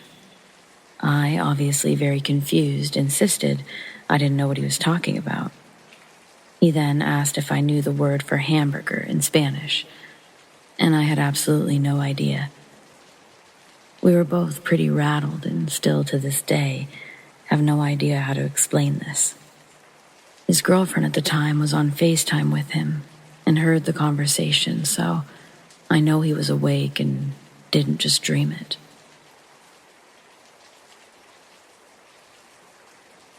I don't really know if this belongs here, but it's such a weird yet insignificant event that I need to share it. I was at a family event today, Queen's Platinum Jubilee, and unfortunately, my family eats that kind of thing up. There were a few relatives I knew but hadn't spent a lot of time with. While I sat away from the main celebrations with my partner and one of the kids, she was 9 and took a shine to us, I thought I could smell smoke. I didn't vocalize it, didn't even look up from my phone, I just thought it. The girl looked at me and said, "You're right. They're having a fire next door. You can see the smoke." She then proceeded to point above the trees, where there was smoke. My partner asked what she was going on about, and she didn't reply. I later asked my partner if I'd spoken out loud about the fires, and she said no. I also thought shouted her name for like 10 minutes after, and I got no response. So, less psychic and more glitch. A few years ago, I was with my partner at the time, and we were on the freeway heading home with her at the wheel. We made that commute every single day, and she knew it like the back of her hand, as the house was originally her parents' house that she'd grown up in. We were in our early 20s and moved in when they moved to a different state. It was so routine to the point of getting off on our exit out of habit, even if we needed to get off on a different one further up ahead. We were both just listening to the music, and I happened to make note of the time, and I looked up to see some landmark buildings and the shopping center that appear right before our exit, which meant that we were almost home. I can't explain it, but for a moment it just felt like I spaced out, unprovoked, really bad for what seemed to last only a second. And when I came to, we were a mile past our exit. For some reason, my ex and I both turned and looked at each other immediately in disbelief. We had both experienced it at the same time, and we were extremely confused as to why we were a mile past our exit when we were literally approaching the off-ramp. I'm talking like not even a half a mile away. And then I said, "We just missed our exit, but how does that make any sense? We were right there." And she said something along the lines of, "I know. I was getting ready to get onto the off-ramp lane when what the hell just happened?" I looked at the clock again, and it was still the same time. Usually it takes 2 minutes to get to the following exit, so it's not like we had both managed to space out and miss the exit to the point of approaching the next one. Time-wise, it should have been 2 minutes past what I saw right before our exit, but it was the same. We couldn't get over it the whole night. We talked for hours about what could have happened, but ultimately settled on a glitch. To this day, I remember that moment vividly. Very strange.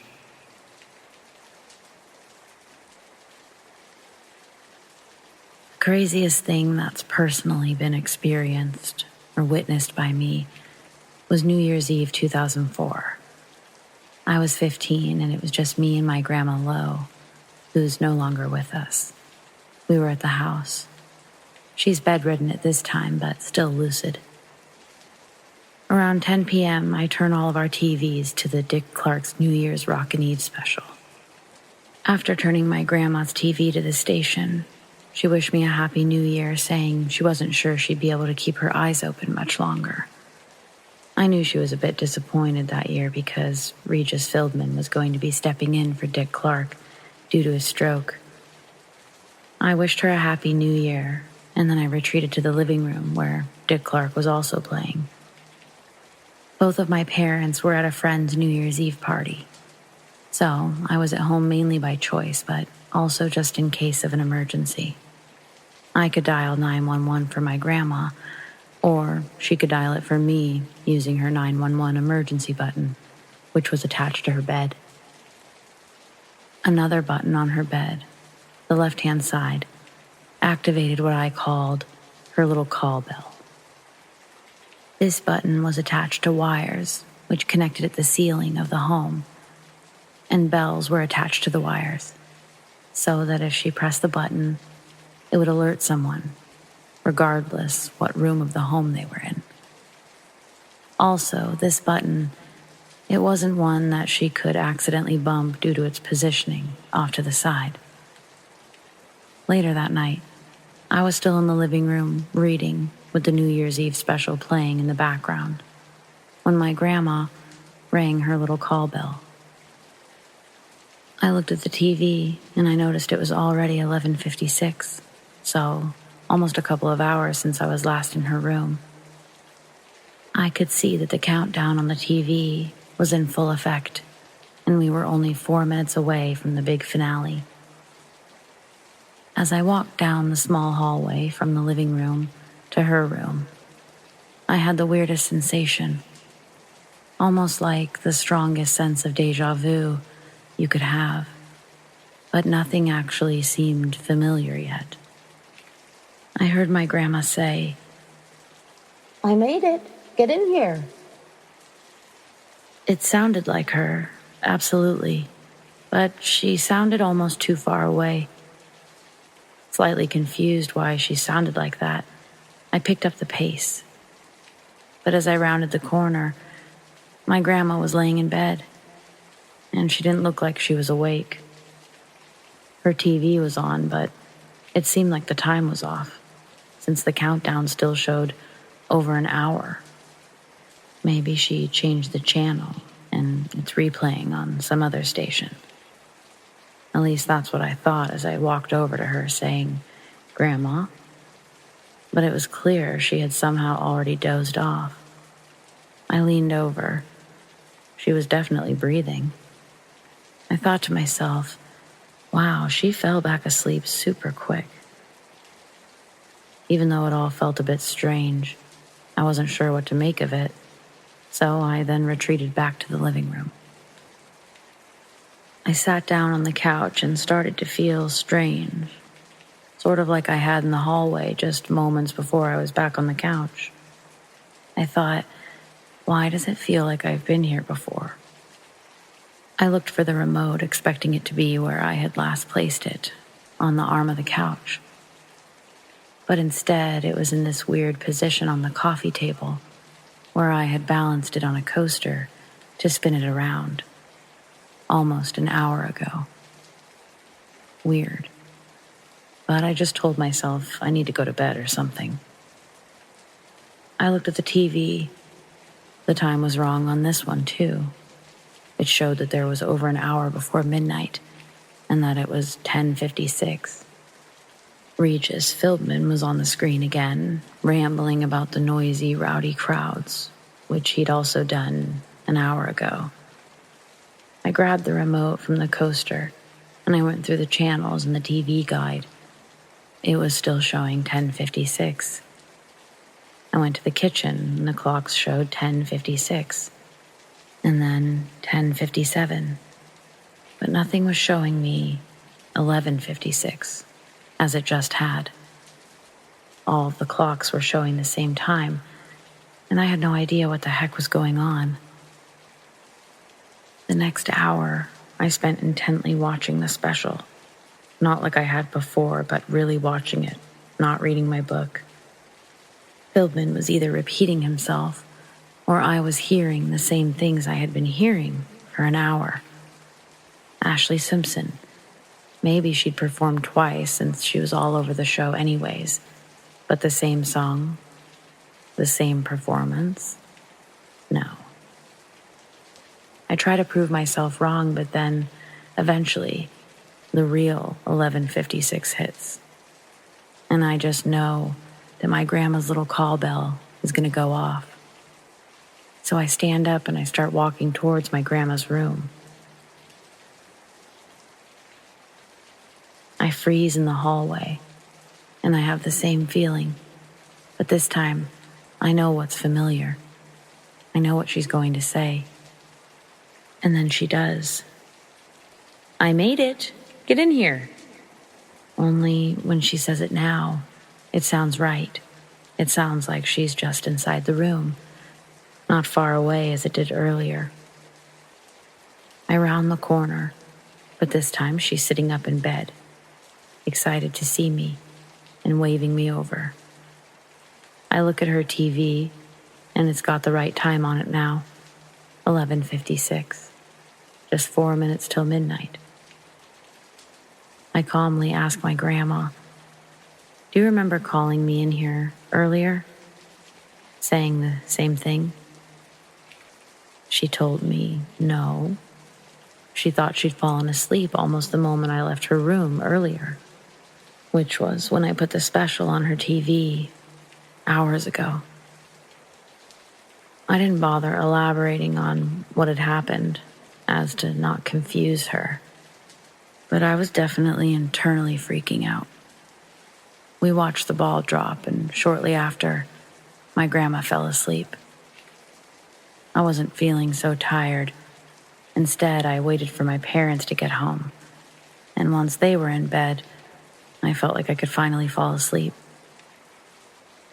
To this day, I'm still not sure what happened. Did I have a weird psychic experience? Or was this some weird glitch? Anyone else experience anything strange on December 31st, 2004? Because this absolutely happened to me, but it never did happen again. Years ago, I was working nights as a phlebotomist, person who draws your blood, in a hospital. There was this doctor who was notorious for ordering reoccurrent tests incorrectly. He would order a single draw when he really needed a serial draw 90% of the time.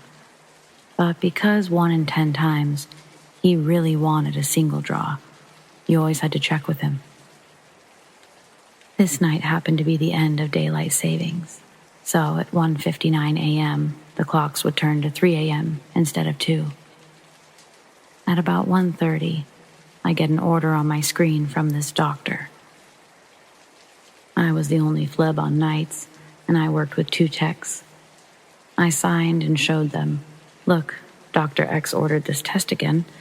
I'll see if he's on the floor and if he really wants this or a serial draw."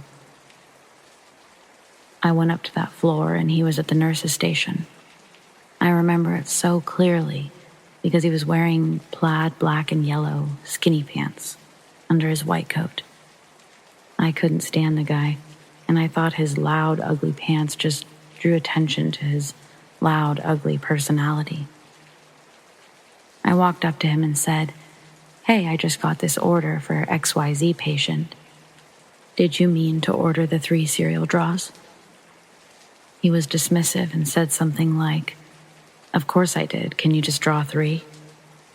I, of course, cannot just poke a patient 3 different times without orders, so I asked him if he could reorder it, and I'd go back to the lab to print the stickers and come right back to do the first draw. I drew a couple of patients quickly, knowing he'd take a few minutes to get the order in. I rode the elevator back to the lab and checked my computer. It was 1:58 and the orders were there, so I printed them and stuck my specimens in the centrifuge while they printed. I pulled the labels off the printer and looked closely and realized he had ordered the single draw again. I pulled up the order code, wrote it down for him, and went back to the floor to just ask him to order this exactly. When I got to the floor, he was standing exactly where he was when I had come up the first time, wearing plain black pants.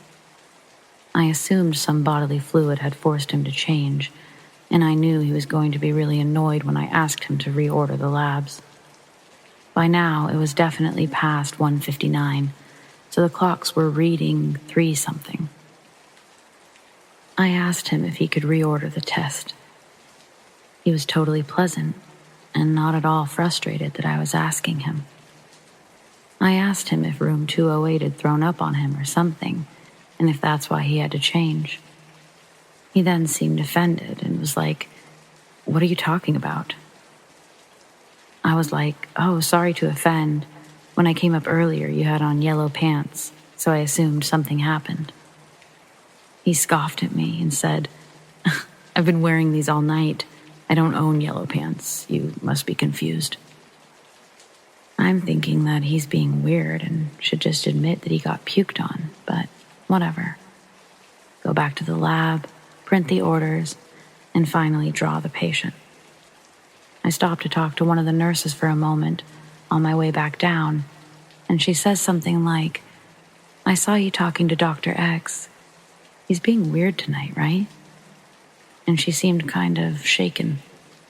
I said, yeah, he was wearing those hideous pants and then tried to pretend that he wasn't. She told me he walked into a room on one side of the wing wearing the yellow pants right before the time change, and then walked out seconds later from the other side of the wing wearing black. I was weirded out. I went back down to the lab where the techs asked me where the samples were for the patients I'd drawn after asking Dr. X to reorder. I opened the centrifuge that I'd left them in, and they weren't in there. The orders showed that the labels had never been printed, and when I apologetically went to redraw the patients, they had no idea who I was, and they didn't have cotton and tape on their arm from when I'd drawn them earlier. I still have absolutely no explanation for this. It appears that everything between first receiving the incorrect order and returning to ask him to reorder for the second time never happened. The techs didn't remember me showing them that he had ordered incorrectly the first time or anything.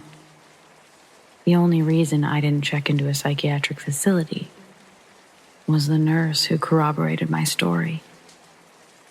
We hardly knew each other at the time, but we trauma bonded over the experience, and we've talked about it so many times. The weirdest part to me is that it coincided with daylight savings ending. That is completely a social construct. Nothing actually happens when we move the clock, so what the heck? I still get chills when I think about it or talk about it. And because people always question why I was so tuned in with the clocks and know exactly when things happened, I was a worker whose shift was an hour shorter that night. We all kind of watch the clock and do a mini celebration when it changes.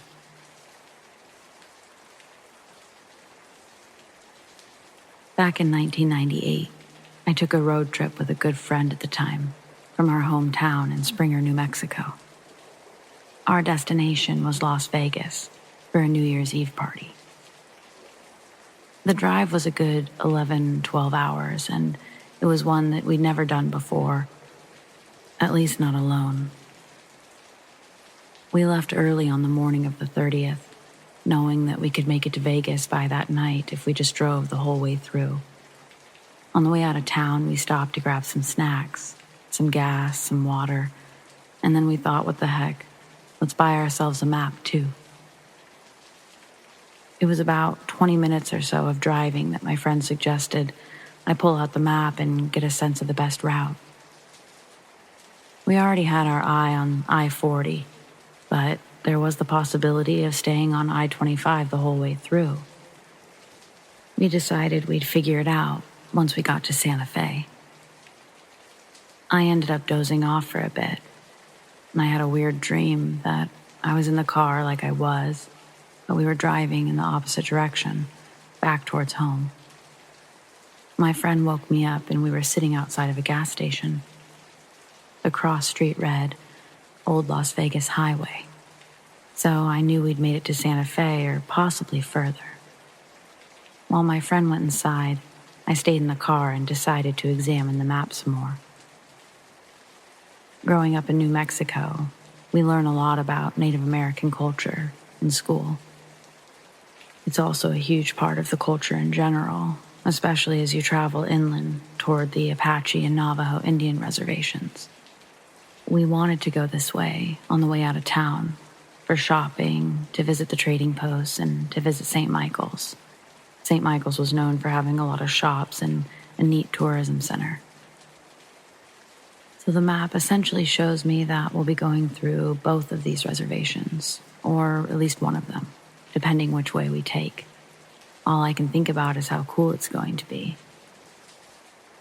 My friend gets back to the car, and I tell her, let's take I-40 and go to St. Michael's. So we agree, I-40 to St. Michael's. We make it as far as Bernalillo before I have to pee. My friend pulls off to what appears to be the only building in town, which happens to be a gas station with a bathroom sign visible from the outside. I rush to the outside door and it's locked. Either someone's in there or it requires a key, so I go inside the place. It's ice cold in there and I can't figure out why, but I see the clerk and I ask to use the key to the bathroom. He tells me there isn't one. Okay. I go outside and I wait for the bathroom. It's a painful wait, but it's eventually over. I use the disgusting bathroom, and when I get back to the car, I see my friend standing on the other side of the parking lot, just staring off into the distance. I start to make my way over to her when suddenly I trip. Not a huge fall, but enough to knock me off balance a bit and take my eyes off my friend. I look back up and she's gone. But then I hear her. From behind me, I hear, "Hey, you good to go? Let's hit the road. We're burning daylight." She was walking out of the gas station in the opposite direction of where I just saw her, with more snacks. We get on the road and I can't stop thinking about what I saw. I would forget about it or try to, and then it would just creep back into my mind. I was about to say something just to get it in someone else's mind when I realized we weren't on I-40. I grabbed the map and I asked my friend, "Where are we?" Somehow she ended up on an entirely different road, but it looked like we were still en route to St. Michael's somehow, which was good. It definitely looked like it was going to add some time, though. So I let her know and we agreed to just move forward. After about an hour on the road, we needed gas. It became clear that we were basically driving through a lot of nothingness, so we hoped gas was close. Just before we thought we might run out of gas, we reached a town called Farmington. My friend got gas and I talked to the clerk, asking him to give it to me straight. What's the best and fastest way to St. Michael's? He basically draws a straight line down on the map from where we are, and he says that's the way that we need to go, but that we shouldn't, that the timing isn't right. I ask him to elaborate. He doesn't. So I'm uncomfortable with the advice, but I decide to go tell my friend anyways and see what she thinks. When I walk out to the car, I notice she's no longer pumping gas, so I hop in the car.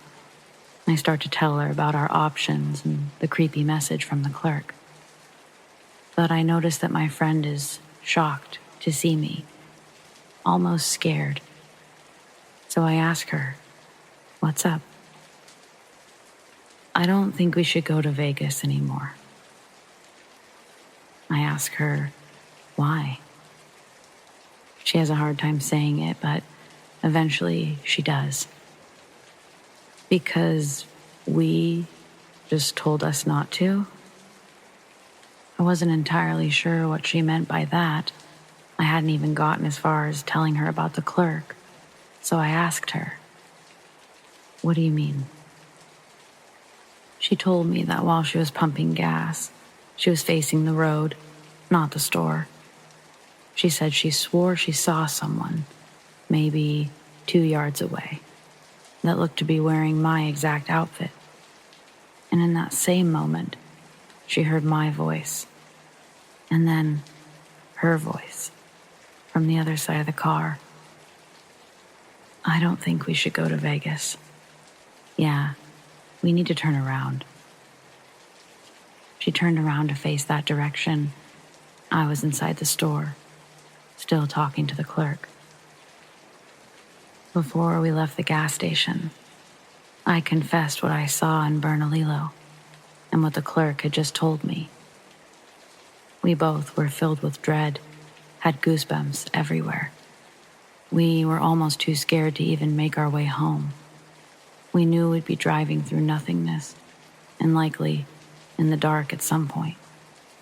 But we knew more than anything, we shouldn't go to Vegas. After much debate, a lot of silence, and a creepy look or two from the clerk, we hit the road. We followed our advice, the clerk's advice, and we turned around. Driving home, we were on a mission, and we basically made it home on New Year's Eve. 2 days later, we read about a motel fire. It was at the motel that we were meant to stay at that night. 2 people were killed. I'm not saying that we could have been killed, but over 30 people were injured in that fire. So there's a good chance that we could have at least been one of those. Not sure what you'd call an event like this, but it's never left my mind, and I still have yet to go to Vegas for some reason.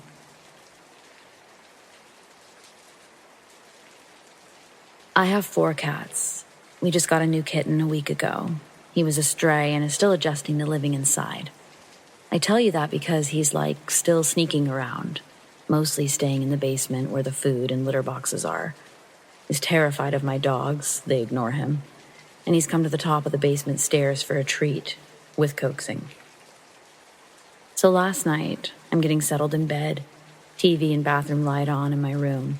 My other cat, still a kitten, about 7 months old, and larger than the new kitten, comes into my bed like she does every night. My husband and I both greet her and say, "Oh, it's really time for bed. Stars is ready for her tuck-in." Well, I'm petting my plump calico kitten, and the TV show gets really bright, and I look down, and it's frickin' Void, our new black kitten. I sit up and say, "It's Void in our bed, not Stars." And my husband turned the light on because he doesn't believe me.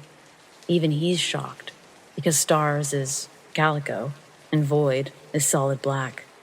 And we both saw Stars come into the room, like she does every single night.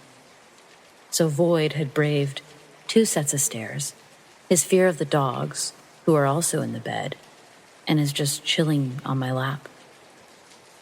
And I get this weird sensation because Stars is chunky and Void is much smaller and skinny, and all of a sudden, he feels like nothing in my lap, or I just felt the full weight of my chunky girl. So a few minutes later, here comes Stars again to get tucked in between us. We look at one another and say, "Weird." Void tears out of our room like I dragged him up there, and Stars gets on my lap. Cats are a glitch, man. I was house sitting for a coworker when I experienced the strangest thing. My coworker told me that I could help myself to anything while she was away. She said that she would prefer it actually, so she didn't have to throw away perfectly good food when she got back. The first night there, I decided to make tacos. Little for me, little for her little puppers Milo. I took note of the things that she had in her fridge, and I started planning meals for the next 3 days. As for beverages, not a lot of options outside of some wine and milk, which I don't drink either. So I made note to go to the store and grab some almond milk, some juice, in the morning. The next day, after my shift, I headed to the store and I grabbed the goods. I went back to her place, fed the pup, and then I opened the fridge to put the drinks away. When I did, I was shocked to see the exact items I bought were already in the fridge. I looked back at the counter, and there they were, sitting on the counter.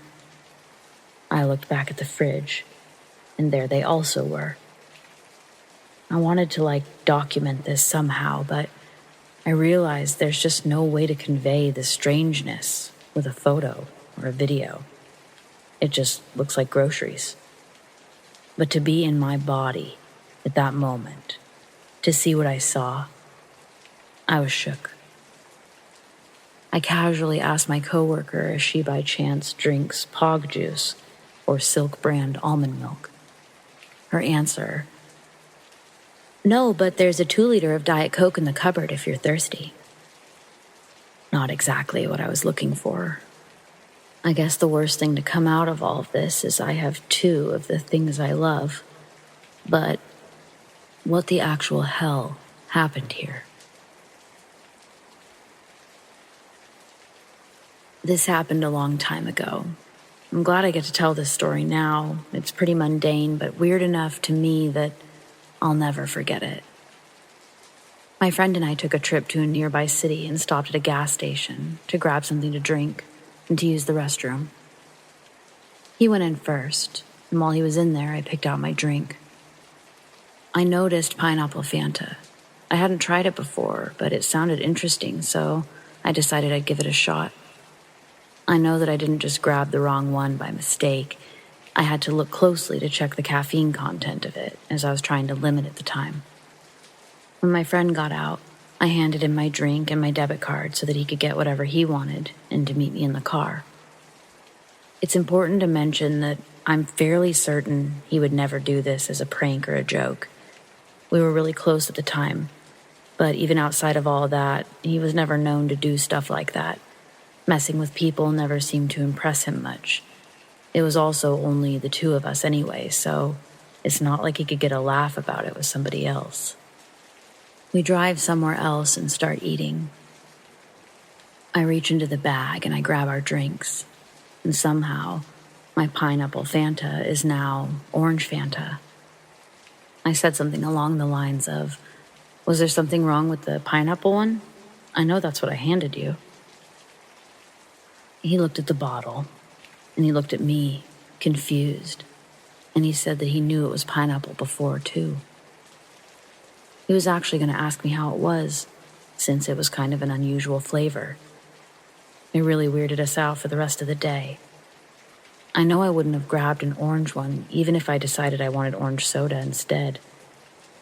I've always thought that orange Fanta was the worst orange soda, and definitely would have gotten Sunkist or Faygo instead.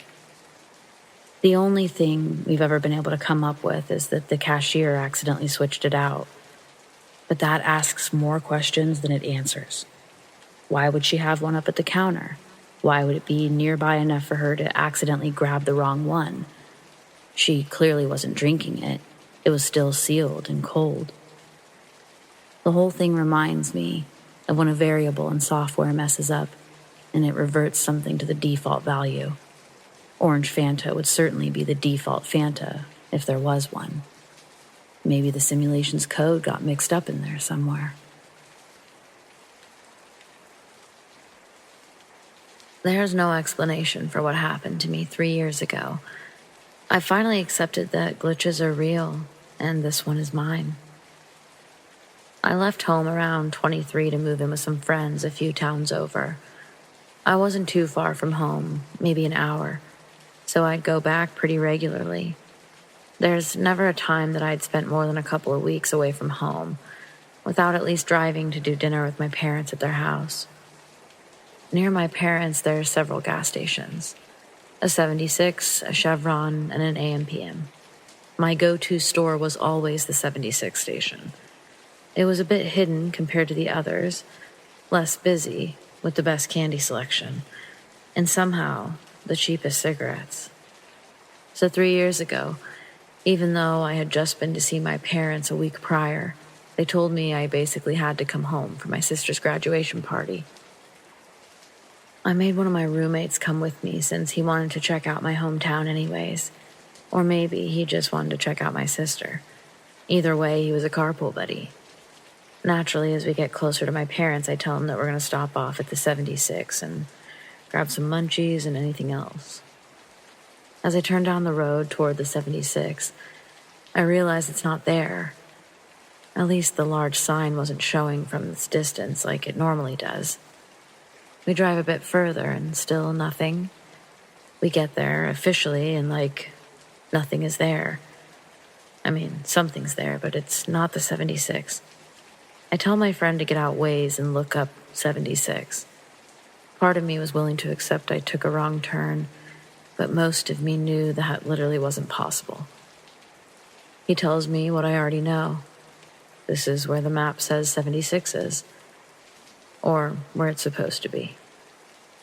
My friend says they probably closed it down, literally in a week, 2 weeks max, and with no remnants of a 76 at all. The building wasn't even remotely the same, and all it said on it was bank. Like, what the fuck? I loop around the block a few times. Everything is exactly where it should be, but no matter how many times I pass the 76, it's still just bank. My friend is starting to think I'm insane, telling me to give up already. So I do. Well, we still needed snacks, so we head to the AM/PM, and then to my parents'. We'd been there for a while, yakking it up with family, friends, etc. Eventually, my friend comes up while I'm talking to my dad and sister, and he's laughing, saying something about how I was in such distress when the gas station disappeared. I interrupted him a bit and direct a question to my dad and sister. When did they completely demolish and rebuild where the 76 used to be? They both look at me like I'm crazy, and my friend says, "See, he just can't let it go." My dad laughs, my sister too, both ready to inform us that we're wrong, that the 76 is still there. In fact, my sister still goes there all the time. This sort of argument ensues back and forth until finally I tell my sister that we're going to hop in the car and she's going to come with us and I'm going to prove her wrong. So that's what we did. I mean, we hopped in the car. My friend put 76 into Waze and we started the journey. Except this time, when we turned, I saw the sign immediately. And then there was the gas station. Like it had never left. It wasn't a strange building that said bank anymore. I look at my friend and he's on my page. My sister's laughing, like, how the fuck did you miss this? I drive around the block, and then a bunch of other blocks too. The 76 never moves, and bank never shows back up. My sister didn't even entertain my claims, only budging slightly when my friend kept vouching for me. This whole no way thing went on forever, but in the end, it was the same. Nothing changed. I would appear to look crazy to everyone, except my friend. It's left me feeling like I just don't always trust the world we live in, I guess. I just have no clue, but 3 years later, this shit still blows my mind. When I was about 8 to 10 years old, I lived in a fucking horrifying apartment complex. So I'll tell one of my supernatural, paranormal stories that really freaked me out. So I'd just gotten to bed, and I made sure my curtains were closed all the way because I was terrified of being able to look out my windows while laying down. I always had a hard time going to sleep, but that night was different. I fell asleep easily. But I woke up in the middle of the night, I think. I remember I couldn't check the time because of how scared I was. When I woke, I kind of squirmed around and then finally opened my eyes. I noticed it was really dark. Soon enough, my eyes adjusted to the dark, and that's when I noticed something. By my closet was someone sitting down and staring at me. But it wasn't a stranger. I fucking knew this person. It was my mom. But at the same time, it wasn't my mom. Because for one, my mom wouldn't be in my room staring at me while I was sleeping and sitting on my bedroom floor. Also, it looked like my mom, but its eyes were off. My mom has the most vibrant, pretty blue eyes. It had eyes that were darker, not too dark, but you could tell the difference. And it was looking at me like someone would if they were spaced out. It also had the most emotionless expression that my mom would never wear on her face. It scared the crap out of me. I kinda shifted over and looked towards my window where it wasn't at, and so it couldn't see my face. I noticed my curtains were opened a bit, where I could see outside, which also scared me.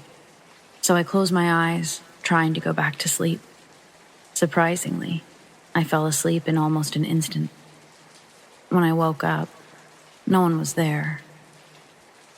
I didn't tell anyone about it until weeks later, and I told my mom during laundry when I noticed a shirt. It was the shirt that the thing was wearing. My mom kind of freaked out, and she told me to tell her stuff sooner.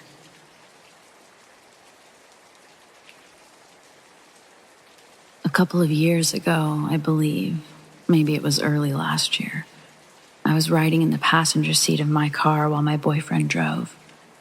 It was mid-morning, sunny, not a cloud in the sky. Then it appeared.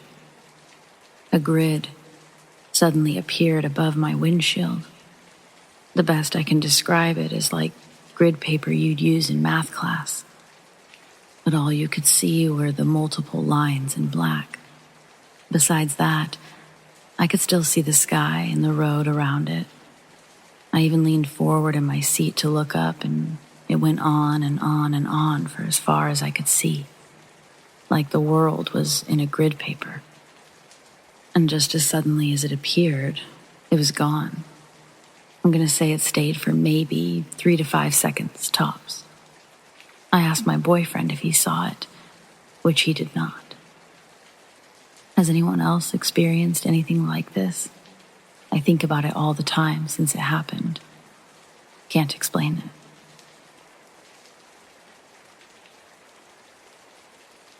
For the last week and a half, I've been noticing little things happening, but now it's starting to get to me. It started with watching videos or TV. I will be watching, no buffering or high Wi-Fi points, etc. And then whatever has been said on whatever I'm watching will repeat itself with no issue, and then carry on. For example, I was watching a video, and the girl in the video said, "I don't know what's going on, but I don't like it."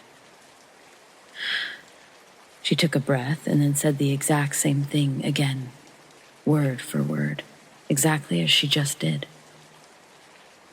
When this first happened, I thought nothing of it, but then it started happening on my phone too. I started rewinding videos and restarting movies to see if it was uploaded that way accidentally, but they were all normal. I tried to brush it off, but a couple of days ago it started happening while talking to people. I will be talking to someone, and then they will repeat what they said, exactly the same as if they didn't just say it. At first, I could try to logic my way out of this weird occurrence happening while watching YouTube or Netflix, but now I don't know how to logic my way out of people speaking to me, face to face. When I ask them why they said it again, they're adamant that they didn't. I've asked the people I live with if they're experiencing this, but no one has. I started mouthing the end of sentences when it happens, and they look at me as if I'm batshit crazy. But to me, they literally just said and did the exact same thing only moments ago. No idea what's going on. Only moments ago. No idea what's going on.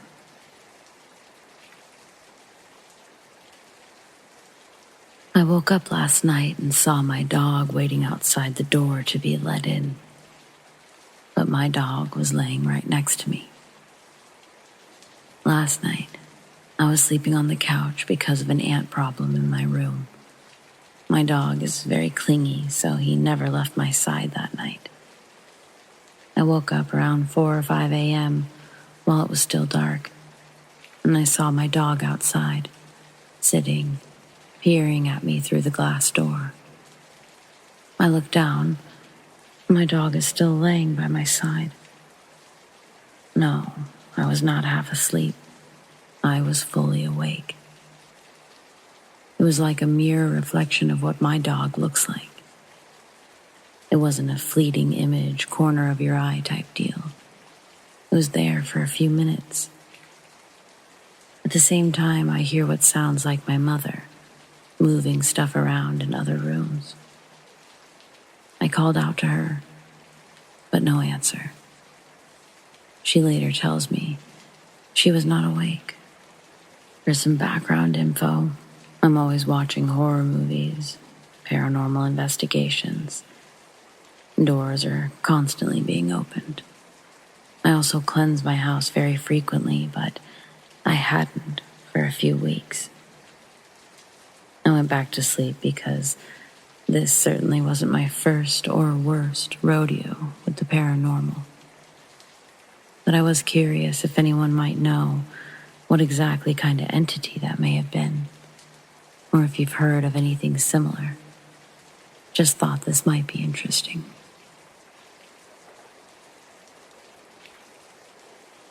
This happened many years ago.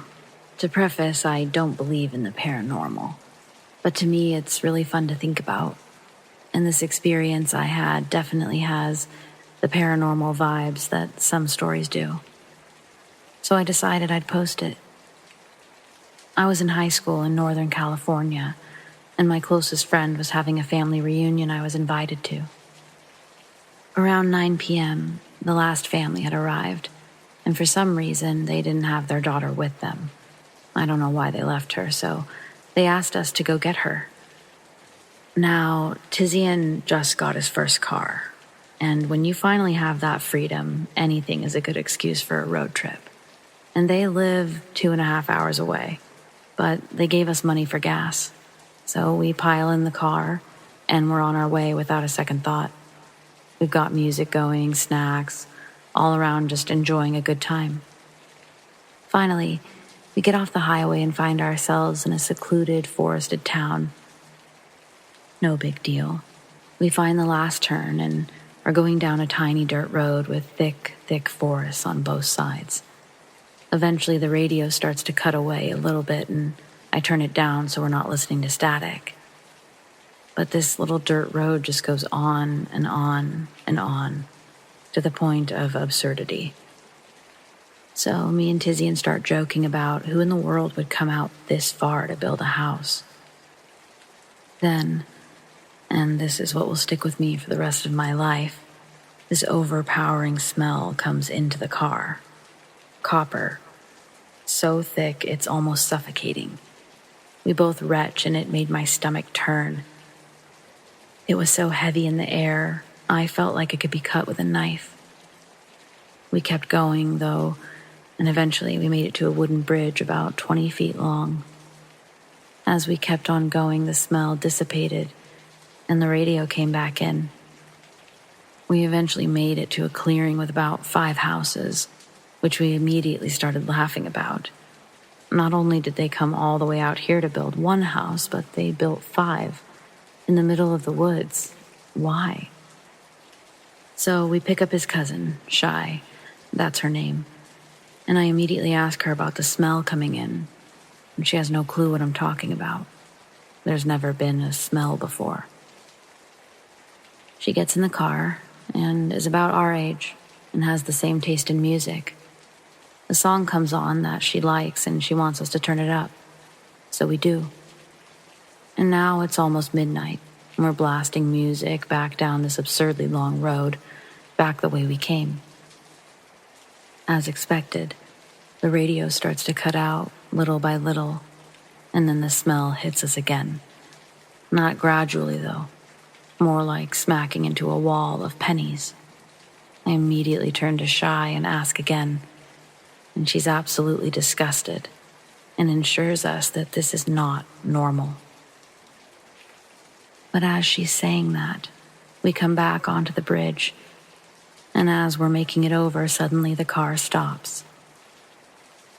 I turn to Tizian and ask what he's doing. It's not me. And he lifts his knee higher to show me that he's stepping on the gas. And that's when I hear the terrible sound of tires not making connection with the ground. And the car starts ever so slightly, lifting from the back. We all immediately look out the back window and are met with nothing but darkness. The angle that we're at isn't anything extreme, just enough to feel your weight shift. But whatever it is, it's lifting a Chevy Tahoe. Shai immediately starts screaming, and admittedly, I'm freaking out a little bit too. And the sounds of static, a girl screaming, and the engine and the tires spinning freely, they're getting to me. I'm frantically looking out of every window trying to assess the situation, but I just don't see anything. Then, Tizian yells out in panic, and just then, suddenly the back end drops. The car lurches forward, and we very nearly almost run into a tree. But thankfully, Tizian regains control. We sped out of there as fast as we could, and very quickly, the smell clears, and we find ourselves out of the forest and back on a paved road. When the radio came back, the mood was entirely too wrong, so I just turned it off as we drove down the lonely highway in silence.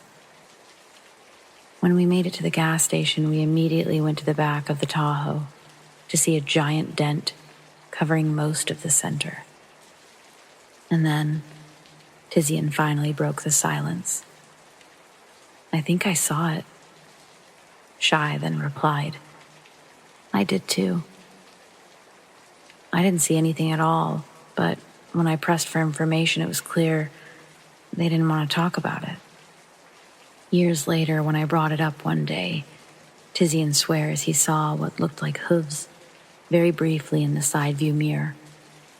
Being a skeptic, I'm not sure if I really trust him, but I also have absolutely zero clue as to what could have lifted the back of a Tahoe. Honestly, I've told this story to many of my friends, and never once have I, or anyone else, thought of something logical that makes sense. Why would a paranormal being capable of lifting a Tahoe let us go?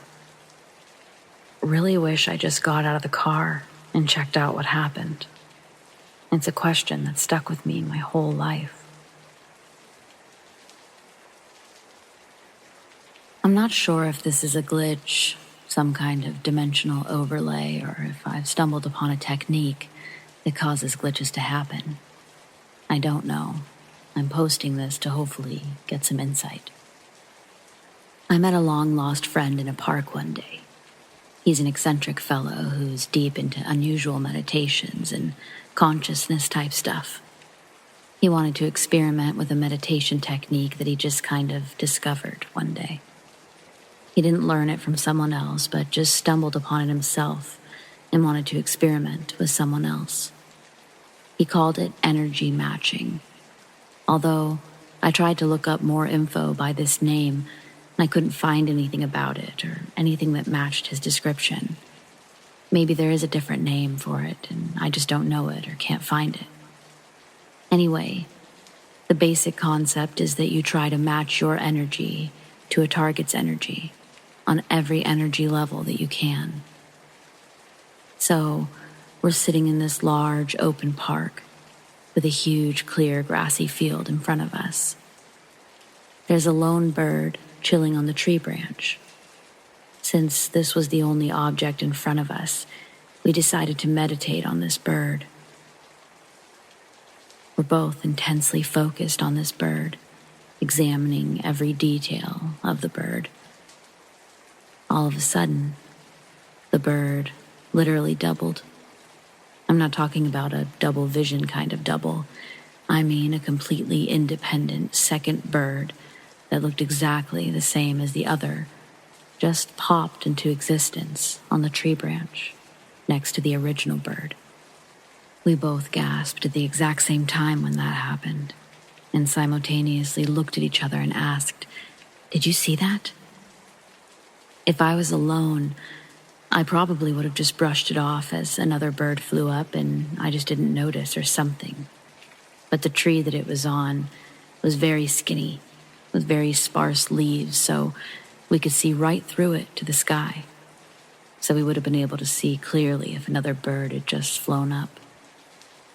Considering how intensely focused we were on it makes the not paying attention argument less likely. As strange as that was, it wasn't enough confirmation, so we decided to try it again on a different target. Here's where things get really strange. We decided to use the park itself as the target. We were intensely focused on the park. There were no other people around, as far as the eye could see, except a lone jogger far away in the distance. It was a very quiet day. As soon as we both synced in, we hear a very loud round of applause all around us. It was like we were in the middle of an encore type of applause, not a couple people clapping or something. Like we were in the middle of a full stadium. It sounded like hundreds, if not thousands, of people clapping. We both shot up in surprise, wondering where all that clapping was coming from. My first thought was maybe the park was having an event or something, so we spent the next hour searching for where that noise could have come from. But we saw no groups of people. I mean, hundreds of people, that shouldn't be that hard to miss, right? Even though the sound was not a distant sound, we still checked if there were any stadiums or large auditoriums anywhere around us, and there wasn't. The sound of people clapping all around you is a very distinct sound that's not the same as hearing it from far away. If I was alone, I probably would think I was going crazy or something, but my friend heard it too. Maybe the meditation didn't cause the glitch, but rather opened us up to other dimensions or something. Or maybe the meditation has nothing to do with it and the timing was just coincidence. I tried that meditation techniques a couple other times, and weird stuff happened. But I haven't done it since. I'm actually kind of freaked out by it, and I'm thinking that I probably shouldn't meddle with things I don't understand, especially since it seems to affect reality the way it does. I have since lost touch with this friend after he deleted his social media accounts to ask him more. So, I'm posting this here, hopefully to get more clarity. If anyone has an explanation for this, I would love to hear it.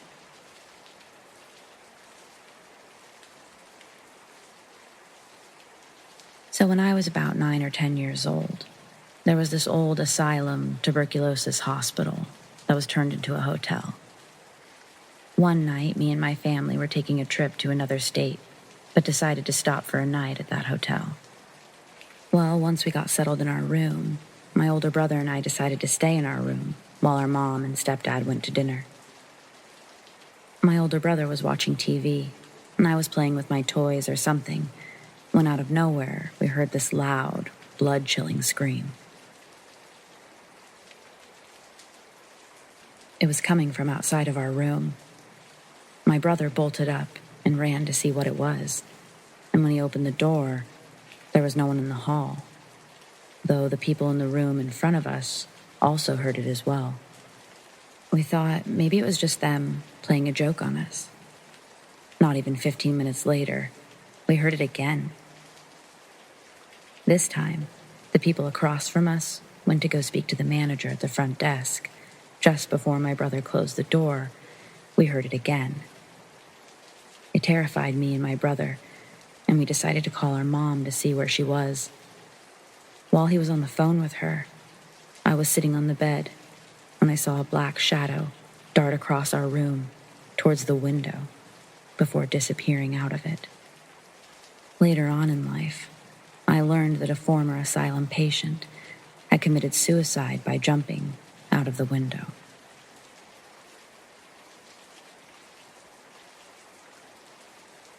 I still have no explanation for this experience, My girlfriend saw my doppelganger, and it scared the hell out of her. I'll try to give as much detail as possible and keep this from going on for too long. This happened back in the summer of 2015 when I was serving in the United States Army Reserves. I was stationed in southern Alabama in a transportation company.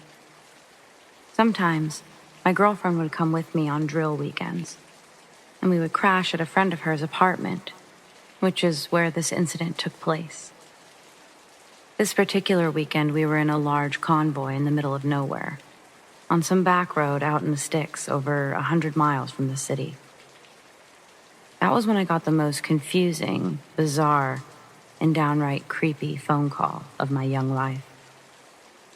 She was in utter hysterics. She was crying and screaming, wondering why I would frighten her so badly, what the fuck my problem was, and asking me how I even pulled it off.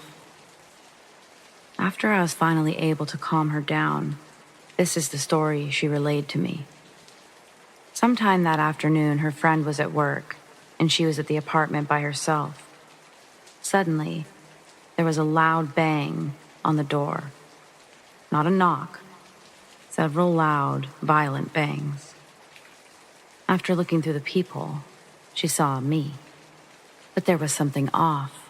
She says I was wearing my army uniform. It looked like me, but that I had this very angry, aggravated look on my face. She opened the door, wondering why I was home so early, and apparently without saying a word, I angrily blew past her, shoulder-checking her into the wall, and quickly walked down the hall, taking a left into the bedroom, slamming the door behind me so hard the whole place shook. She was very alarmed and confused about why I was home so early and in such an agitated state. I mean, that is so out of character for me. I'm not a violent guy at all. On top of that, if something did happen to set me off, she would have been the first to hear about it. So, she's walking behind me, trying to get some information out of me, and she opens the bedroom door and sees the closet door slam shut. She proceeds to run over to see what I'm doing in her friend's closet and claims that when she opened the door, it was completely empty. That was when she had a panic attack and called me. Imagine my shock and confusion hearing that story, knowing that I was well over 100 miles away at the time. She finally believed me after I sent her a photo of my current GPS location, which only served to freak her out more. I thought that there must be some kind of rational explanation for what she saw. I'll be honest and say she smoked a little weed here and there, but at the time I know she was sober. She didn't mess around with hard drugs or drink, and she didn't have any mental illness of any kind. Over the years since that happened, I came to learn about doppelgangers. I don't really know what they mean, what they represent, or why they come around. All I know is that they are creepy as shit. And a girl I dated for several years came face to face with mine, and it put the fear of God into the poor girl. Take from this story what you will, and honestly, I don't care if anyone believes it or not. I just have to get it off my chest.